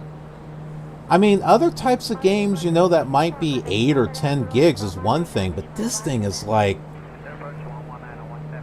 120, 150 gigabytes? It's just insane.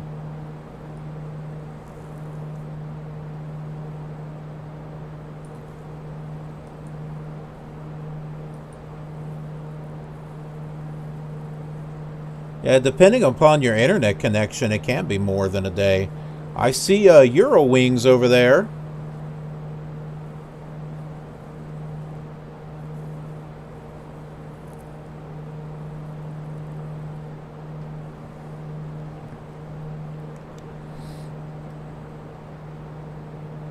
Union 3 Foxtrot, you are off course. Turn left heading 3 Union Theory, turn the course. Blah, blah, blah, blah, blah. I'm fine. I'm not doing anything because I'm going exactly where I need to go.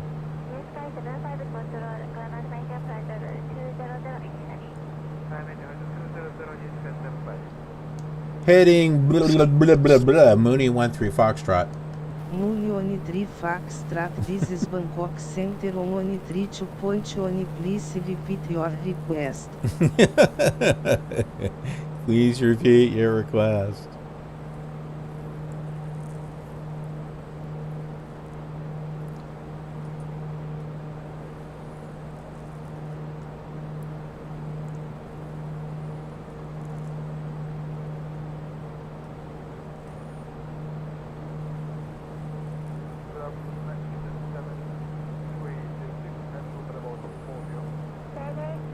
I didn't realize it would let you download in the background while you're logged in. I thought you had to download everything before being able to log in.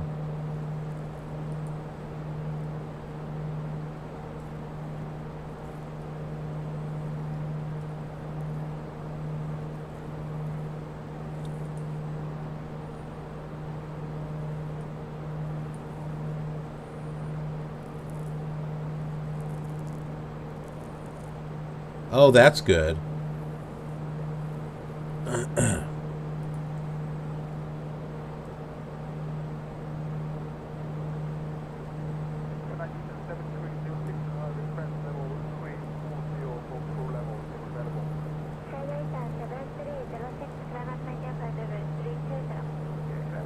Oh, the content manager. Okay.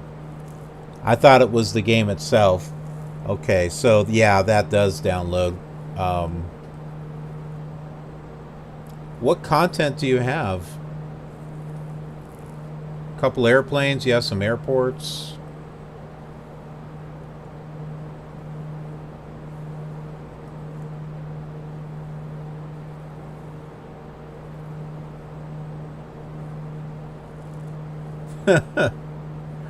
Yay, the G1000's working.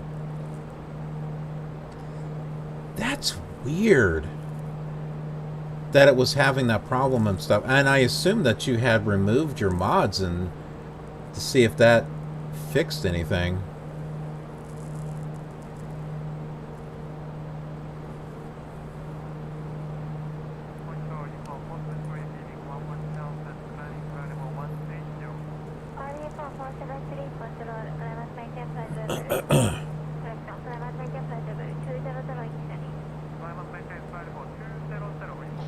I mean, I've got a similar problem on mine, not the G1000, but I have the Merrill C. Megs mod, which I've done a couple of videos with, but it doesn't work anymore from this. I don't know why. John tried it out on his install, and it works just fine. But mine, it doesn't show up at all. You know, and it's in the content folder and everything, but it doesn't show up on the map where it used to show up. If you just fly there manually, there's nothing that shows. So yeah, I have no idea what happened there.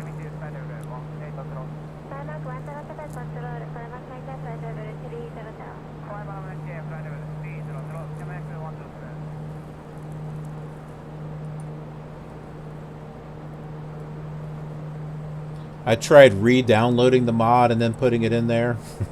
Nope.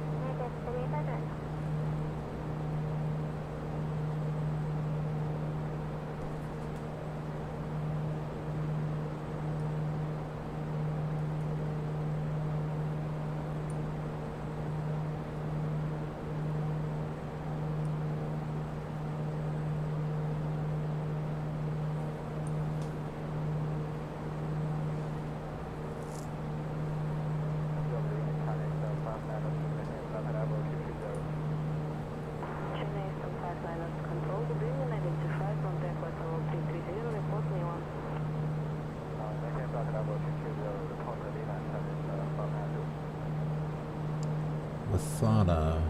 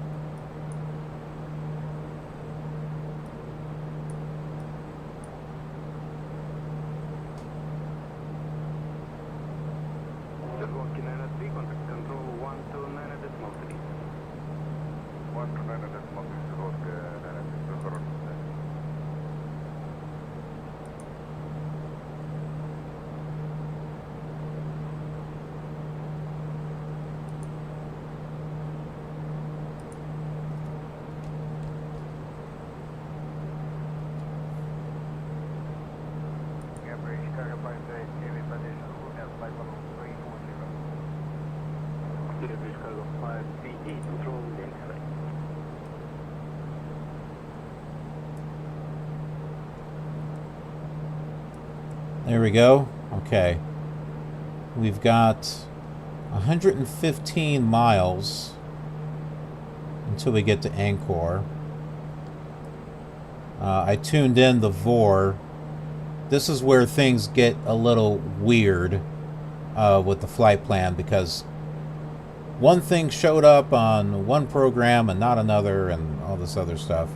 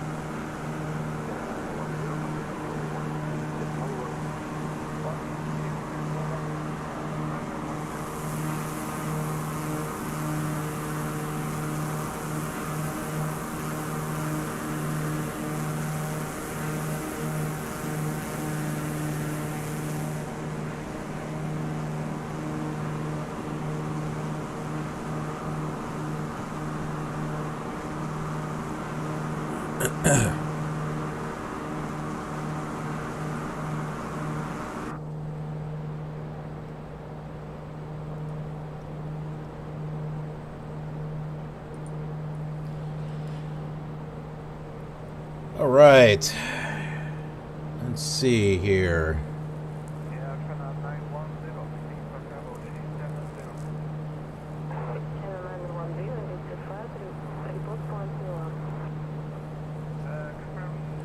I agree with you, Flylow. That would just be crazy.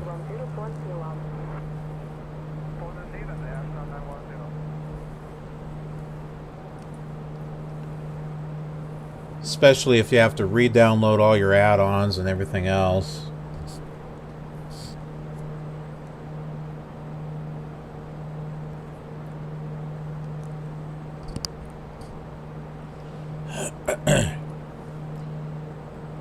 So are you all ready for some more in-flight entertainment?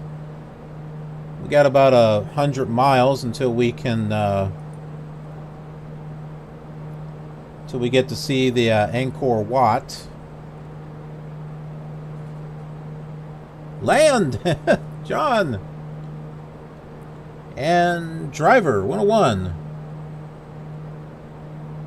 Yeah, the tanks are already switched. Munioni 3 Foxtrot, you are off course. Turn left heading 015 turn to course. I am not off course. They are off course. Because they decided to switch waypoints on me, which is not what my flight plan is, so.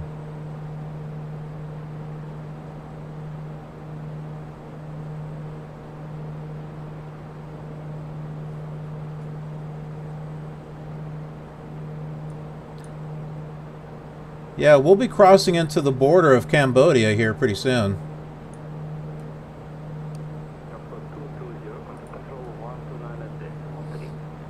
Yeah, see? Tank is switched.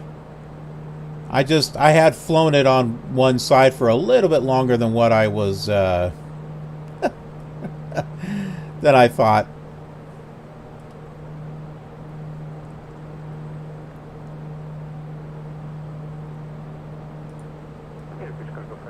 It's probably going to be a bit before it evens out because of the fuel flow.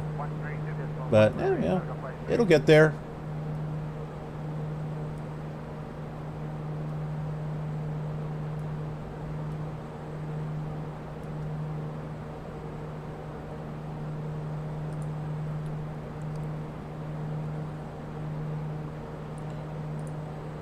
Okay, so in-flight entertainment, for those of you longtime viewers who are familiar with Killer Gamer's World Tour, not to be confused with Cross the World, which is what this is. The World Tour is something that I started over 2 years ago with the Commodore 64 with Sublogic Flight Simulator 2. Because I wanted to relive the memories I had with my first flight simulator, flying from city to city. I was just kind of curious to see how long it would hold my interest. And along with that, that kind of extended to other simulators that kind of had a meaning for me, such as Flight Simulator 5, 98, FS9, FSX, and that was also when I first got X-Plane. And they were all flying the same flight plan, starting off at Merrill C. Meigs, going to O'Hare, and going on from there. And then that World Tour series started expanding to more and more simulators that I hadn't played before. And there's like now 32 some simulators that now fly this same tour, the same flights. One of those, they all have kind of a unique little take on it. So I'll have different add-ons and expansions for each of these simulators if they're available. Different types of custom content, or different ways that I approach the simulator. So, for example, the X-Plane 11 version has a documentary at the end of each flight about where, about the airport that we go to, the city and the things to do at the city, which was partly an inspiration for what I'm doing on this Cross the World tour, where we're checking things out, as we're flying over them, looking at real pictures and stuff. So the inspiration here was based off of that.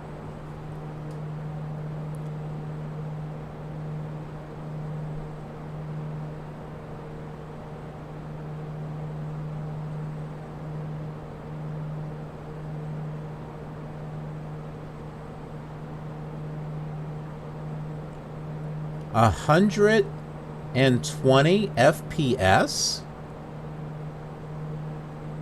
Wow.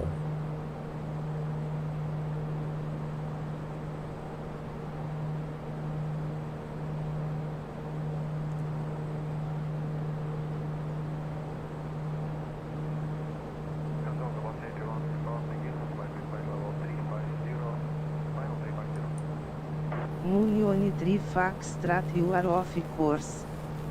Turn left heading 015 turn to course. Yeah, I'm looking at the screenshot there.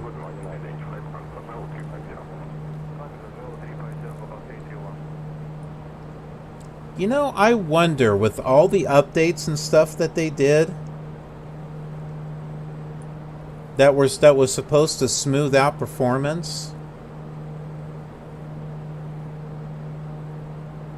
I wonder, in order to get the best performance, if you have to actually uninstall and then reinstall.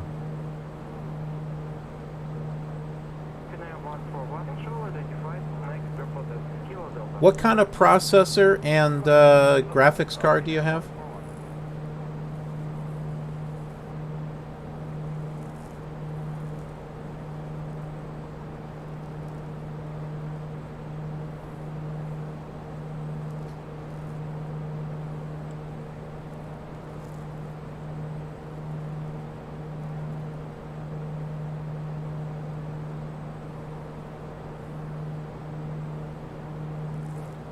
Well, it definitely sounds like doing a reinstall was definitely a good thing.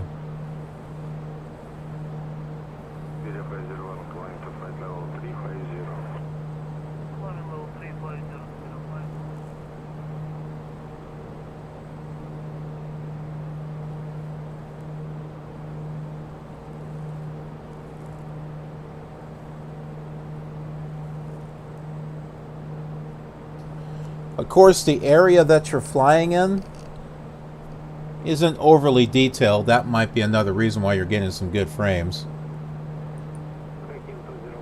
Try flying that over New York or Chicago and see what happens. If you can keep up with 120 frames per second, then I think you're in a good situation.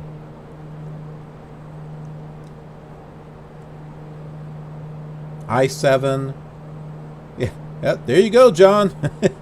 He's got a water-cooled machine there. RTX 2080 i7 9th generation. Yeah, I with that machine, I would think you should be getting that type of performance.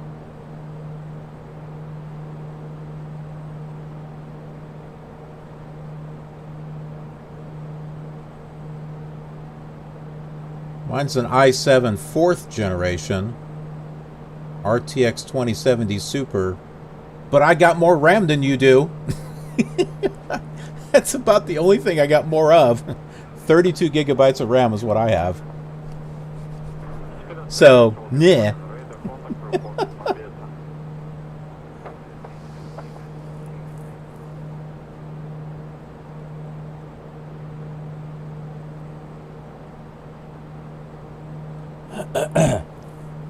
And Yuki, he was saying Flight Simulator 5 and 5.1 is FS95 just for Windows. Yes, you are absolutely right. But there's a slight difference. I thought it was going to be the same too. But Flight Simulator for Windows 95 is actually Flight Simulator 6. I thought that was 98. 98 is just 6.1. But it's Flight Simulator 6. There is a little bit of a difference. It looks the same. If you take a closer look and listen, the Cessna sounds a little bit different than 5. And plus the graphics and the textures that are used are a little bit more closer to what is seen in Flight Simulator 98.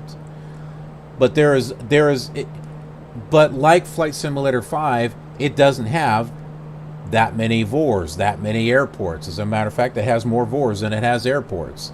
So trying to fly across the world and having a place to land, they've got enough VORs to get you around the world, but as far as places to land, like some countries, blah, blah, blah. Some countries will like only have one airport in there while you're flying for like 500 miles before you have a place to land. But then Flight Simulator 98 came out and it expanded the database and it was much better. But all that was like a service update to Flight Simulator 95. But it seemed like a whole new release. Center on 123.8, Mooney 13 Foxtrot.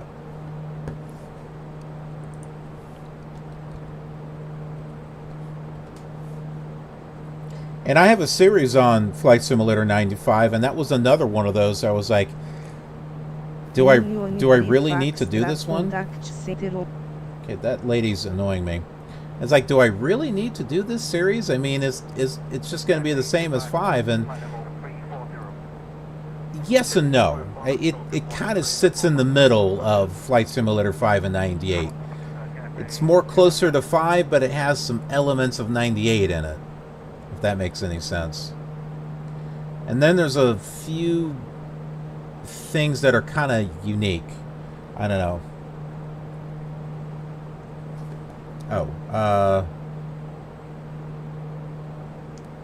Center Mooney 13 Foxtrot with you at flight level 150. Mooney 13 Foxtrot, good afternoon. Radar contact.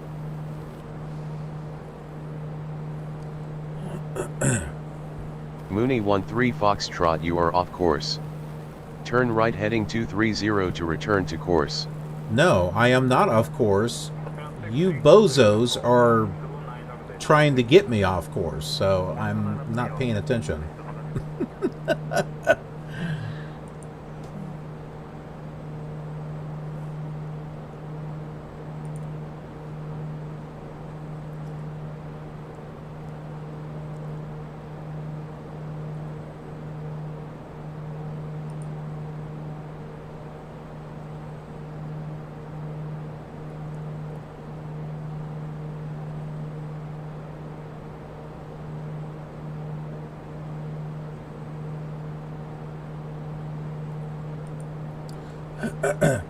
So I was talking about the World Tour, and one of the simulators that was also done for the World Tour was P3D.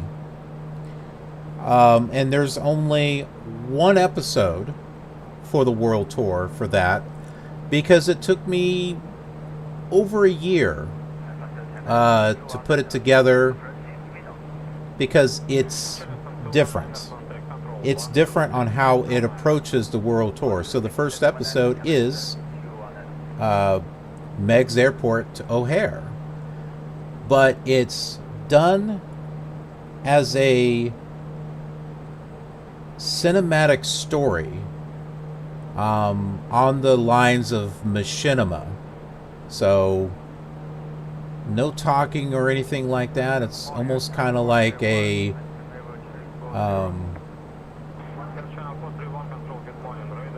I don't want to say a silent movie, but kind of along those lines, where there's no dialogue or anything like that. Everything is told through visuals and music. So that one is unique. And there's only one episode, but I designed it to have a cliffhanger sort of type of ending. So it's kind of like a short film in itself, to where if I continue it, great, but if I don't, it still ends in a very interesting way that gets people talking on what's kind of going on, what might happen next type of thing. So this was a year where I had composed the music for it. And also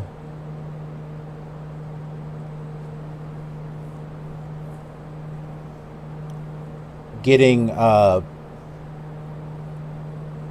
first of all, getting prepared, also getting chase cam, and also integrating it with the Sims 4 to have characters that are in it, and also running green screen tests and stuff to get it all mixed together. So like I said, this took a year to do, and that's not like a year like every day working on it. It took over a year from the concept to actually putting it together.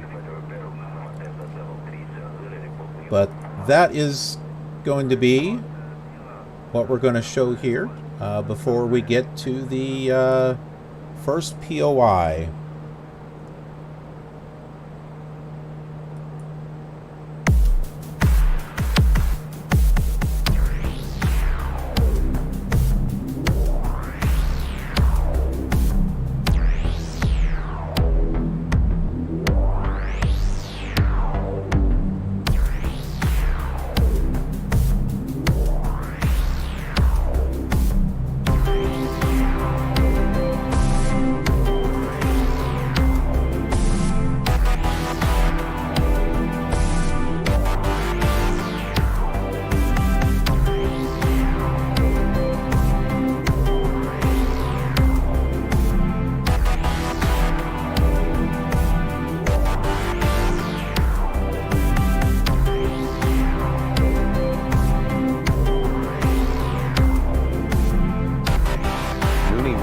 Foxtrot, you are off course.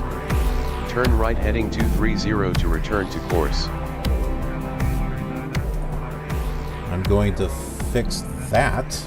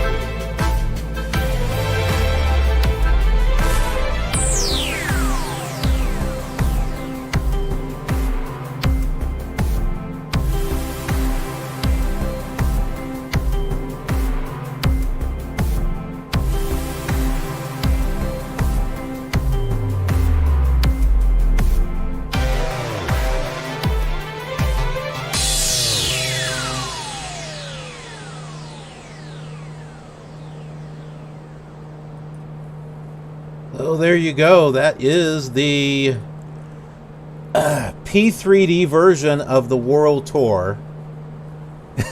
The only episode I've done. And I think you can see why. It's the only one that I've done. Do I have an idea of what else do I want to do? Yes, I do. It's not very cut and dry as far as what's going on. It's a bit surreal in a way. So I like to think of it as a short independent film that you kind of have to watch more than once and maybe think a little bit about maybe what's, and kind of theorize what might be going on when it comes to like filmmaking and stuff like that. I like stuff that makes you think, because there's a lot of stuff these days where they just kind of hand it to you on a platter. Well, here it is. This is what it is, and some of the fun stuff with films or independent films is it's you don't take your audience for granted. You let them try to look at it, see what it means to them, and kind of come up with ideas or theories of things that are going on. Now, I pretty much know what's going on, but it's something that's still kind of developing, which if I do ever make any further episodes of it, it's something that will become more clear as the episodes progress.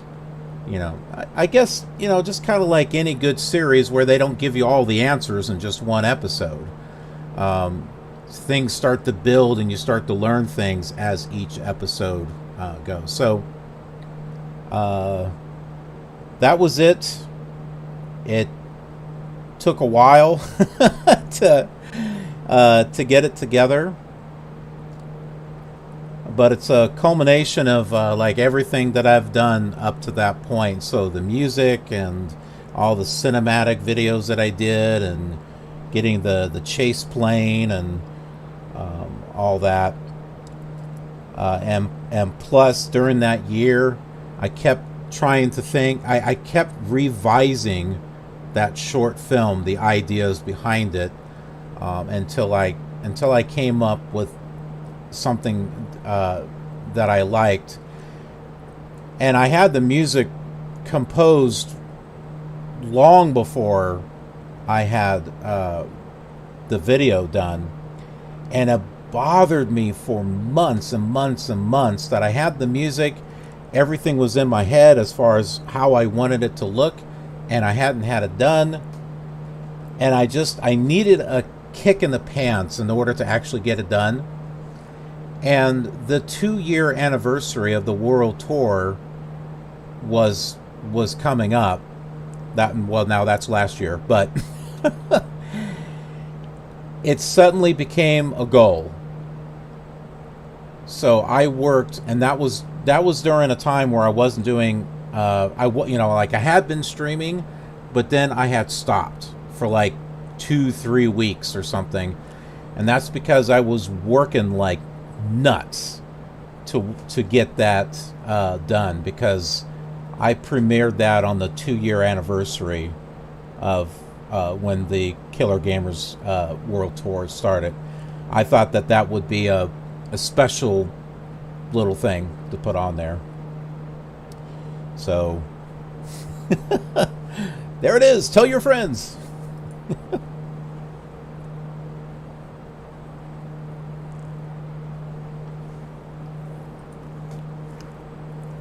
And as far as the difference in the figures, like some of them you could tell were from The Sims, and the other ones were like, what the heck is that?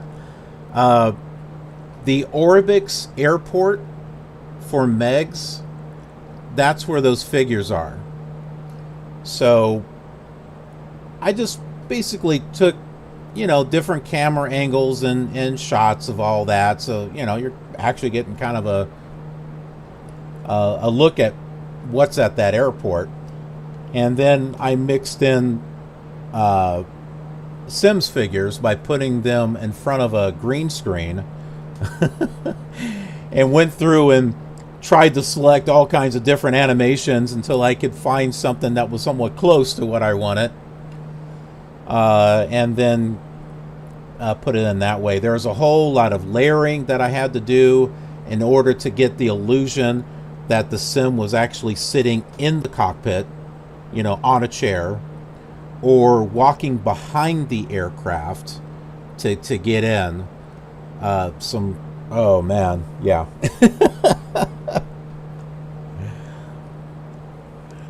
But I was not going to rest until I got it done, because it had bothered me for months that I hadn't got it done. And that's why if I never do another episode, I'm okay, because that's the one that's been stuck in my head for months and months and months. And, you know, now that it's done, I'm just kind of like, oh.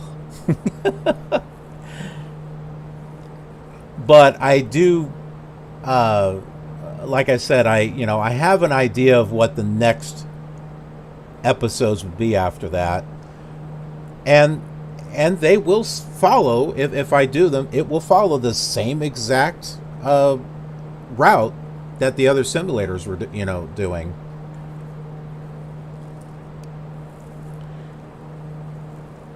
But just trying to come up with a creative storyline as to why that guy is going through all those airports. That's the challenging thing. So although I have an idea of what I would do for the second and third episode, or overall, it's all those little in-between stuff that I don't quite know. Oh my goodness, we are actually getting close to the Angkor Wat. So we're going to have to make a, we're going to have to descend here.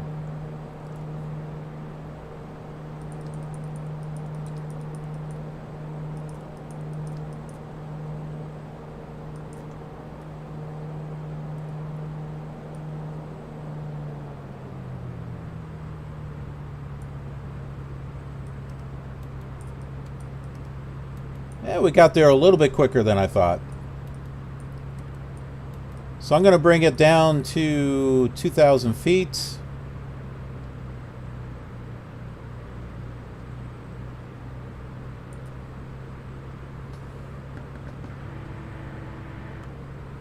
Bring down some flaps.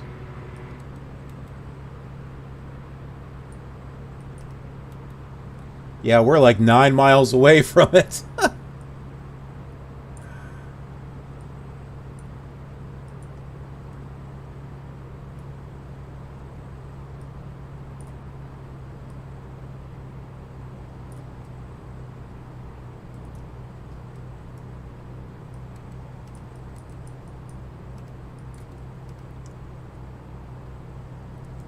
While we are descending here, I have already got information up in regards to the Angkor Wat.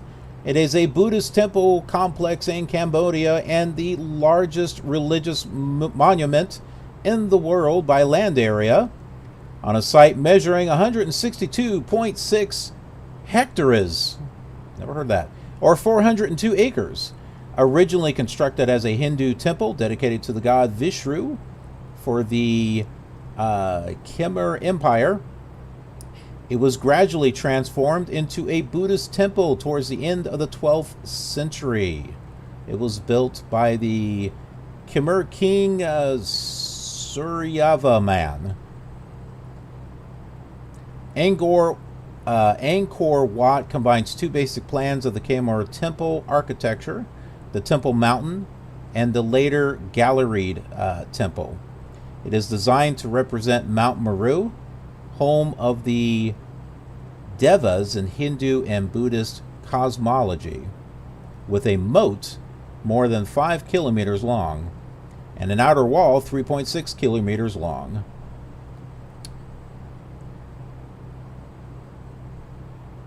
Let's see here. There is a lot of history. So I'm kind of going through here to see. There is some restoration stuff.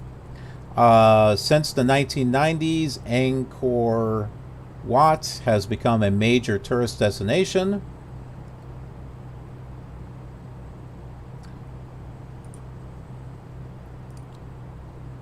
Here are some real photographs. Here's that moat. So this is the point of interest that we're about to see here in Flight Simulator. And here are some more photos of the Angkor Wat Temple in Cambodia.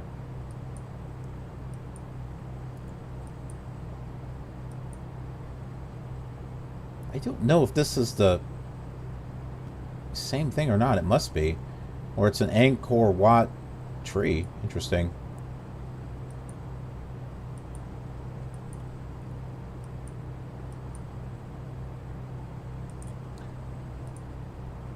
So there you go.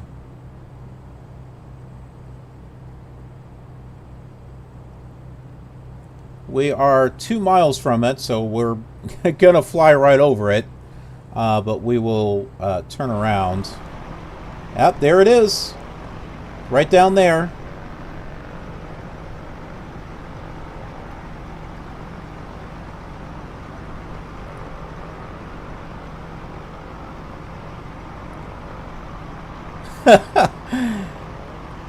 Fly Low is not wasting any time.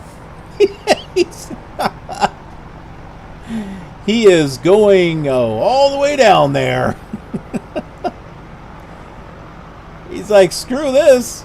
He's like, I'm going to go in here manually and get down there.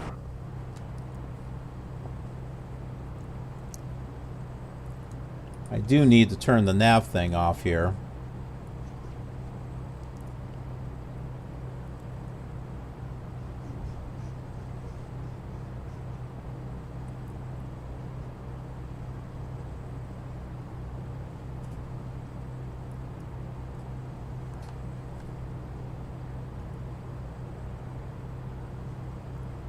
I'm going to take a little bit of manual control here.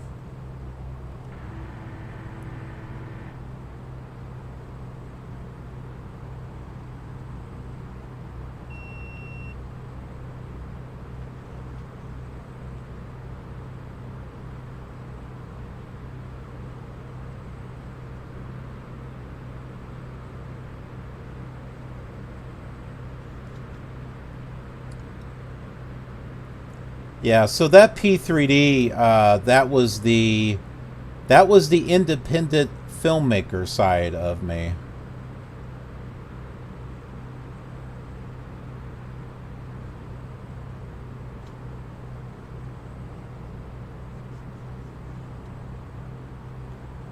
And I've had ideas of doing other types of stuff.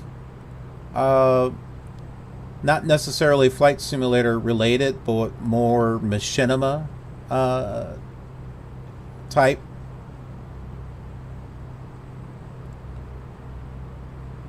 But it's just trying to work out the ideas as far as, okay, what will people find interesting?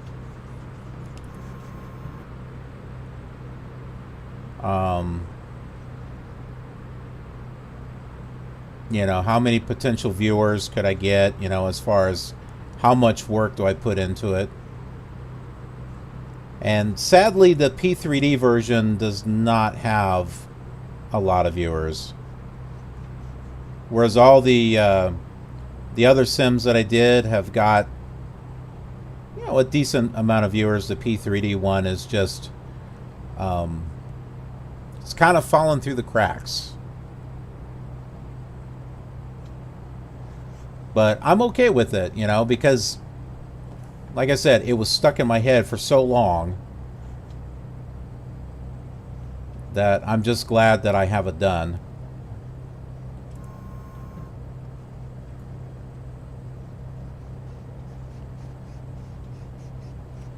It's like an itch that you can't scratch. And it was itching me for so long.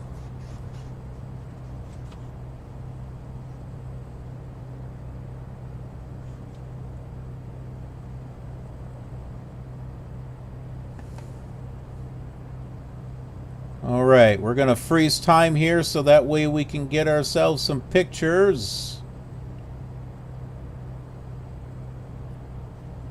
And right about there, I think. Should probably do it.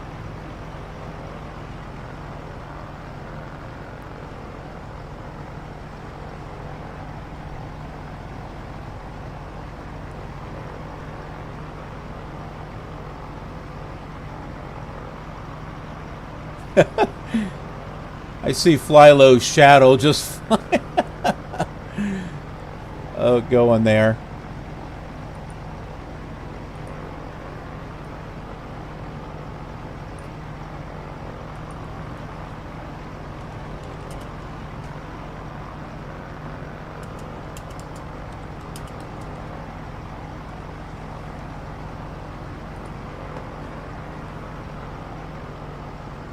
Let's take a look and see what we have here.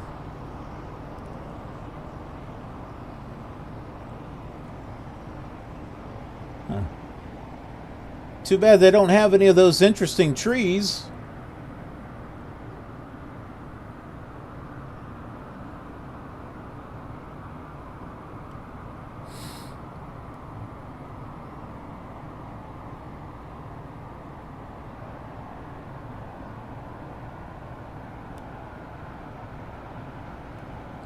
So what about this stuff in here? Did they all customize all this too?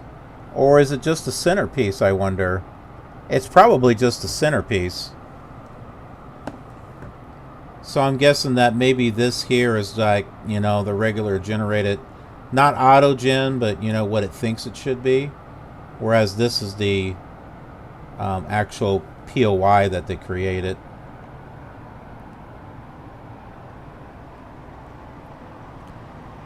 But it is definitely, yeah, some good detail here. Let's get up close to this right here.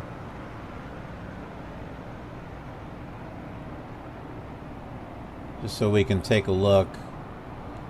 I'm assuming that maybe these are supposed to be figures, because they look like heads, bodies. There's a seam. I see a texture seam right there.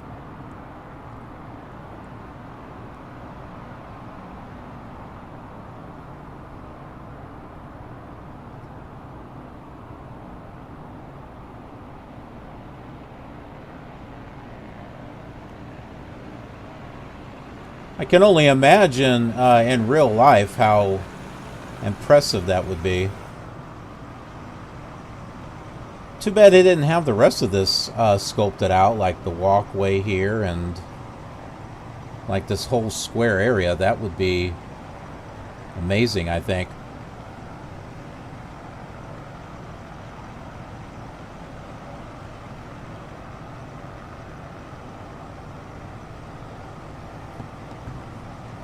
That's not too bad of a shot.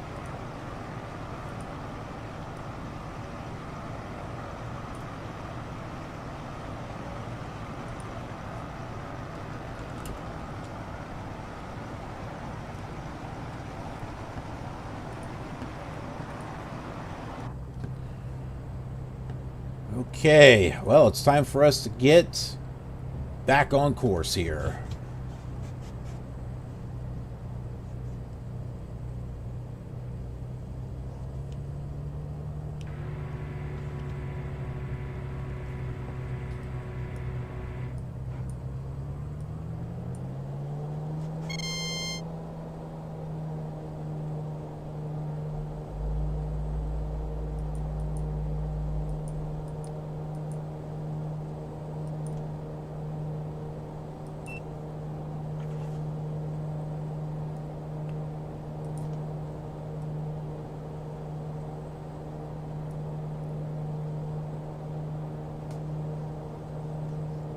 Okay, back in course.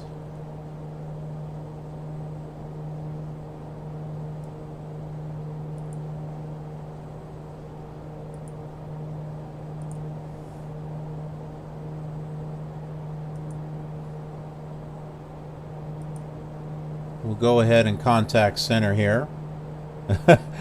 Now that we changed the channel, because it's kind of like, hey, you know what, I'm talking, and they're interrupting, so. Mooney 13 Foxtrot, request 5,000. Mooney 13 Foxtrot negative. Your request altitude is below the minimum for your route. Climb and maintain 6,400 feet altimeter 2982. Climb and maintain 6,400 feet, altimeter 2982, Mooney 13 Foxtrot. I can do 6,400, that's fine. I just didn't want to go back up to 15,000.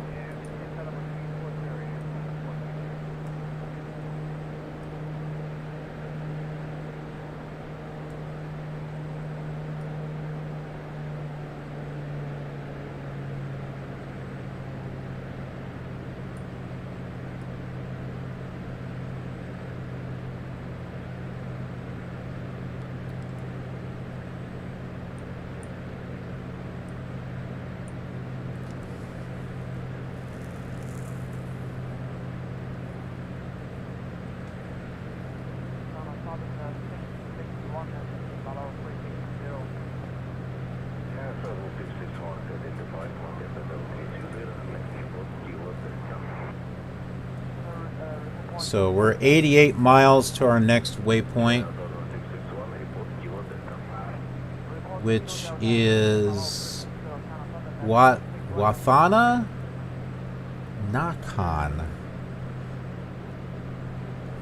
I'll see if I can find out where that is at.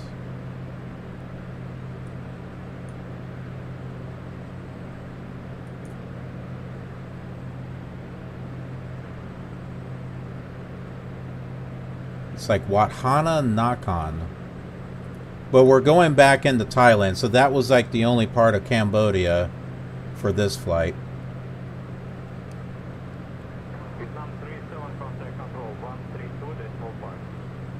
But on the next one, we'll cross back over Cambodia so we can at least go through Vietnam. Huh. Wouldn't you know? Navigraph actually has a military airport in here. It's like some stuff they've got and some stuff they don't.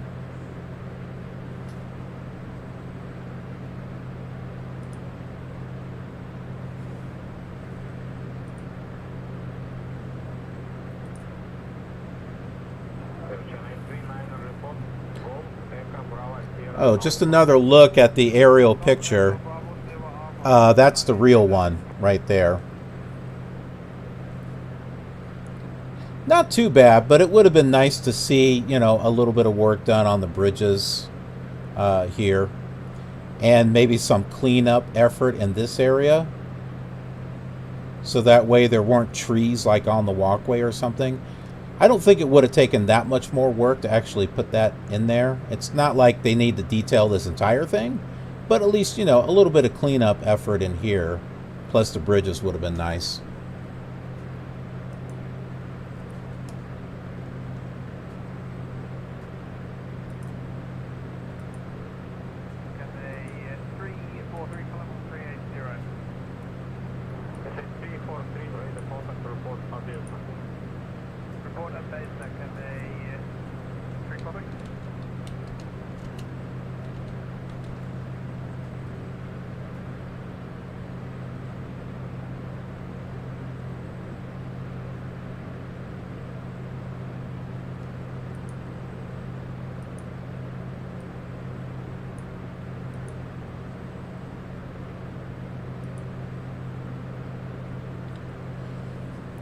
So Wathana Nakhon, pronounced Watana. Okay, maybe it's Watana. Watana Nakhon. It's a district in the central part of Sa Kaeo Province, eastern Thailand. It's an ancient city established before 1917. I don't consider 1917 ancient, but originally named Watana. It was a minor district in the Aranyapratet district until it was upgraded to a full district in 1956. Not a whole lot of information on it.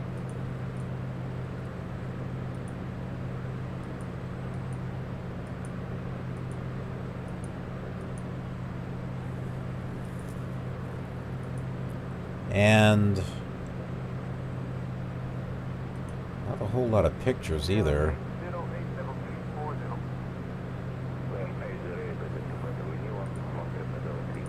Here's a park.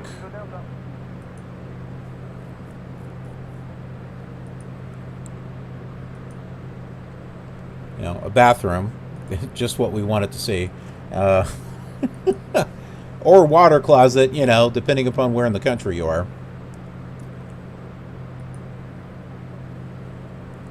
Or where in the world you are, not country. Yeah, not much that I can really find. Oh, land for sale.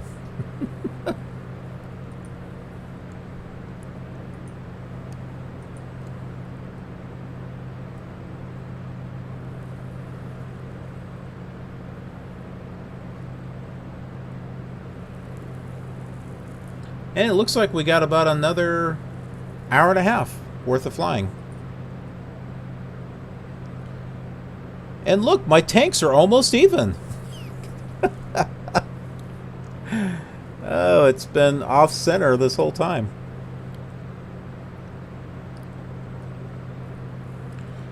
But look at my fuel flow though. It's twice more than what I had it.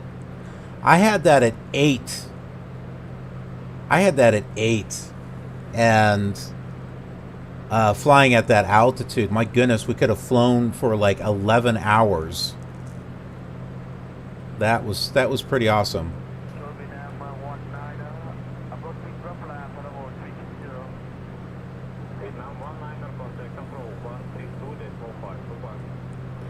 Oh, so we were asked if there's going to be any weather changes along the way. Well, I guess so. We're beginning to start seeing some cloud formations. So that's good. We got a little bit of variety going on here.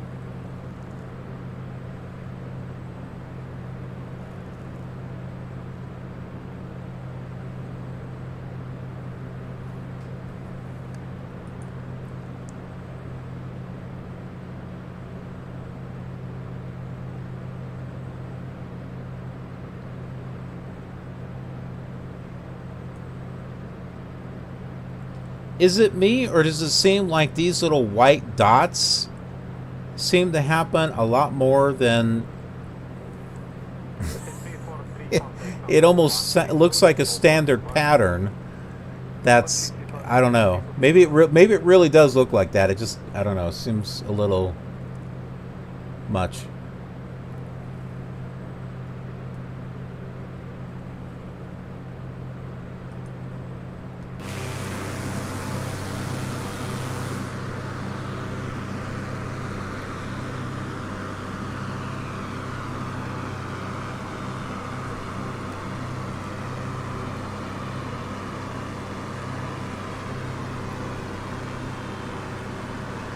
So according to Rex Weather Force, closest airport, Slim. Slim Reap, Victor Delta Sierra Romeo, it's mostly cloudy. Scattered at 015 and scattered at 040. Which is why we're beginning to see this.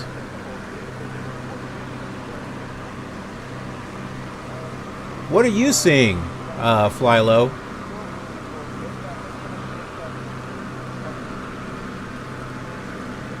Oh wait, no, I forget. I forget if you had Rex installed or if you didn't have Rex installed. I think you said you don't have it yet.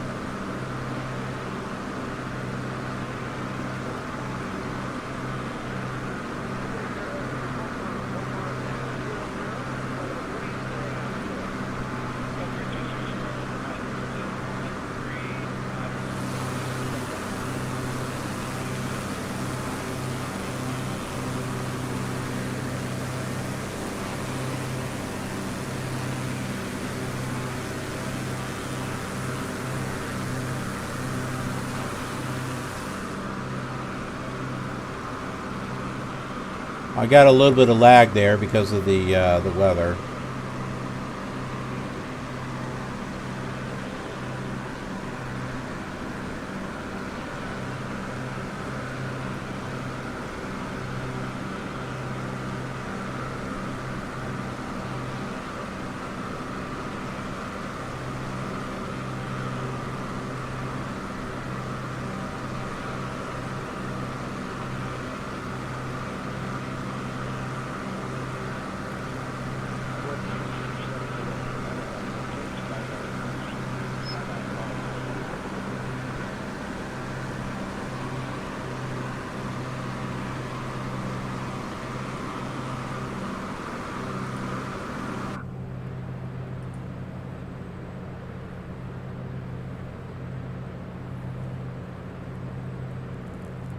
Okay, we're at 6,400. Ground speed is 177.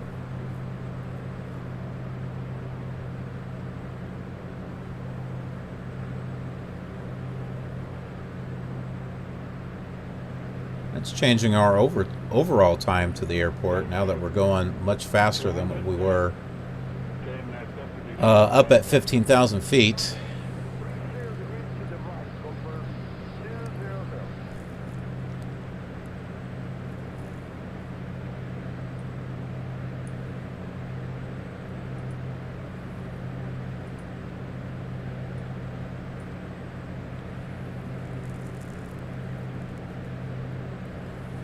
Overall, we have about 253 miles left. And the final point of interest that we'll be looking at is the Wat Pho.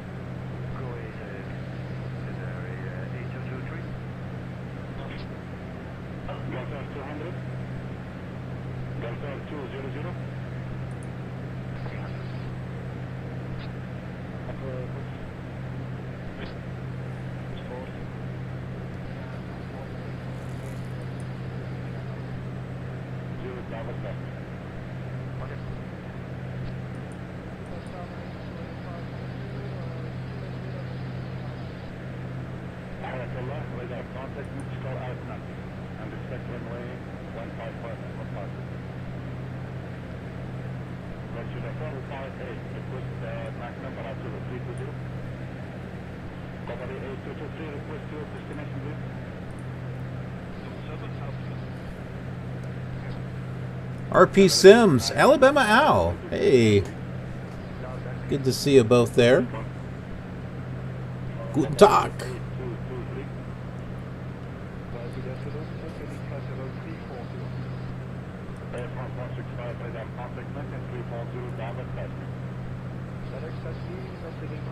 Ugh. I'm looking at that that picture there that you posted, Flylow. Boy, that looks boring.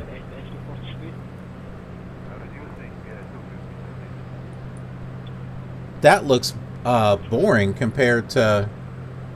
Okay, so folks, in case you can see what my clouds look like. That's from Rex Weather Force. It's bringing in that kind of data. This is what Flylow is seeing with the default real weather from Flight Simulator. Big difference. Like I said, every time that I compare the two, I always go back to this.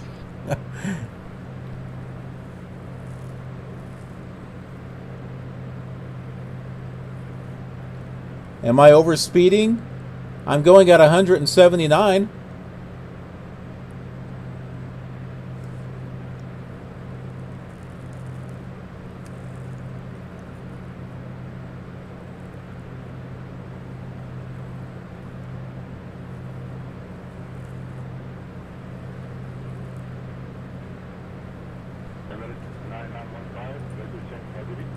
I can slow down a little bit more. I just need to pull my throttle back. Or my prop back a little bit.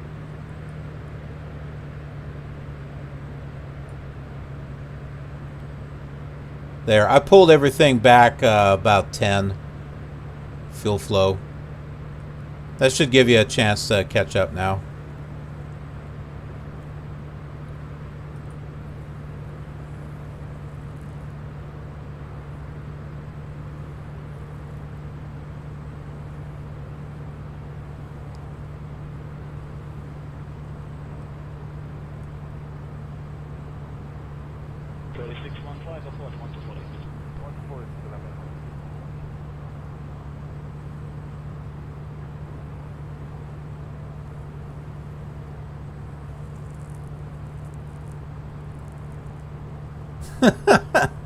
+300 ground speeds.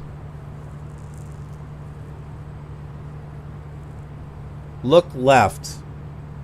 Yeah, we had some guns on the way in, sir, and if you can give us a ride. Oh, there you are. I see you now. 310, we'll All right, so you caught up.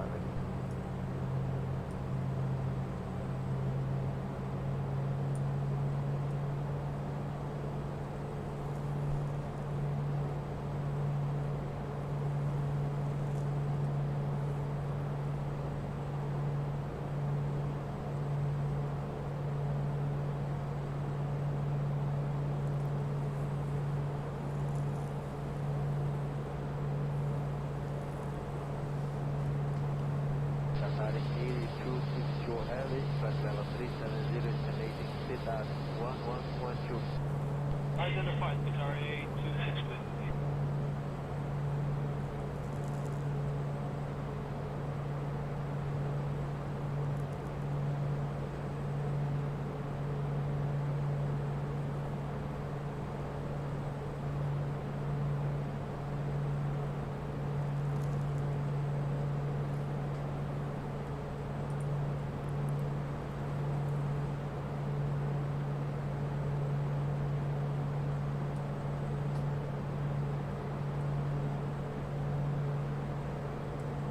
Well, look at that down there.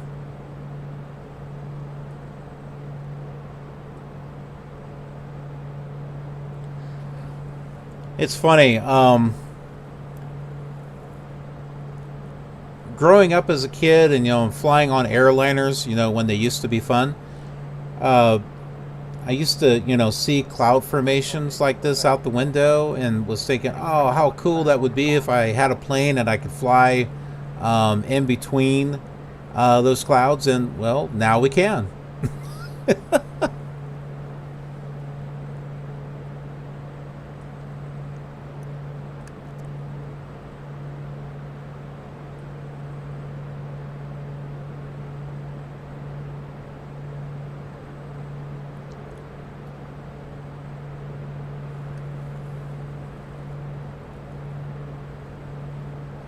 Eventually. The only thing, though, although the clouds look great, I don't think they have it completely there, because in reality, shouldn't we be seeing more stuff way up here? There's like different levels of sky and different types of clouds depending upon the elevation, and it just seems like there should be more up there. Maybe it's just me.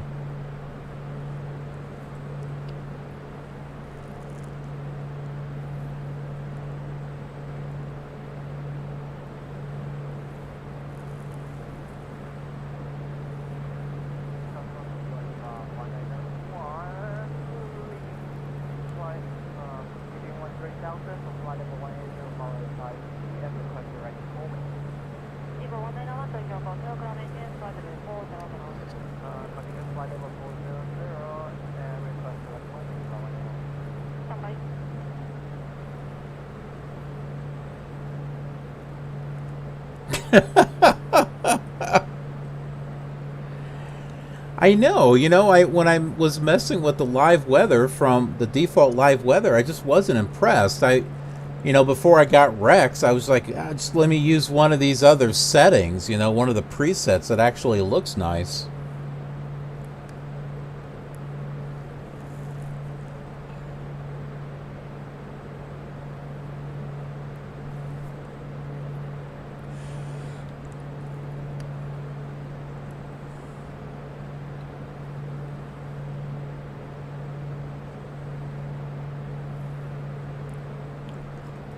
The way these are casting shadows, they look like flying saucers.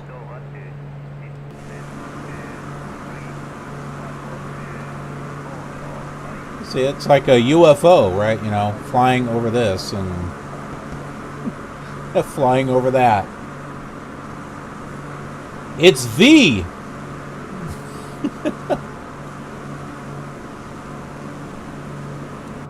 The visitors have arrived. They look like us. But in secret, they're not.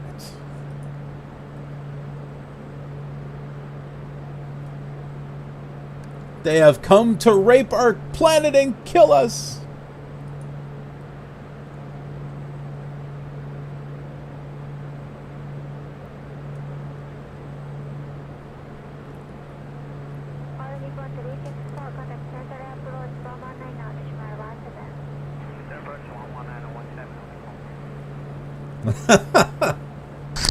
That's an interesting idea there. B squad leader. Hi, by the way. That's an interesting idea. Oh my word, though. Oh, that's going to take a lot of rendering. That is going to take a lot of rendering.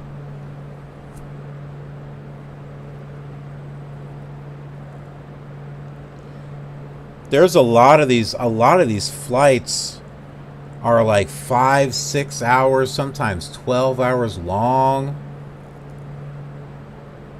I don't know. I don't think it would. I mean, yeah, you could do a 10-minute video, but it would fly by so fast you wouldn't see anything. Maybe a 20 or a 30-minute video, but oh my word, yeah, I would have to. I have been, like after the stream is done, I have been downloading a backup copy, you know, just as a backup. Yeah, I would have to put it into each one. I probably would have to do several different renders but I would have to put each one into Adobe Premiere and then like run it at like 800 speed. I don't think it will let you go that high. I might be able to do 800. I know you can do 400, but I might have to run that several different times and then render that and then get the next 6-7 hour clip, put that in there and do it like that. So yeah, it would take a bit. That's a good idea, though. I like that idea.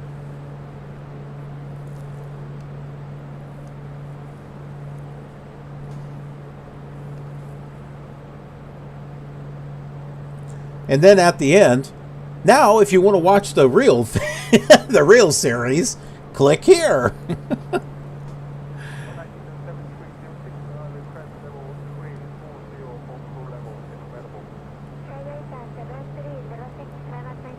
Or you flying through me?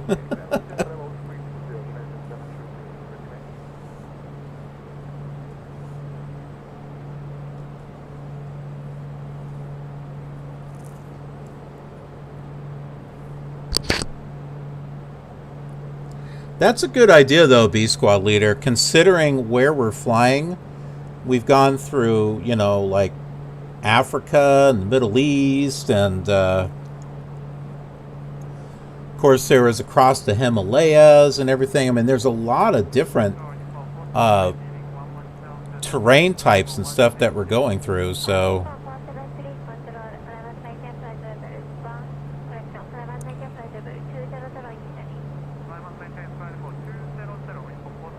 definitely a good idea. I'd have to work out the math. So, like, look at the time length of each of the episodes.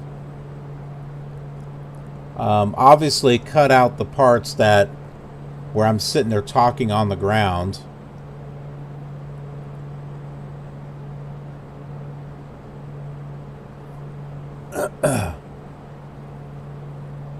And then try to figure out the timing.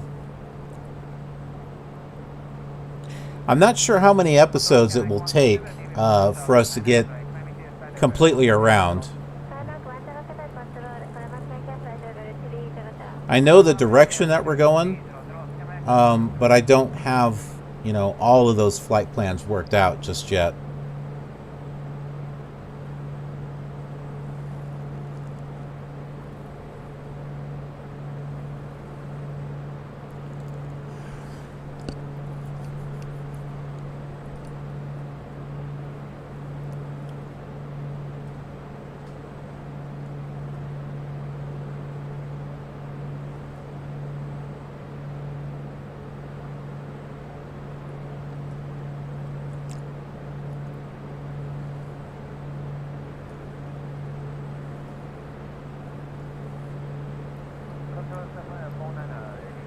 So we got about 48 minutes left.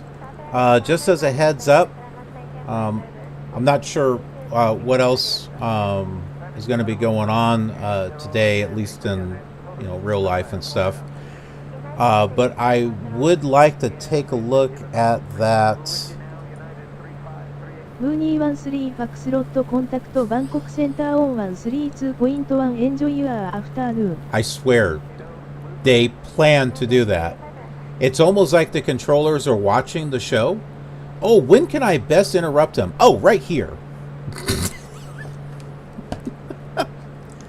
Center on 132.1, Mooney 13 Foxtrot. It's a conspiracy, I tell you. It's a conspiracy.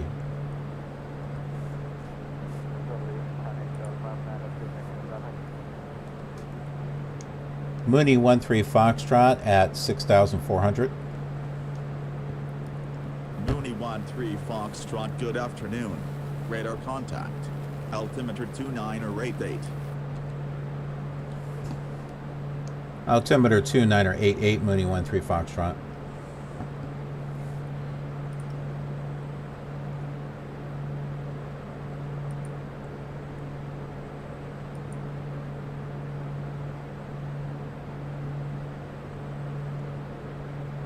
Okay, so we are about 6.7 miles away from Watana.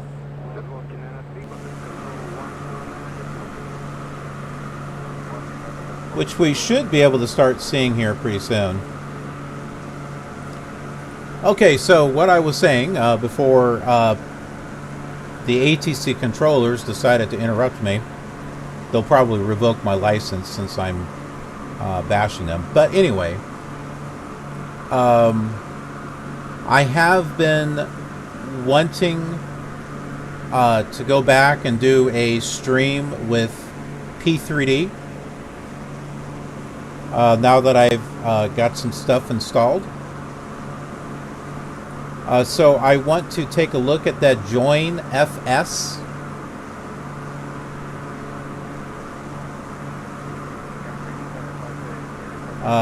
Test it out, see, just a quick test with it.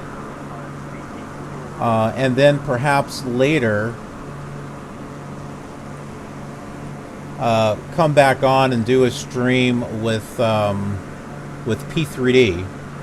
And then for those of you who have P3D or X-Plane or Flight Sim 2020, you'll be able to, we'll all be able to fly together. You know, there won't be any restrictions.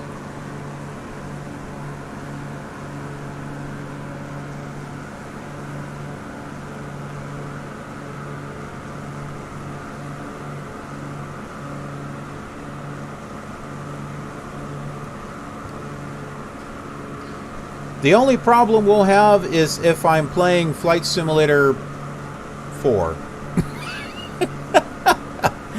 4, 5, or 98. You could still load it up and fly in Flight Sim 2020, but we won't see each other.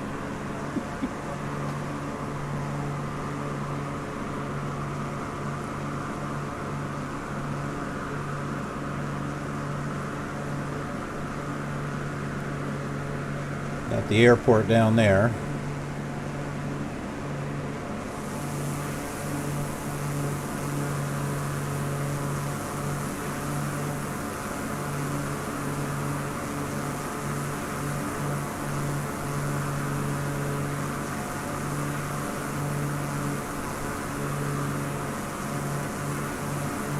So, Watana.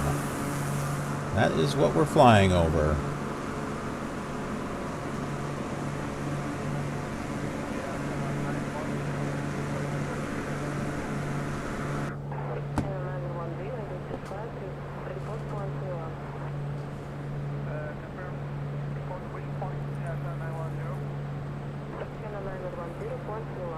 PIR8. Purdy? Purdy Betty? Almost seems like Purdy. Purt? BT Purdy? I don't know. I'm probably looking into it, but looking too much into it, but anyway.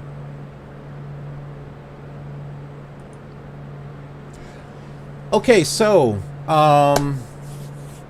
let's get a little feedback here from the killer community in regards to a P3D flight.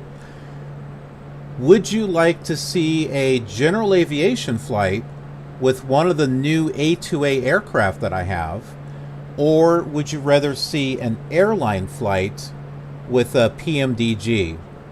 So like the 737, the 747. What would you like to see? And if you want to, you know, and also keep in mind, if you want to fly with me on Join FS, you know, what do you want to fly? You know, do you want to fly general aviation along with me, or would you rather fly an airliner with me? Let me know. Let me know what you would like to see and participate with.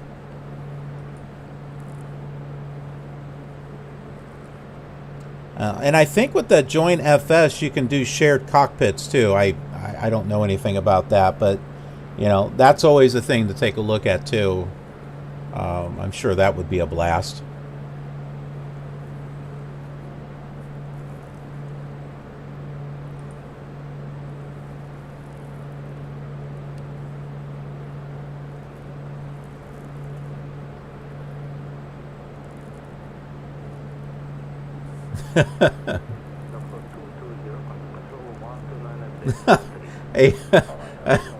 a hot air balloon.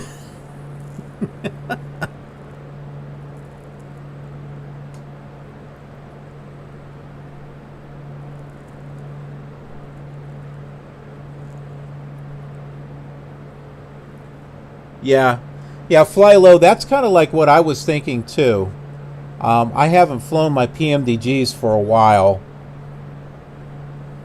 and you guys know how much that stuff costs, and I haven't put in nearly the amount of time that has gotten my money's worth out of it, if that makes any sense. You know, it's kind of like I've done a few flights with them, but yeah, they're not cheap, so I definitely want to get more out of them.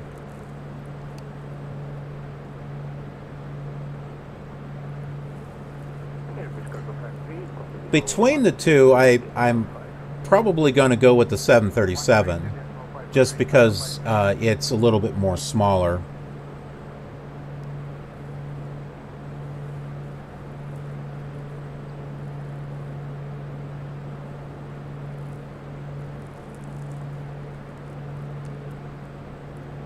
The FS Labs, that's the one with the Airbus, right? Is it FS Labs? Or am I thinking of another one?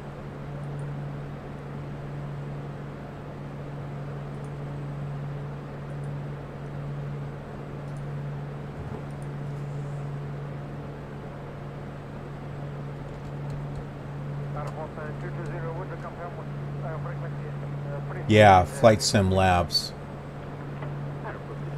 Yeah, I've heard it's one of the best Airbus simulations. I've also heard some very shady stuff with FS Labs also in regards to how it's installed, and that it's a bit invasive. I know it was like a couple years ago, there's some pretty hot controversy in regards to it. I don't know if that's all changed or not.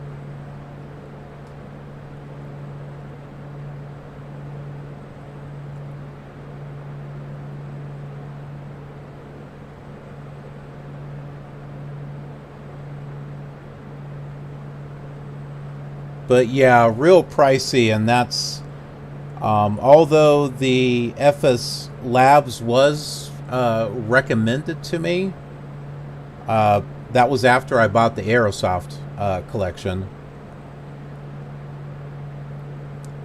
Yeah, considering I had my eyes on PMDG, I'm like, Airbus or PMDG? I don't know. It was a no-brainer for me. I just went with PMDG. I'm like, you know, I already got this Aerosoft one, so I don't know. Honestly, I don't know if I would ever get the FS Labs. However, with X-Plane, I would be interested in getting one of those Airbus packages. Like towless. There's the towless one. Oh man, there's like several. There's like, I don't know, like 3 major competitors that are doing the Airbuses over on X-Plane.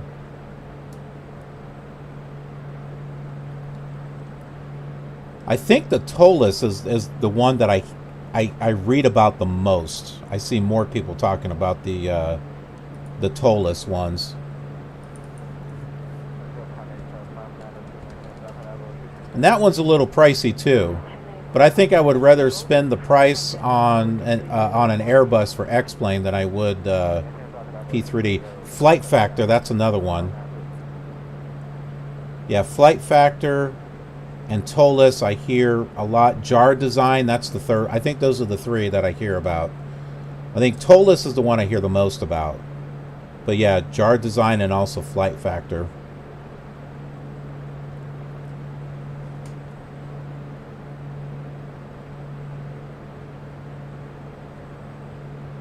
And yep,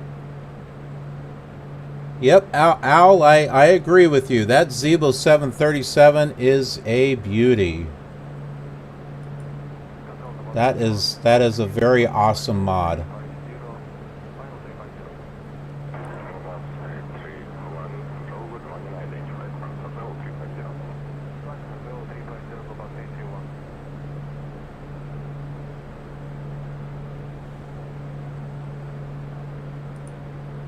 How many miles we got? We got 35 miles. Let's see. 35 miles until Prachinaburi, which I have some information on here.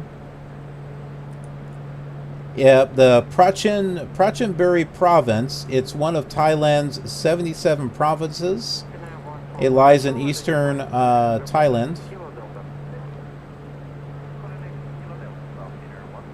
The provincial seal shows a Bodhi tree. It symbolizes the first Bodhi tree planted about 2,000 years ago. This is a Bodhi tree right here. And so that tree is used as their province symbol.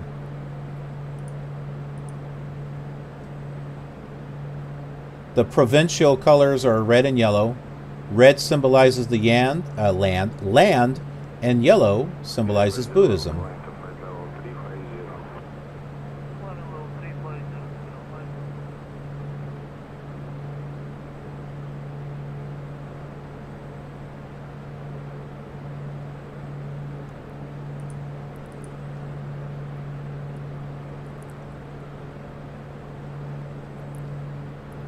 I'm not able to pronounce what this is, but this is in the city that's coming up. Not in Flight Simulator, just in reality.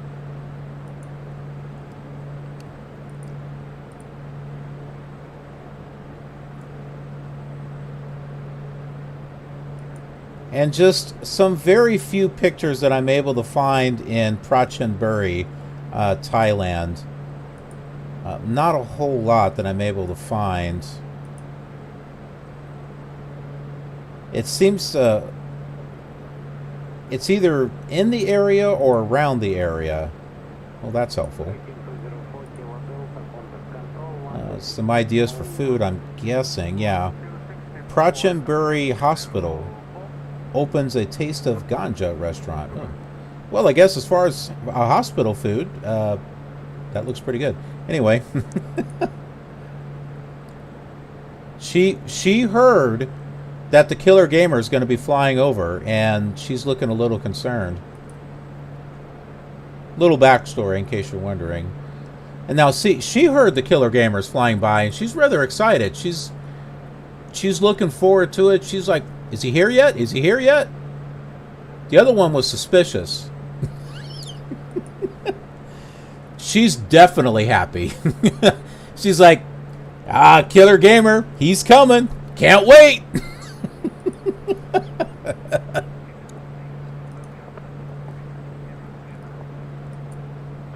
See, look at that. I get the girl's attention. What is that? I'm a chick magnet. What can I say?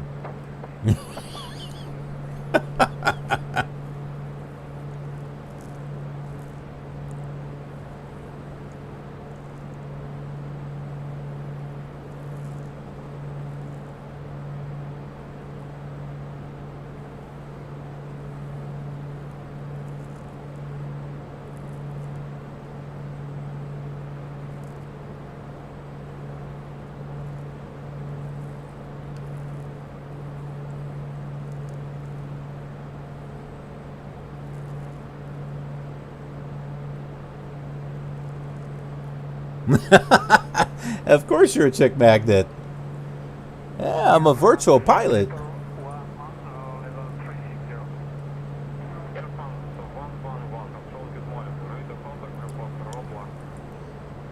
Well, you know, luckily in regards to those hardware licenses, luckily I was able to get my PMDGs installed. I didn't have any issue. I was able to get through the license and everything. However,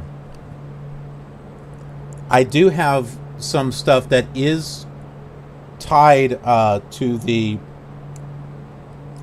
hardware or IP. Pilot to ATC is. I can only have this installed on Windows 10. It won't allow me to install it on Windows 7. It would think of that as another computer. That's why I went ahead and bought P3D version 5 so I can install that here on Windows 10. And then version 4.5 I can leave over on Windows 7, you know, and set that up differently. For X-Plane, Mooney 13 Foxtrot, you have traffic at 1 o'clock, 10 miles at 6,000 feet. Really? I don't see anyone. I do see one over here at 11 o'clock, just not 1 o'clock. Yeah, for X-Plane, X-Enviro. X-Enviro is tied. I think that one's tied to your IP, so it will allow you to install it in like 2 different locations. So I actually had to contact them and let them know that I have moved stuff from one computer to another, and they went ahead and reset it. Because otherwise, X-Enviro, it'll let you install, but then it doesn't bring in any weather or anything at all. It's like you've got the shaders and stuff that come with it, but as far as the weather, it's like it's just clear. So yeah, I was able to contact the guy and he got it reset for me.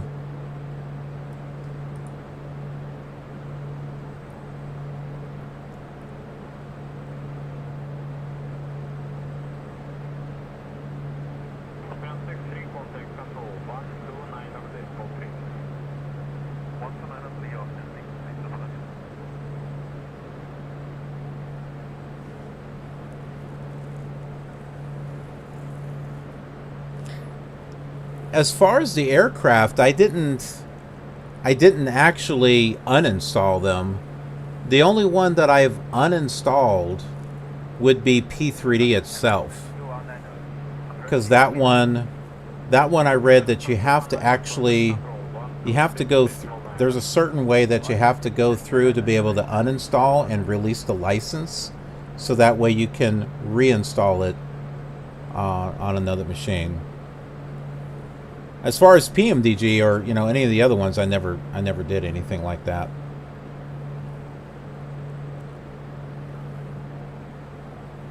But when I went to go install them, you know, I put in my license info and didn't have any problems.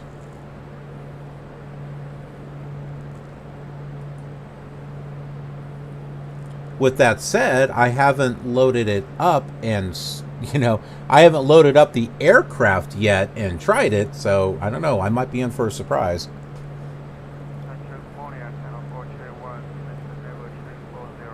For the amount of money I paid for it, I sure hope not.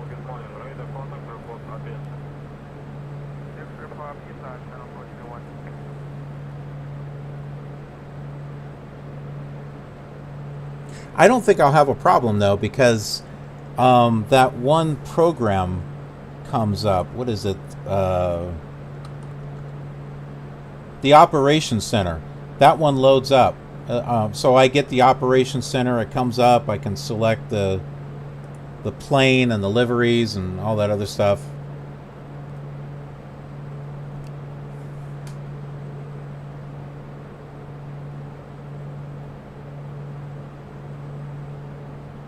The Super Constellation. I've not heard that. I'll have to take a look.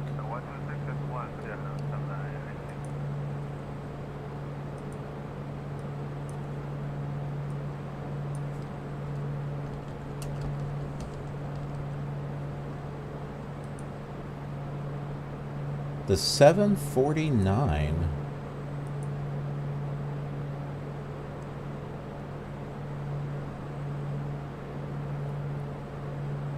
So, if I got the right thing, this is the Super Constellation.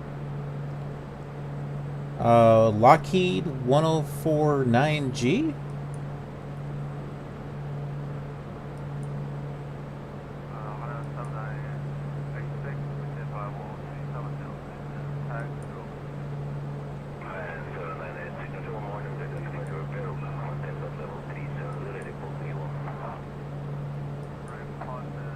Ooh, that one looks beat up.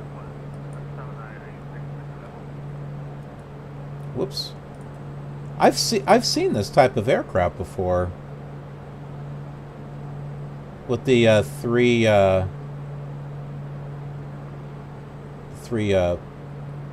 wing things there on the end.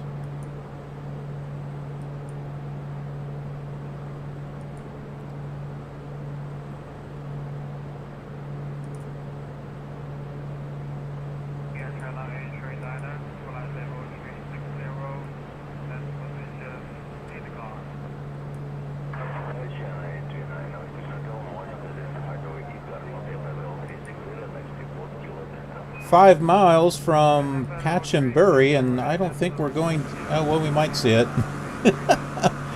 It's down there somewhere.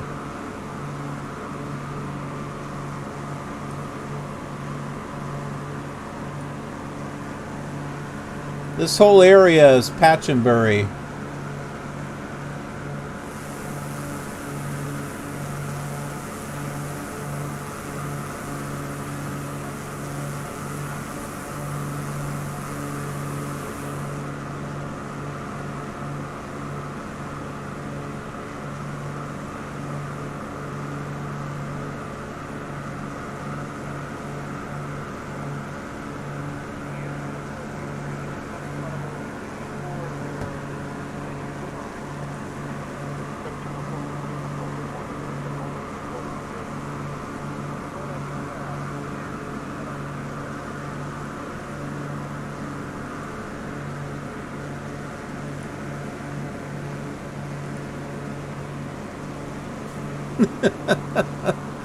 They're gone.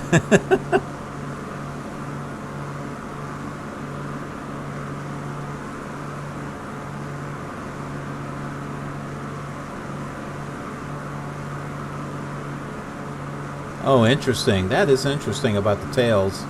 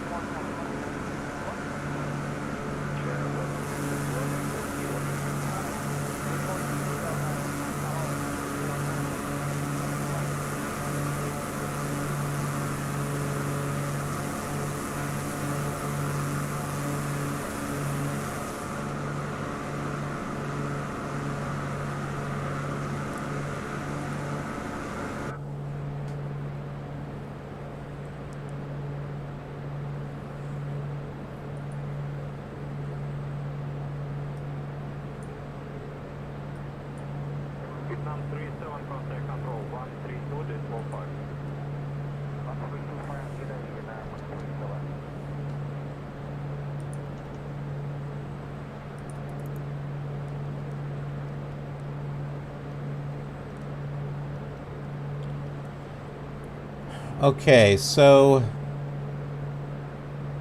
Bangkok is the next thing that we're going to, so it's the last thing. But the Wat Pho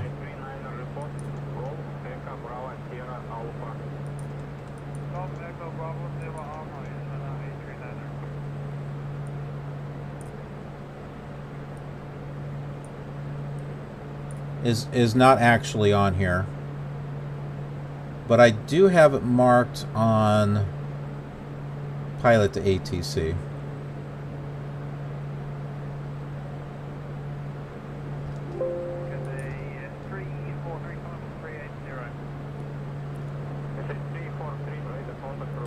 What is it, 41 miles?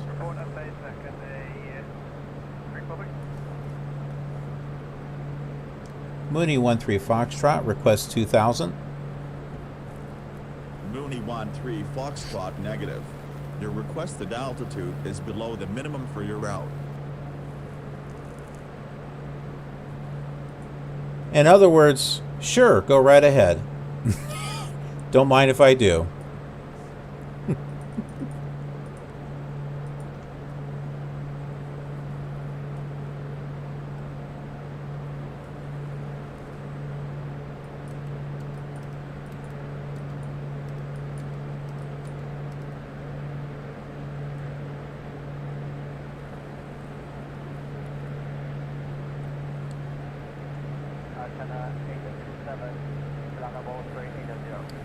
Yeah, we're going to be arriving at Bangkok here real soon.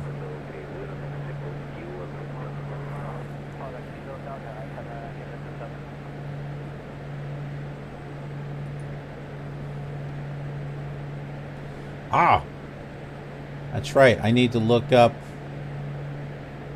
the Wat Pho before we see it.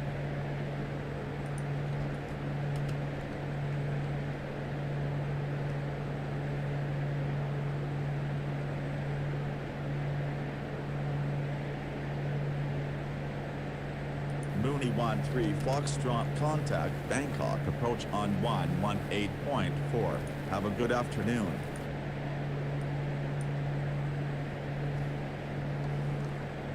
Approach on 118.4, Mooney 13 Foxtrot.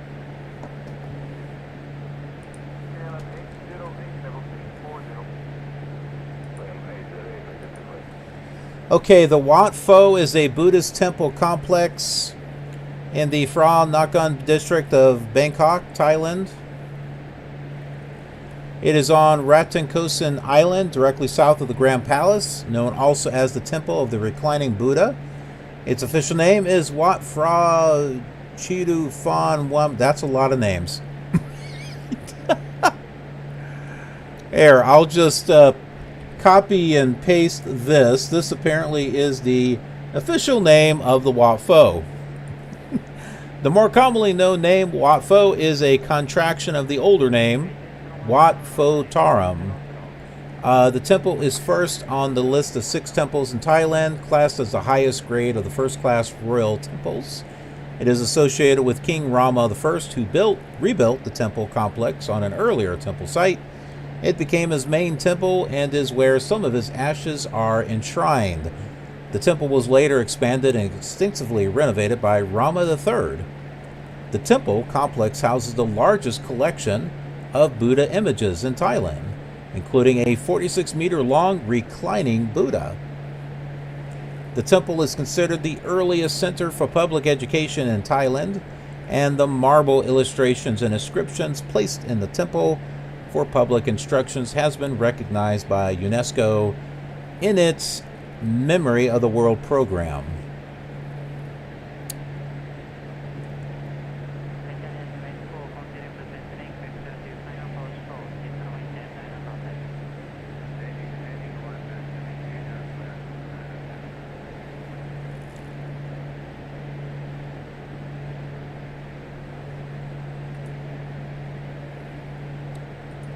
Here are some real pictures of the Wat Pho.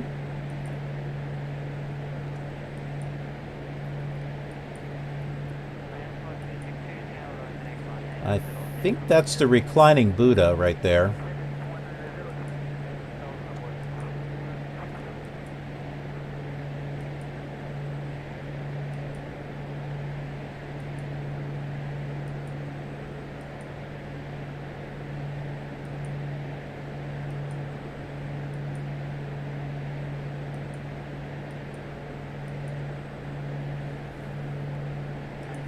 So there you go. There is the point of interest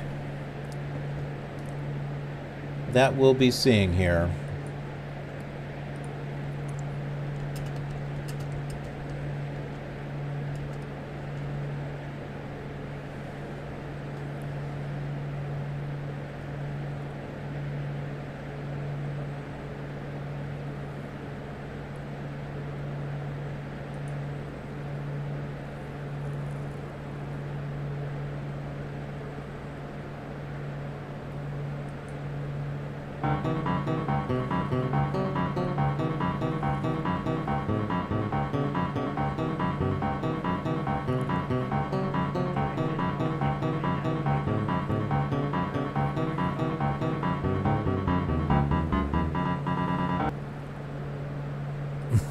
Okay, that was not what I expected it to be. That's not what I was looking for.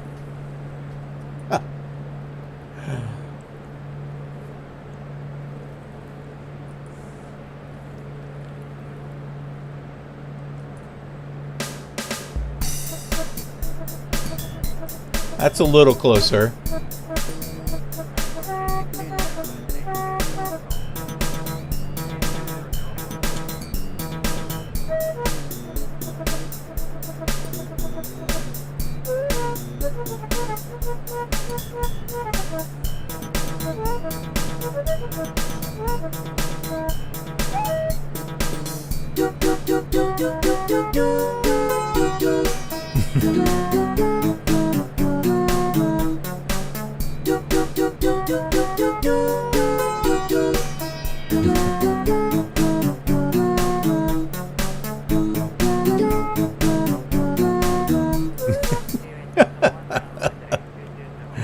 Yes, folks, we are approaching Bangkok.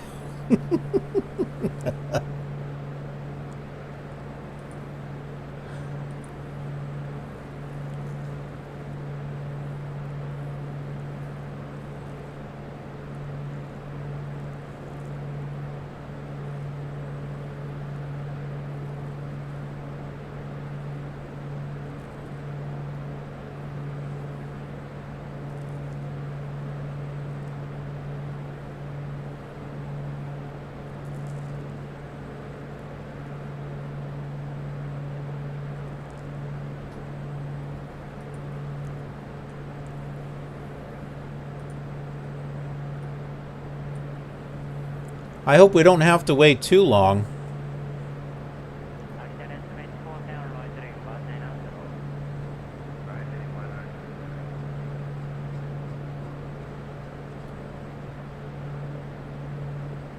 Okay, I'm off a little bit, so time to change our heading.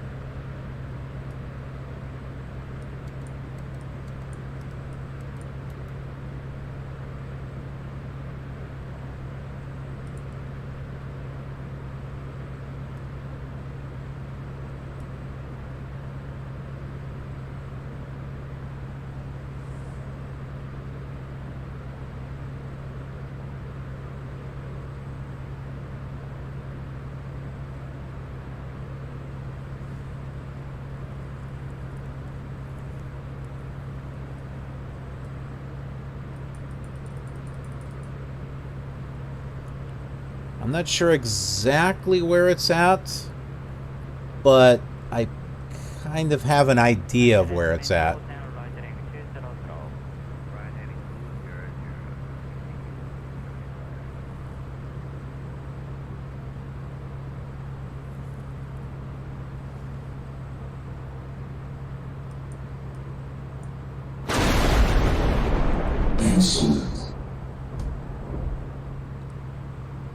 STBN72 has joined the killer community. Welcome. Good to have you here with us.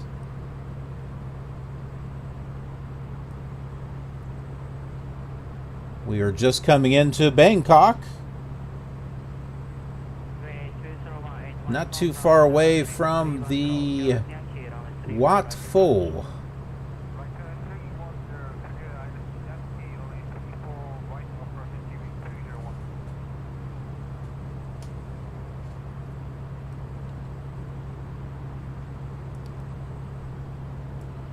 Yeah, welcome to our humble community here. We have a lot of fun here on the channel.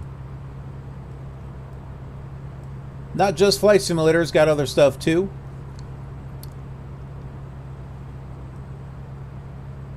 And not just Microsoft Flight Simulator. X-Plane, P3D, going all the way back to the classic flight sims. Yeah, good stuff.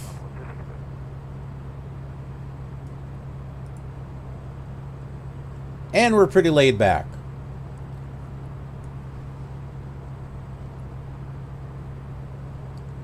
And I'm hoping to come back later, logged in to, what the heck was that called again?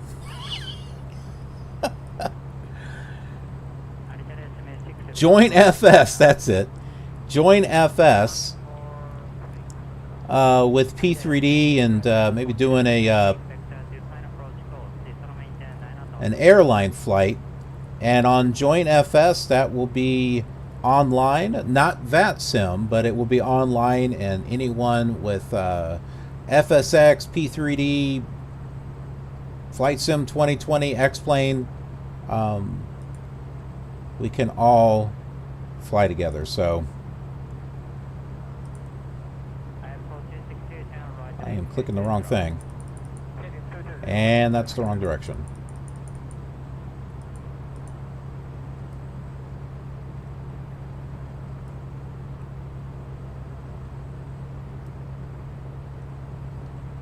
Yeah, some good stuff coming. This is Bangkok.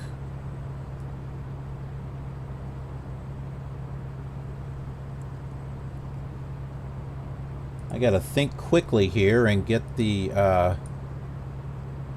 approach chart and everything selected here. Runway 21R right. That's 21 left.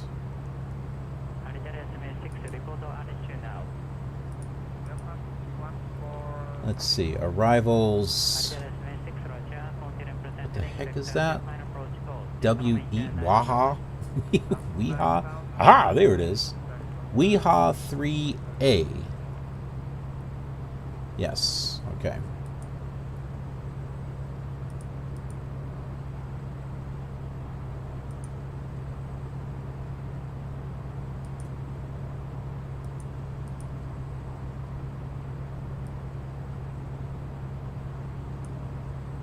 Okay, well, I've got the approach in there. That's something.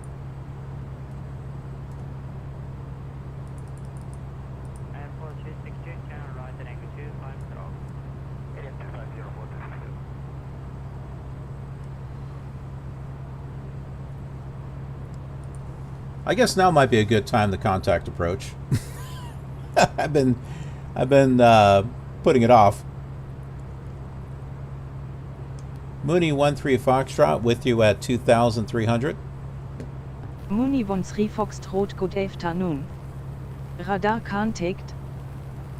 Mooney 13 Foxtrot, climb and maintain 6,400 feet. You're on drugs, lady. Mooney 13 Foxtrot, you have traffic at 1 o'clock 10 miles at 1,000 feet. Mooney 13 Foxtrot, expedite climb to 6,400 feet. No, you expedite your climb. Mooney 13 Foxtrot, fly the VH3 Alpha arrival with the VH transition for the ELS approach to runway 21 right at Don Mueang International. Fly to the Weha Trans Alpha arrival with the Weha transition for the ILS approach to runway 21 right, Mooney 13 Foxtrot. Mooney 13 Foxtrot, climb and maintain 6,400 feet. No! Alright, I'm going to slow down a little bit more. I don't have the labels on because It's a little bit fun to try to find it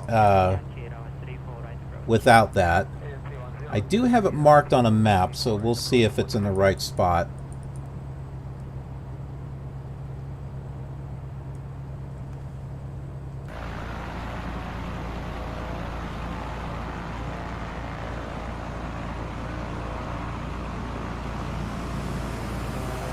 So that looks like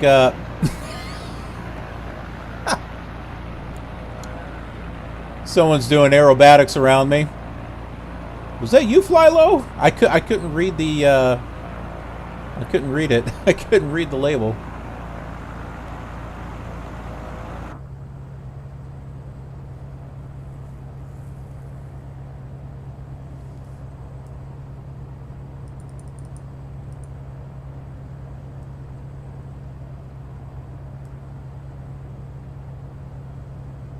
There you are down there. I see you down there.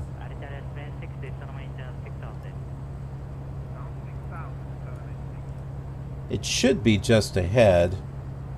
I'm gonna turn off the autopilot here.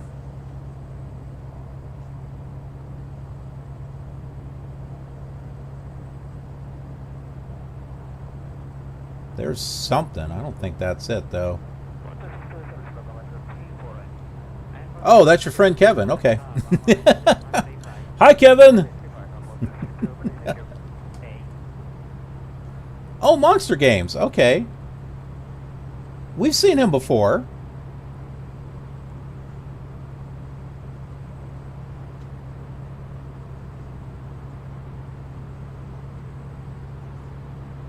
That's not the Watfo, is it? That doesn't look like it.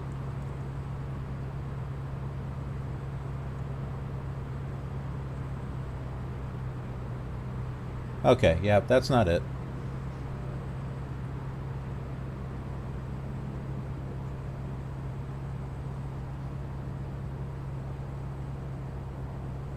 What is this supposed to be? Pollution?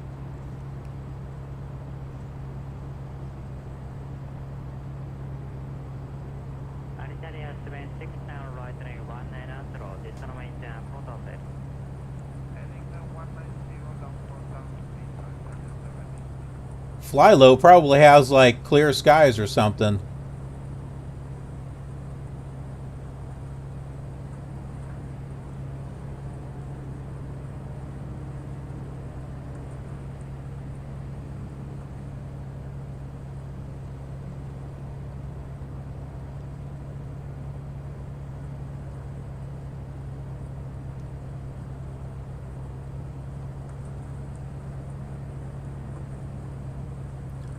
Little did we know that Kevin is in the Air Force and knows how to fly formation and be like one of the best wingmans ever.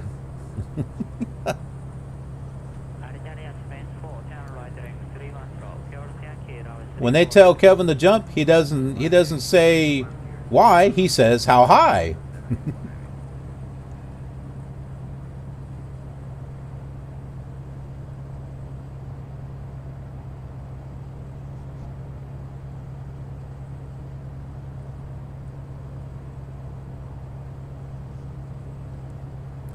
According to my map, the Watfo should be over here. Like really close.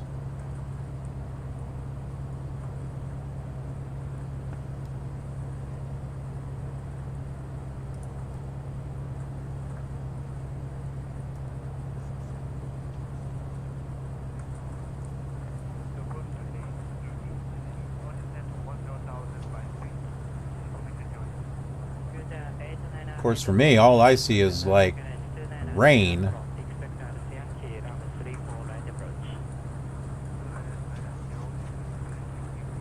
It should be like right here somewhere. Muni 13 Foxtrot expedite climb to 6,400 feet. Wait, is that it? I think I found it. Yep, this is it. Pause. That way we can get pictures. Wow, this is kind of like blinking, you'll miss it.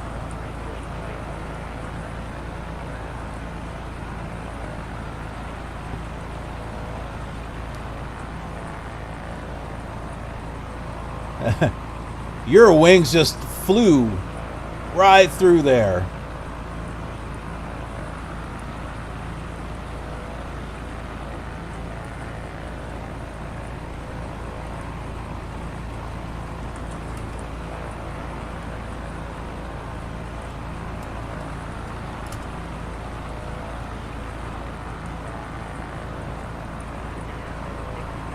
I don't know if I'm going to be able to get a good shot for a thumbnail, though. This is a little bit more bigger and spread out than what I thought, what I was expecting.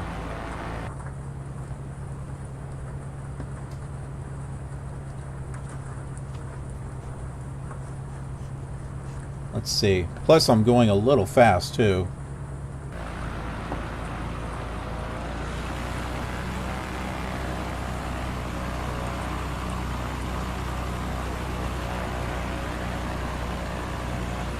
Oh, we got a few people here.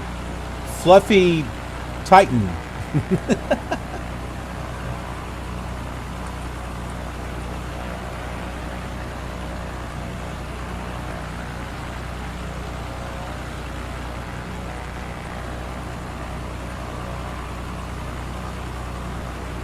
Looking for the right angle here.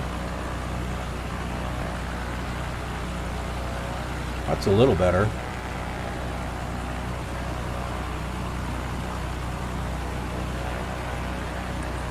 Still not sure if I want to use that for a thumbnail or not. The one we got in Cambodia looked pretty good.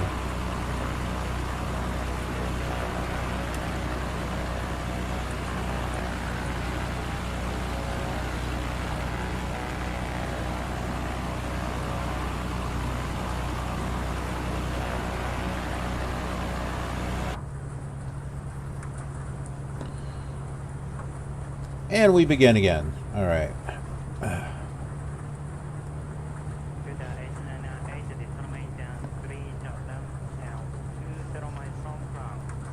Now comes the fun.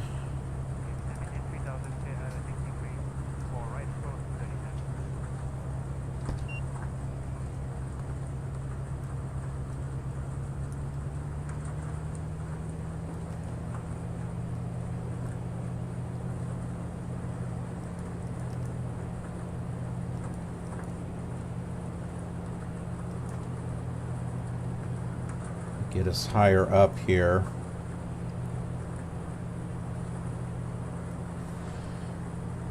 Okay, should be good. Now I can go ahead and go in here and get the procedure in.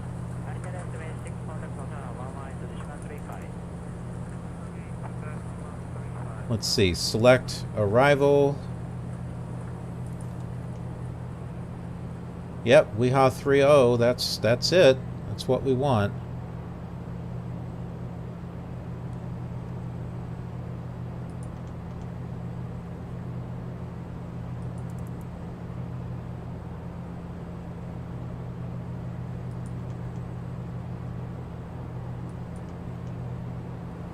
I think it's loaded.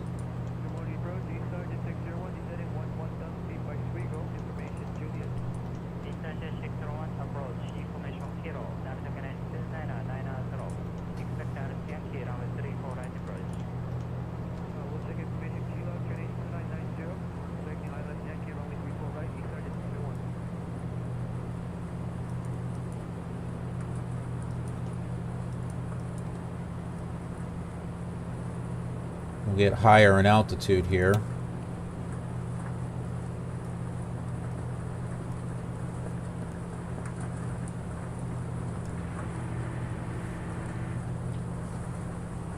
I'll take a look at the approach chart here and see what altitude I should be at here.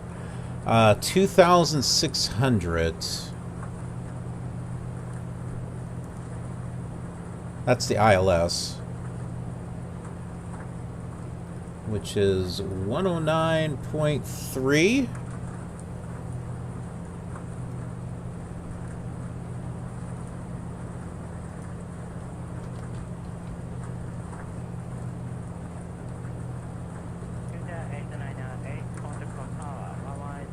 Heading of 209. 209er.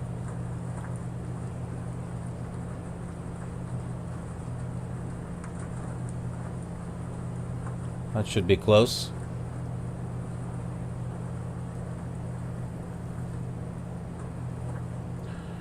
Okay, the ILS is set up for runway 21 right.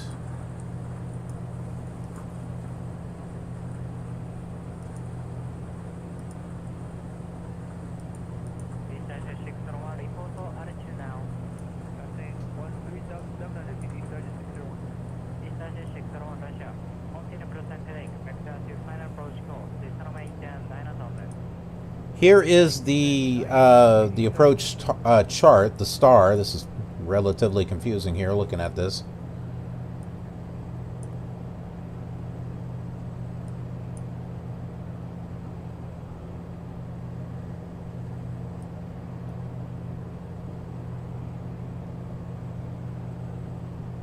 Yeah, I'm not quite sure what it's trying to say there. It looks like we might be coming in to this and working our way around like that is what it looks like we're doing.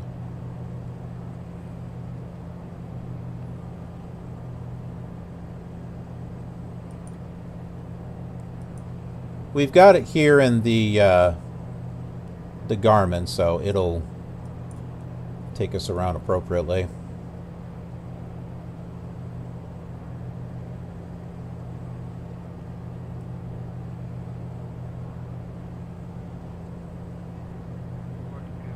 Is it hot here? Do we need some air?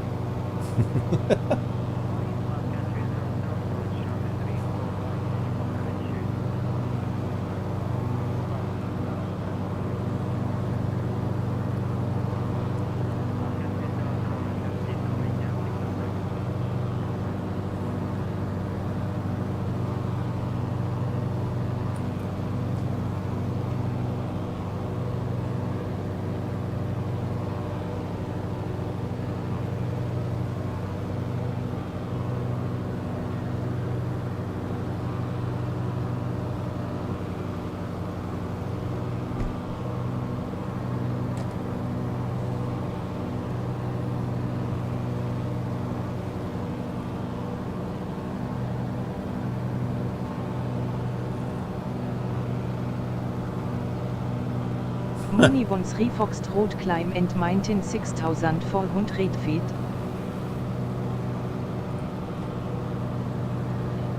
Climb and maintain 6,400 feet, which I'm not going to do. Mooney 13 Foxtrot.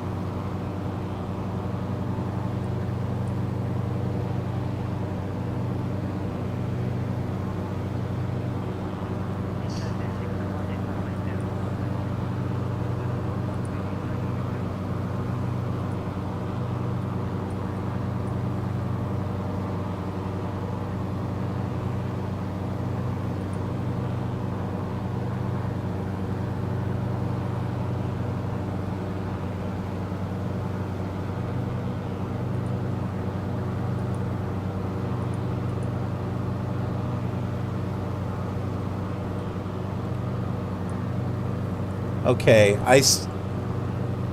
I'm understanding the chart a little bit better now. So we're coming in, we'll be linking up with this right here to Weha, this transition point. Coming around like this, over here to Oroka, down here to BD, and then on the final. So we're coming in like this. Muni 13 Foxtrot, you are of course. Turn right heading 081 to return to course. Leave me alone.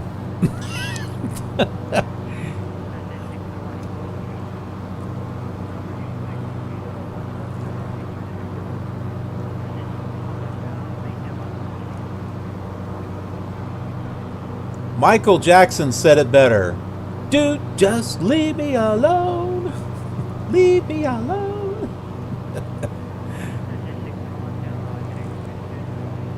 Just stop dogging me around.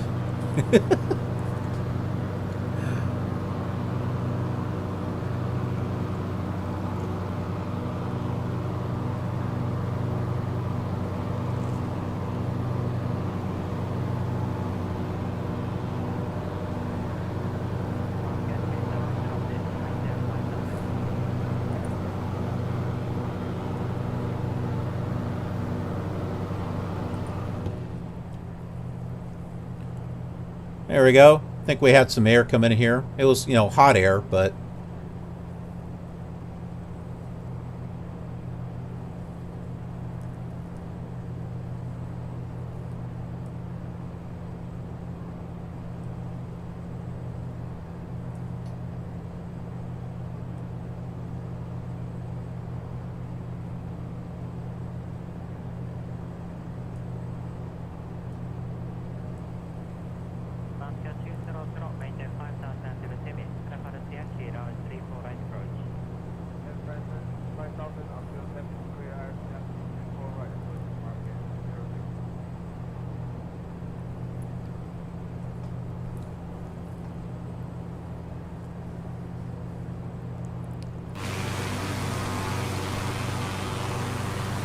My goodness, we have a following. It's the Killer Army. The Killer Army is following. Look at this.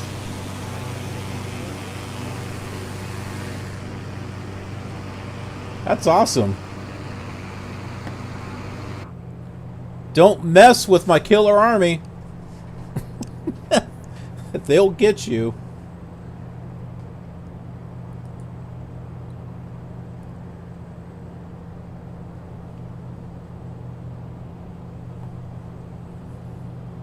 Muni 13 Foxtrot expedite climb to 6,400 feet. Are my flaps down? Yeah, they're down. Because I was trying to slow down. I'm going to start... What the heck?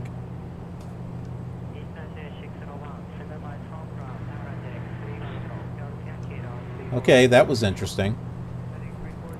I pushed the button to bring the flaps up, and it went all the way up. Not quite what I wanted to do, but yeah, no, I was coming. The reason why I had my flaps down is because I was trying to slow down as I went to the WAPFO. I didn't think this approach was going to be as long as it is.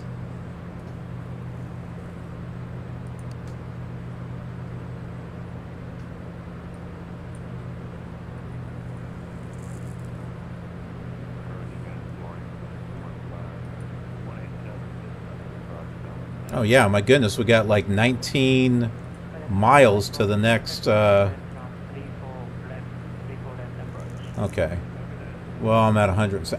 I kept thinking we were closer to that than what we really were. Boy, this approach is having us go way out here, isn't it?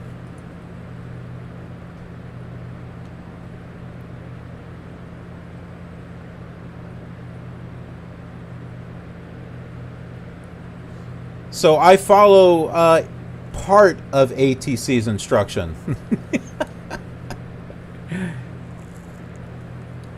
I'm following the approach they gave me, but I'm doing it at the altitude that I want to. What about that for realism and immersion?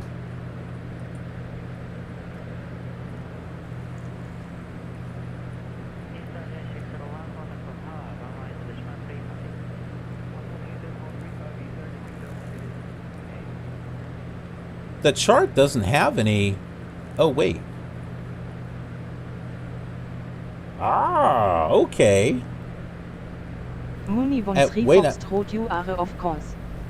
Turn left heading 080 to return to course. Oh, blow it out your ear. Okay, so I should be at 9,000 feet at Wayna, which sounds like what this lady's doing is Wayna, Wayna, Wayna, Wayna, Wayna. You're off course, Wayna, Wayna, Wayna, Wayna. All right, we'll go up to 6,000.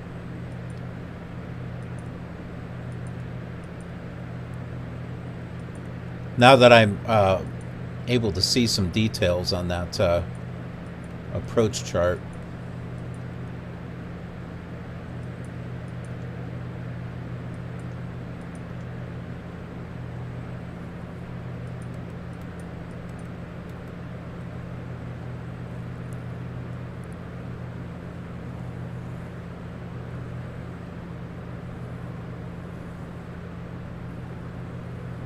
Muni von 3 Foxtrot, you have traffic at 2 o'clock 10 miles at 1,800 feet.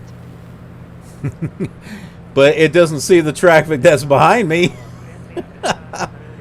Oh, what? We have another one? GZHH8? I didn't see that one.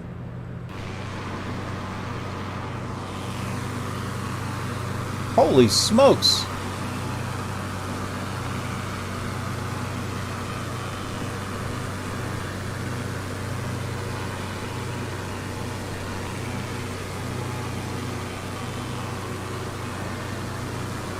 Are we missing anyone?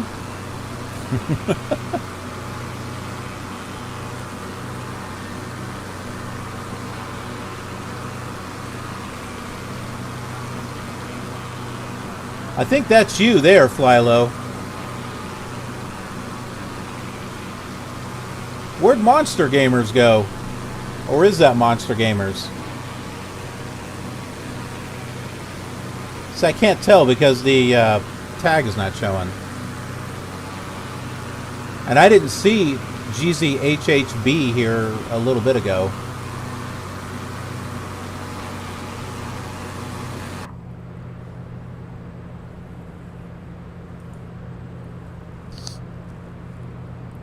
I can go direct, yeah. I can go direct if I want to. I figured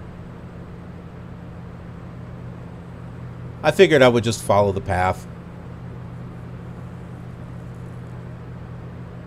It's about ready to turn me over to the transition point.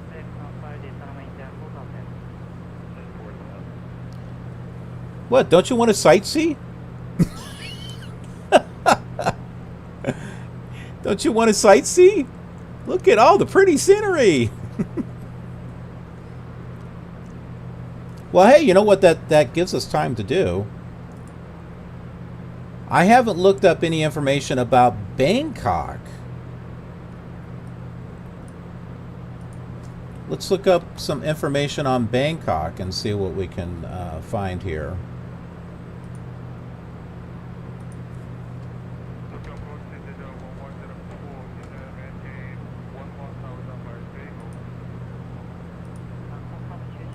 Yeah, so we can take a look at some real pictures of Bangkok. Okay, so it goes without saying, Bangkok is the capital and most populous city of Thailand. It is known in Thai as Krung Thep Maha Nakhon, or simply Krung Thep. The city occupies 1,568 square kilometers in the Chao Phraya River Delta in central Thailand. Has an estimated population of 10.539 million. Where is the 0.539? Oh, never mind. I think I know. Bangkok traces its roots to a small trading post during the Ayutthaya Kingdom in the 15th century, which eventually grew and became the site of two cities, Thonburi, and Rattanakosin in 1782.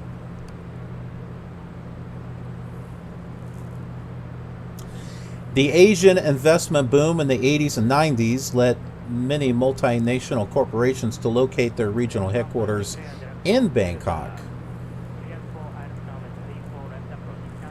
It's now a regional force in finance and business, and an international. Foxtrot, you are of course. Turn left heading 080 to return to course. My computer will do that when it's ready. So yeah, it's an international hub for transport and healthcare, and it has emerged as a center for the arts, fashion, and entertainment. City is known for its street life and cultural landmarks, as well as its red light districts.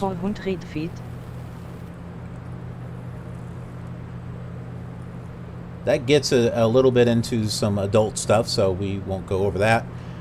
Let's see, the Grand Palace and Buddhist temples, including the Wat Arun and the Wat Pho. So apparently there's the Wat Pho we can see. But the Wat Arun, on the other hand, so they've got one, but they don't have this. That's the Wat Arun.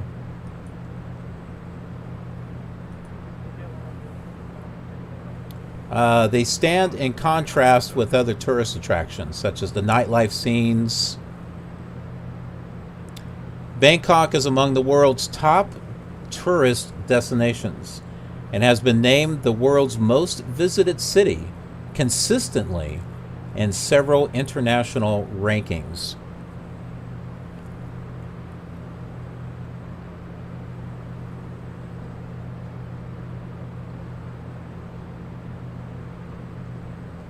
Calls to move the capital. Interesting. Bangkok is faced with multiple problems, including congestion and especially subsidence and flooding, which have raised the issue of moving the nation's capital elsewhere.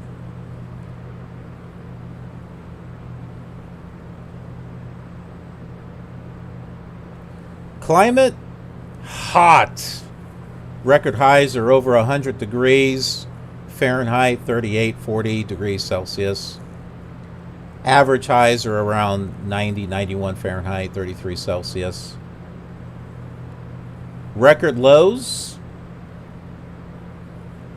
somewhere between 50 and 70 Fahrenheit, 14 and 21 Celsius.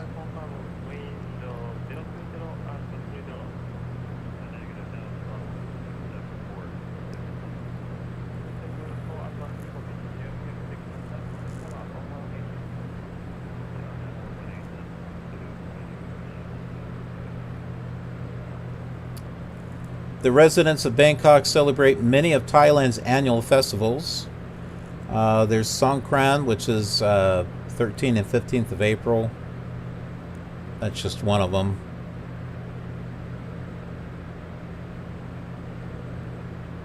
Yeah, there's a load of information here. Bangkok is one of Asia's busiest air transport hubs. 2 commercial airports serve the city. The older Don Mueang International Airport, that's where we're landing, and the newer Suvarnabhumi Airport, which is not where we're landing.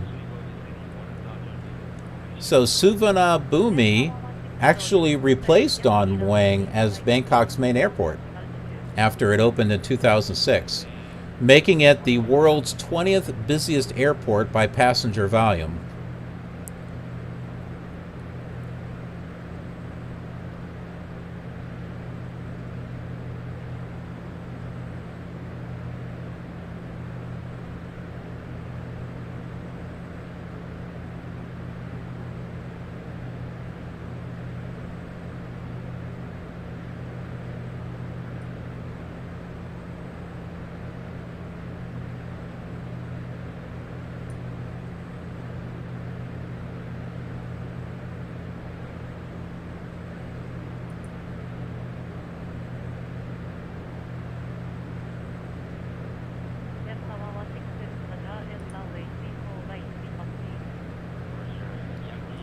Here are some real pictures of Bangkok.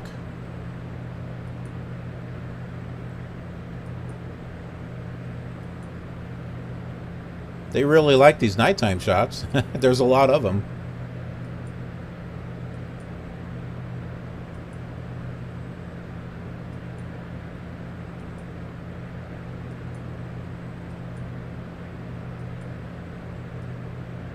So we saw that. That's the Wat Pho.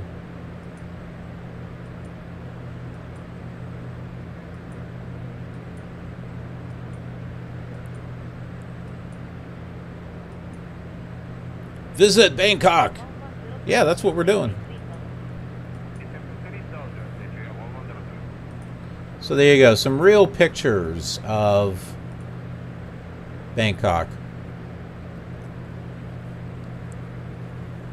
Muni 13 Foxtrot expedite climb to 6,400 feet.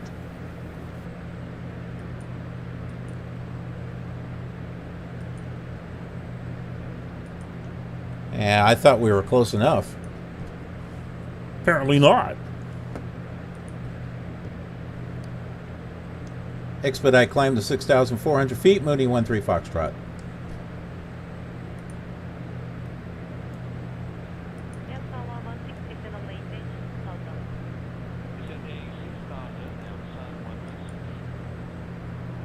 Flylo's training is formation flying. I wondered. Okay, yeah, I thought that might have been you, Flylo, as far as the Mooney.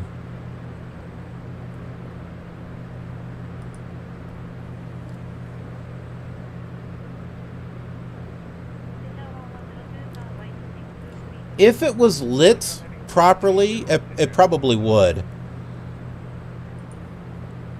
I've noticed there is a company that is selling night lights or something like that for Flight Sim 2020 for specific cities.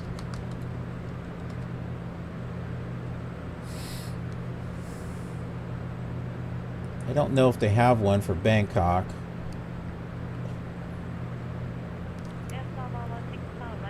Let's see here.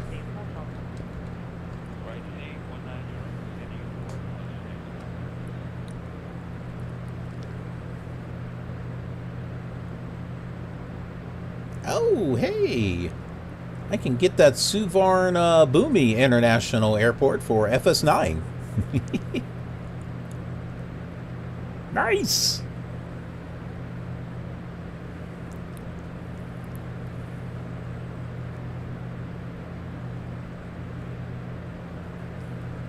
Ooh.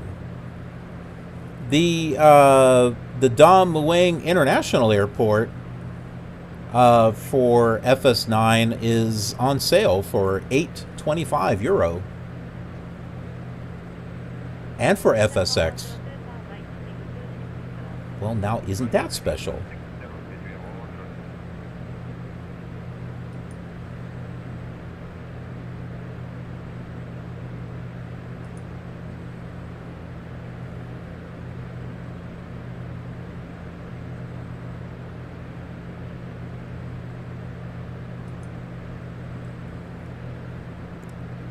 We got time to look.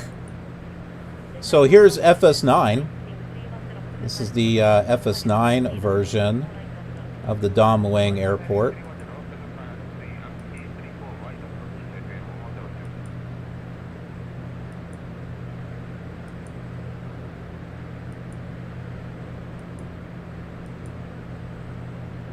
That's really not bad. I like the way FS9 looks. I think it's still a very decent flight simulator. Looks like it's got photorealistic scenery going around it too.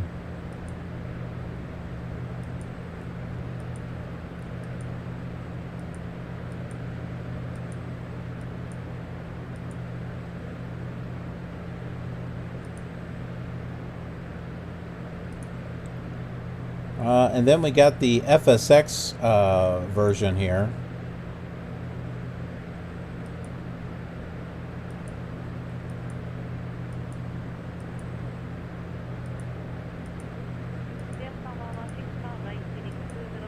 pretty much almost the same.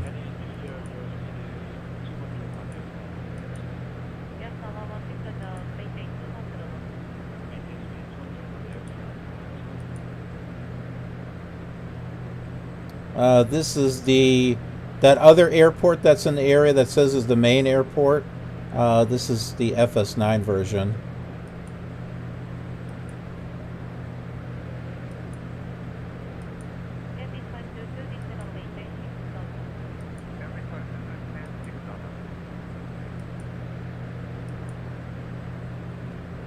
So look at this shot with the come on. I mean, that still looks good. I think that still looks good.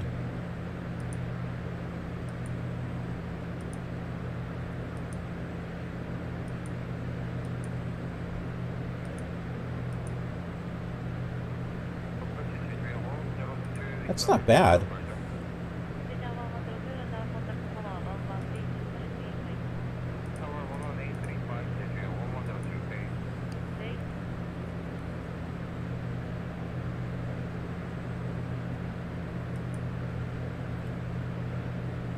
Okay, we're about ready to make another turn here.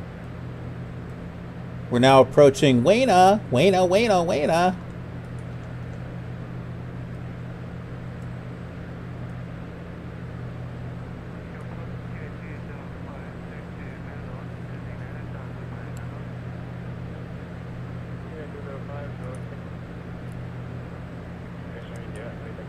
Okay, now I'll just take a look here and okay. Yeah, it's under Microsoft Flight Simulator Light Enhancements.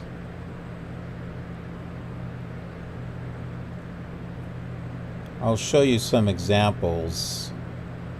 They don't cost much, but if you were to like buy one for every single city, it would be ridiculous. I am going to get one for Minneapolis for the Flight Sim 2020 World Tour because I'll be getting to Minneapolis at night.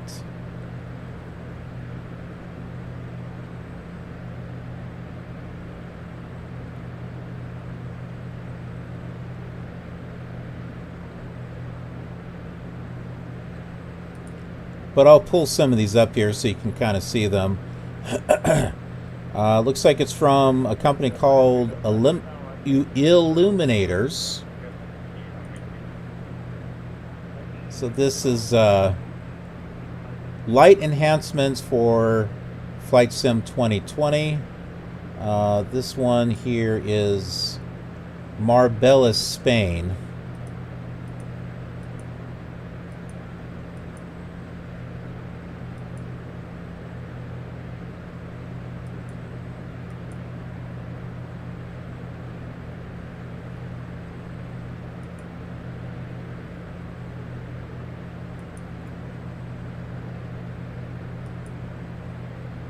Yep, we're making a turn here. Muni von Sri Foxtrot resume navigation. And this is Valencia, night lights enhancement.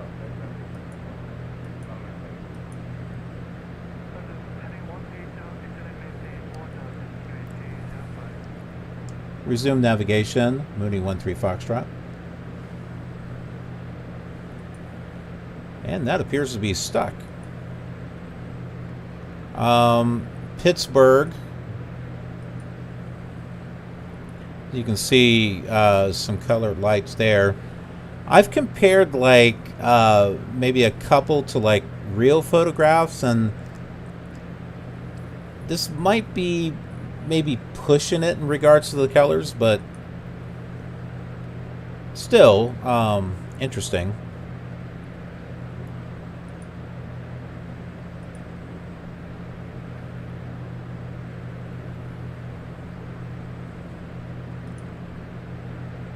This here is Milwaukee.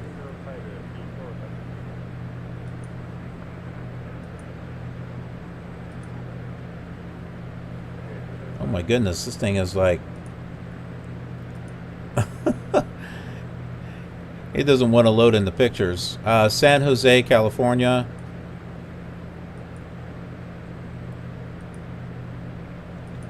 And this is New Orleans. Apparently that's all we're going to see, apparently.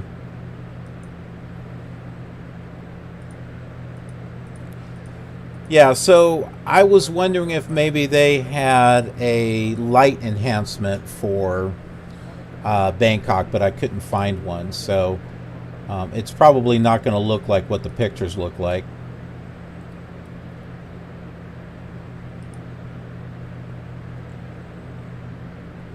Okay. We're still at an okay altitude.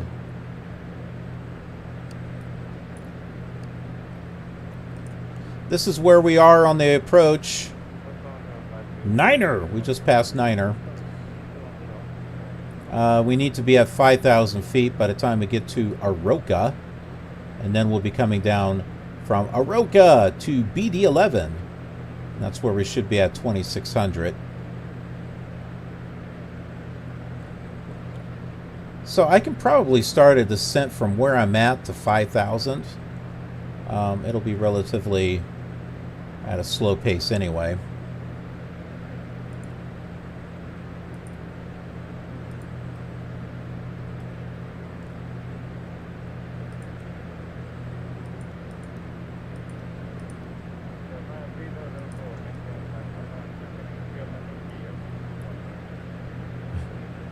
Let's see if, just for giggles, Mooney 13 Foxtrot requests descent to 5,000. Mooney 13 Foxtrot descend and maintain 5,000 feet. Yay! Descend and maintain 5,000 feet, Mooney 13 Foxtrot.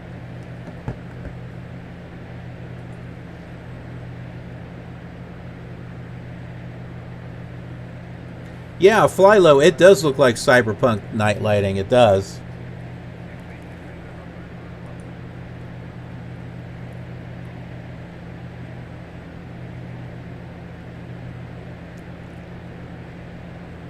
Mooney 13 Foxtrot climb and maintain 9,000 feet. What?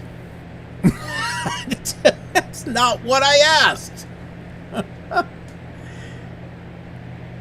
I said she cleared me for 5,000. Now she wants me to climb the 9,000. What the heck? Mooney 13 Foxtrot request 5,000. Mooney 13 Foxtrot descend and maintain 5,000 feet. Descend and maintain 5,000 feet, Mooney 13 Foxtrot. Descend and maintain 5,000 feet, Mooney 13 Foxtrot.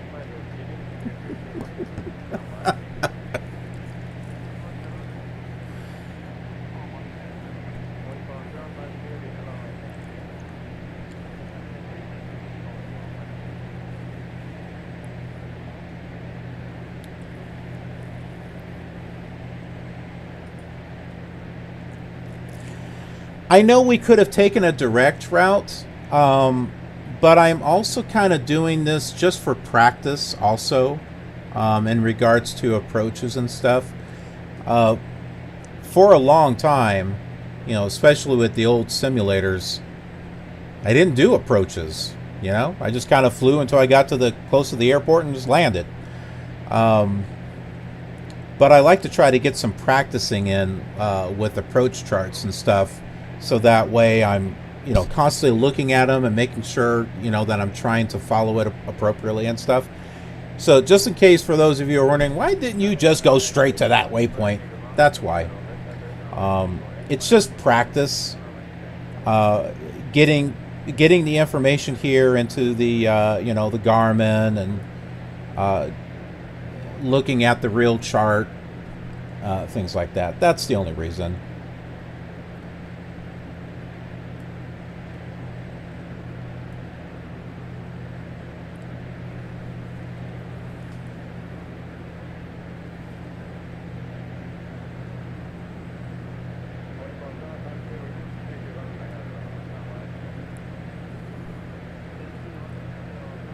It's like, do I have to do all this? No, I don't.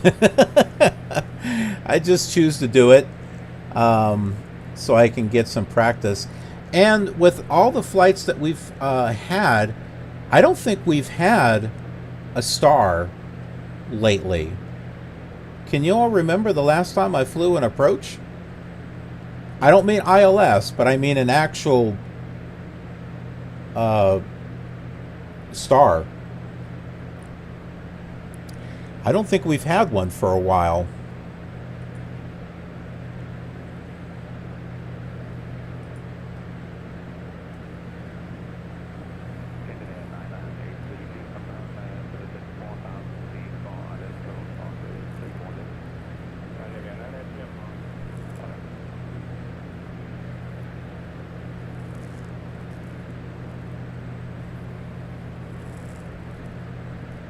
Yeah, I mean, I can see that, you know, the approaches and stars with airliners.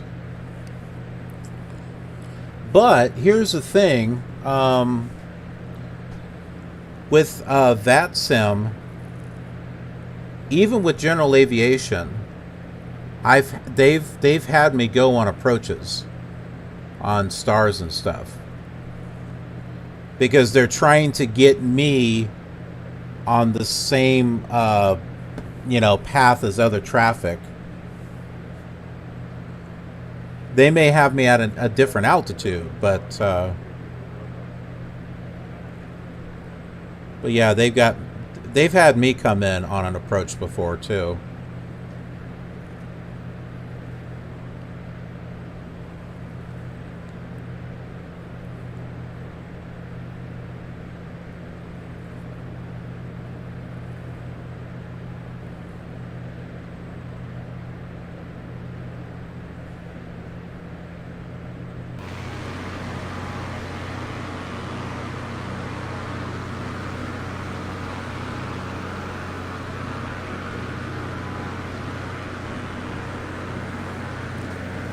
Well, hey, at least we're getting to see a lot of the countryside here with Bangkok. Bangkok is actually that way. But we're going to be making another turn here real soon.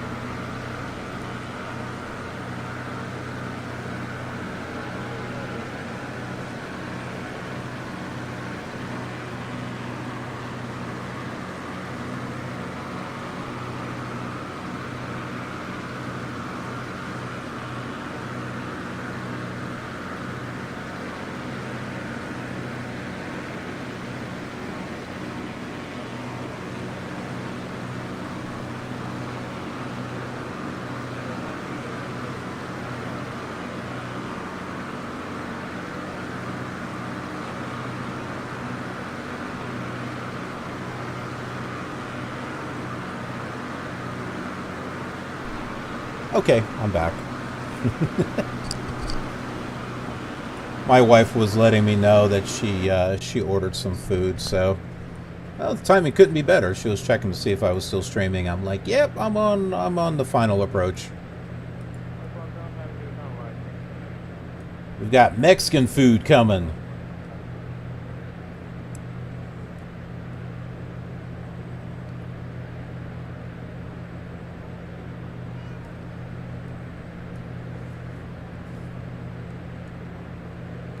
Mooney 13 Foxtrot, request 2,600. Mooney 13 Foxtrot, descend and maintain 2,600 feet. Mooney 13 Foxtrot, descend and maintain 2,600 feet.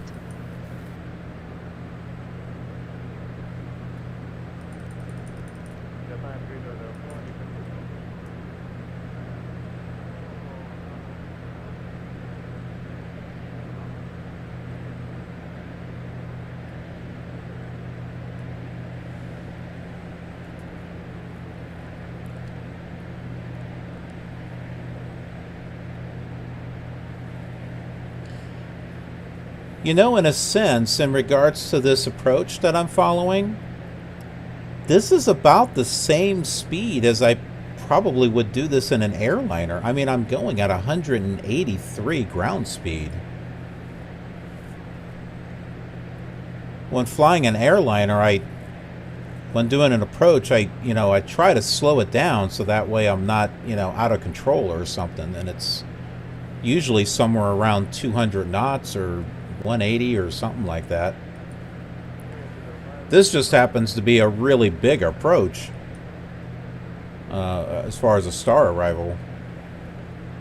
Muni 13 Foxtrot, you have traffic at 1 o'clock 10 miles at 1,500 feet.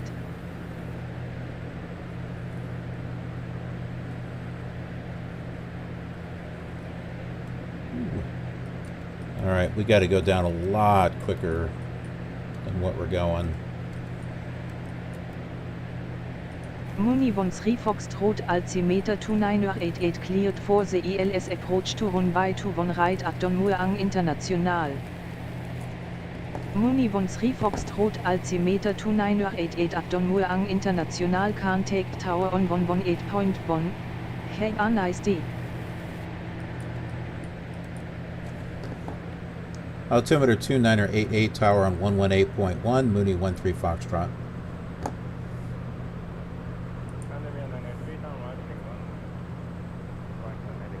That was weird. What the heck was that?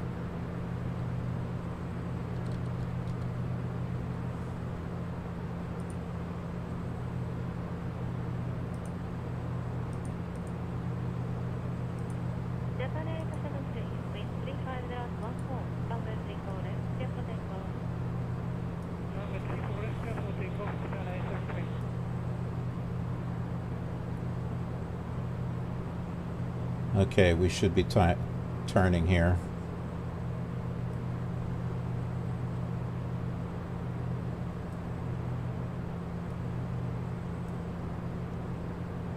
Switch this over to ILS.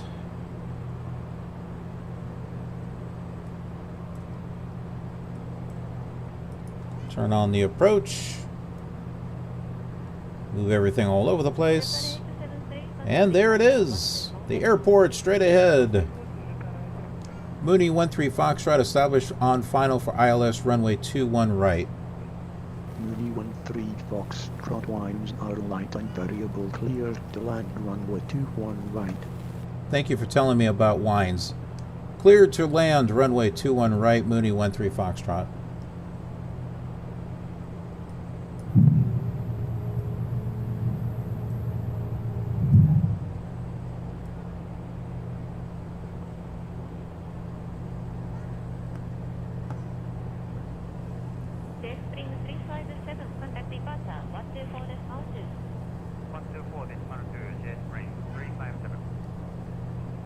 Shh.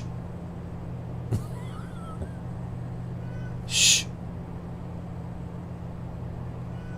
Shh. Go sit down, boy. He just stares at me. Ow!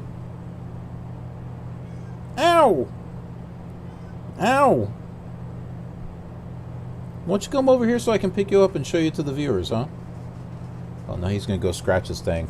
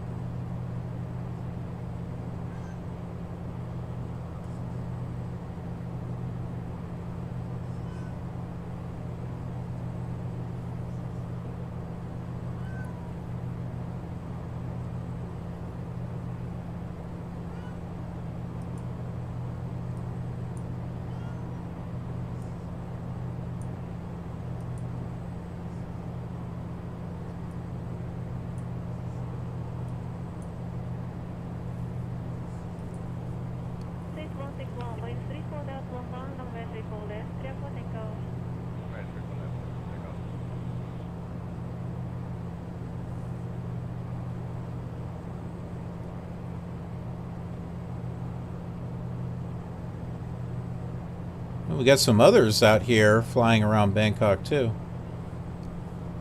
There's a 787 over there. I don't think I flew the 787 yet.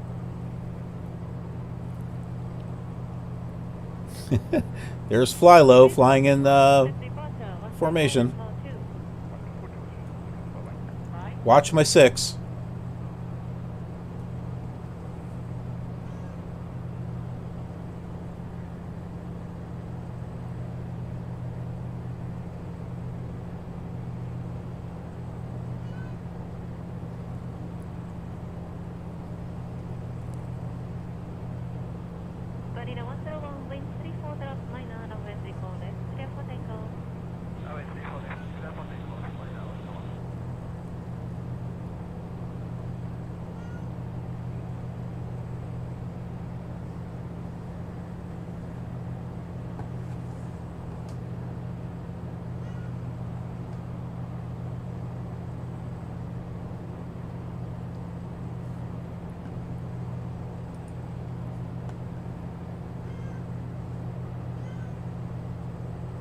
I'm curious if I can do this without turning off the autopilot.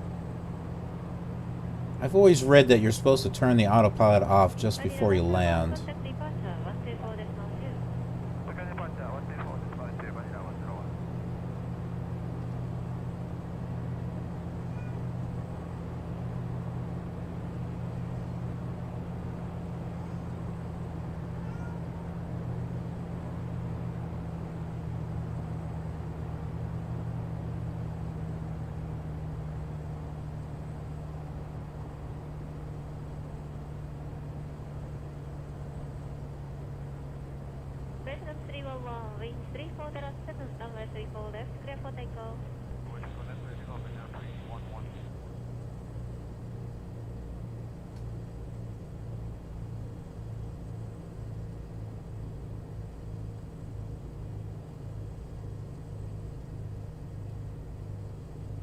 Mini 13 Foxtrot exit runway when able.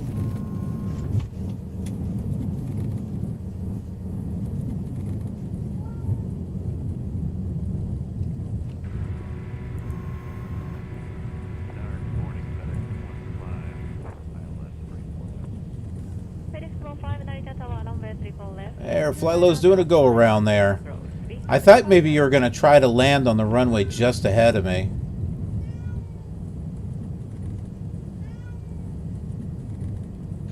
Shadow, be quiet. Holy crap.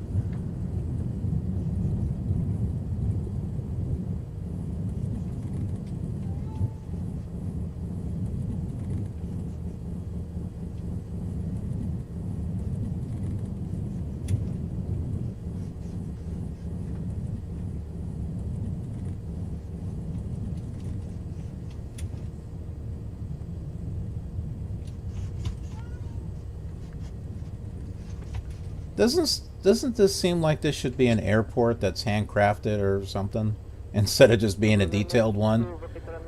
This one or the other one, because Bangkok seems to be a pretty major city, you know, based on what we read. Clear of active Mooney 13 Foxtrot. Mooney 13 Foxtrot, welcome to Don Mueang International. Contact ground on 121.9er. Enjoy your afternoon. 121.9er Mooney 13 Foxtrot. Is they saying point? I think I forgot to turn the point thing off and change it to decimal. Yeah, there is an option to do that, by the way. 567, runway heading 7000, runway 36 cleared for takeoff. Runway heading 7000, runway 36 cleared for takeoff, Civic 567.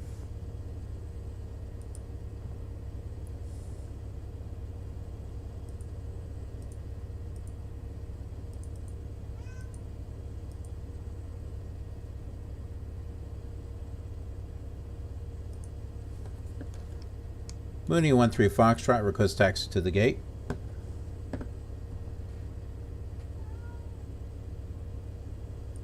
Mooney 13 Foxtrot taxi to gate 54 via taxiways November, Bravo.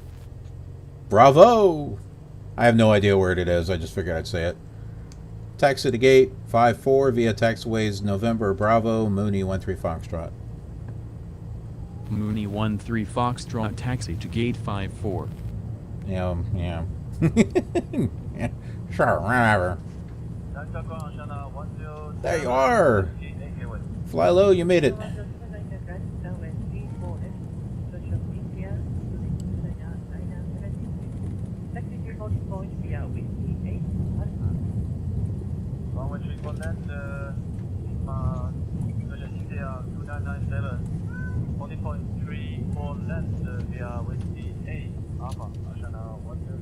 Shadow, you are unsufferable.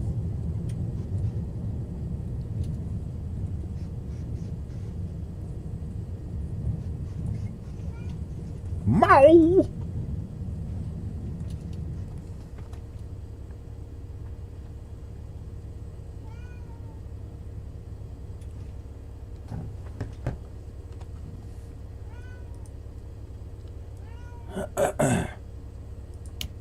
All right.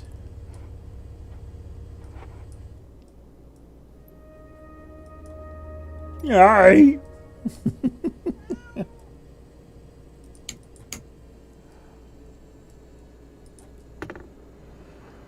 Because we need air. I wonder, if I open my door, do you actually see that? Ah, look at that. He parks right next to me. Oh, cool. Aurelio. Aurelio? Is that our... One of our viewers is named Aurelio. Is that the same one? Aurelio, are you here somewhere? I don't see him. Yeah, one of our viewers is Aurelio, and I don't know if that's him or not. If so, hey, how are you? Okay, folks, well, we are here now in Bangkok. Now's a great time because my wife and I are going to have that Mexican food. Hey, Flylo, he disappeared. Like, oh, there he is. That's like, wave my wand and he disappears. I'll try to bring him back. There. But anyways, thank you so much for watching. I hope you enjoyed this flight. We had a lot of fun. Saw some cool things from the Andaman Islands and over the water and Malaysia, Cambodia, and Thailand, and landing here in Bangkok. We watched some of my music videos that I have on the channel, as well as the Prepared for the World, which is the prepared version of the World Tour. It's in the form of a short movie, I guess, a short film. It's an animated machinima style. And we had some formation flying with some of the people in the killer community following us. So that was like really cool. I took a picture of that. So cool stuff. But anyways, everyone, thanks again for watching. I appreciate it. And I might be back later on. Not sure. I will let you all know on Twitter what's going on. Because I want to test out P3D with that little online service. Make sure my PMDG and everything is working. But yeah, so keep an eye. Make sure you follow me on Twitter. I'll give you guys some updates on what's going on. And be sure to follow and subscribe on YouTube and notification bell, all that good stuff, so you get all those notifications. Anyways, thank you everyone for joining me, and I will see you on another stream and another video real soon. Have a killer awesome day.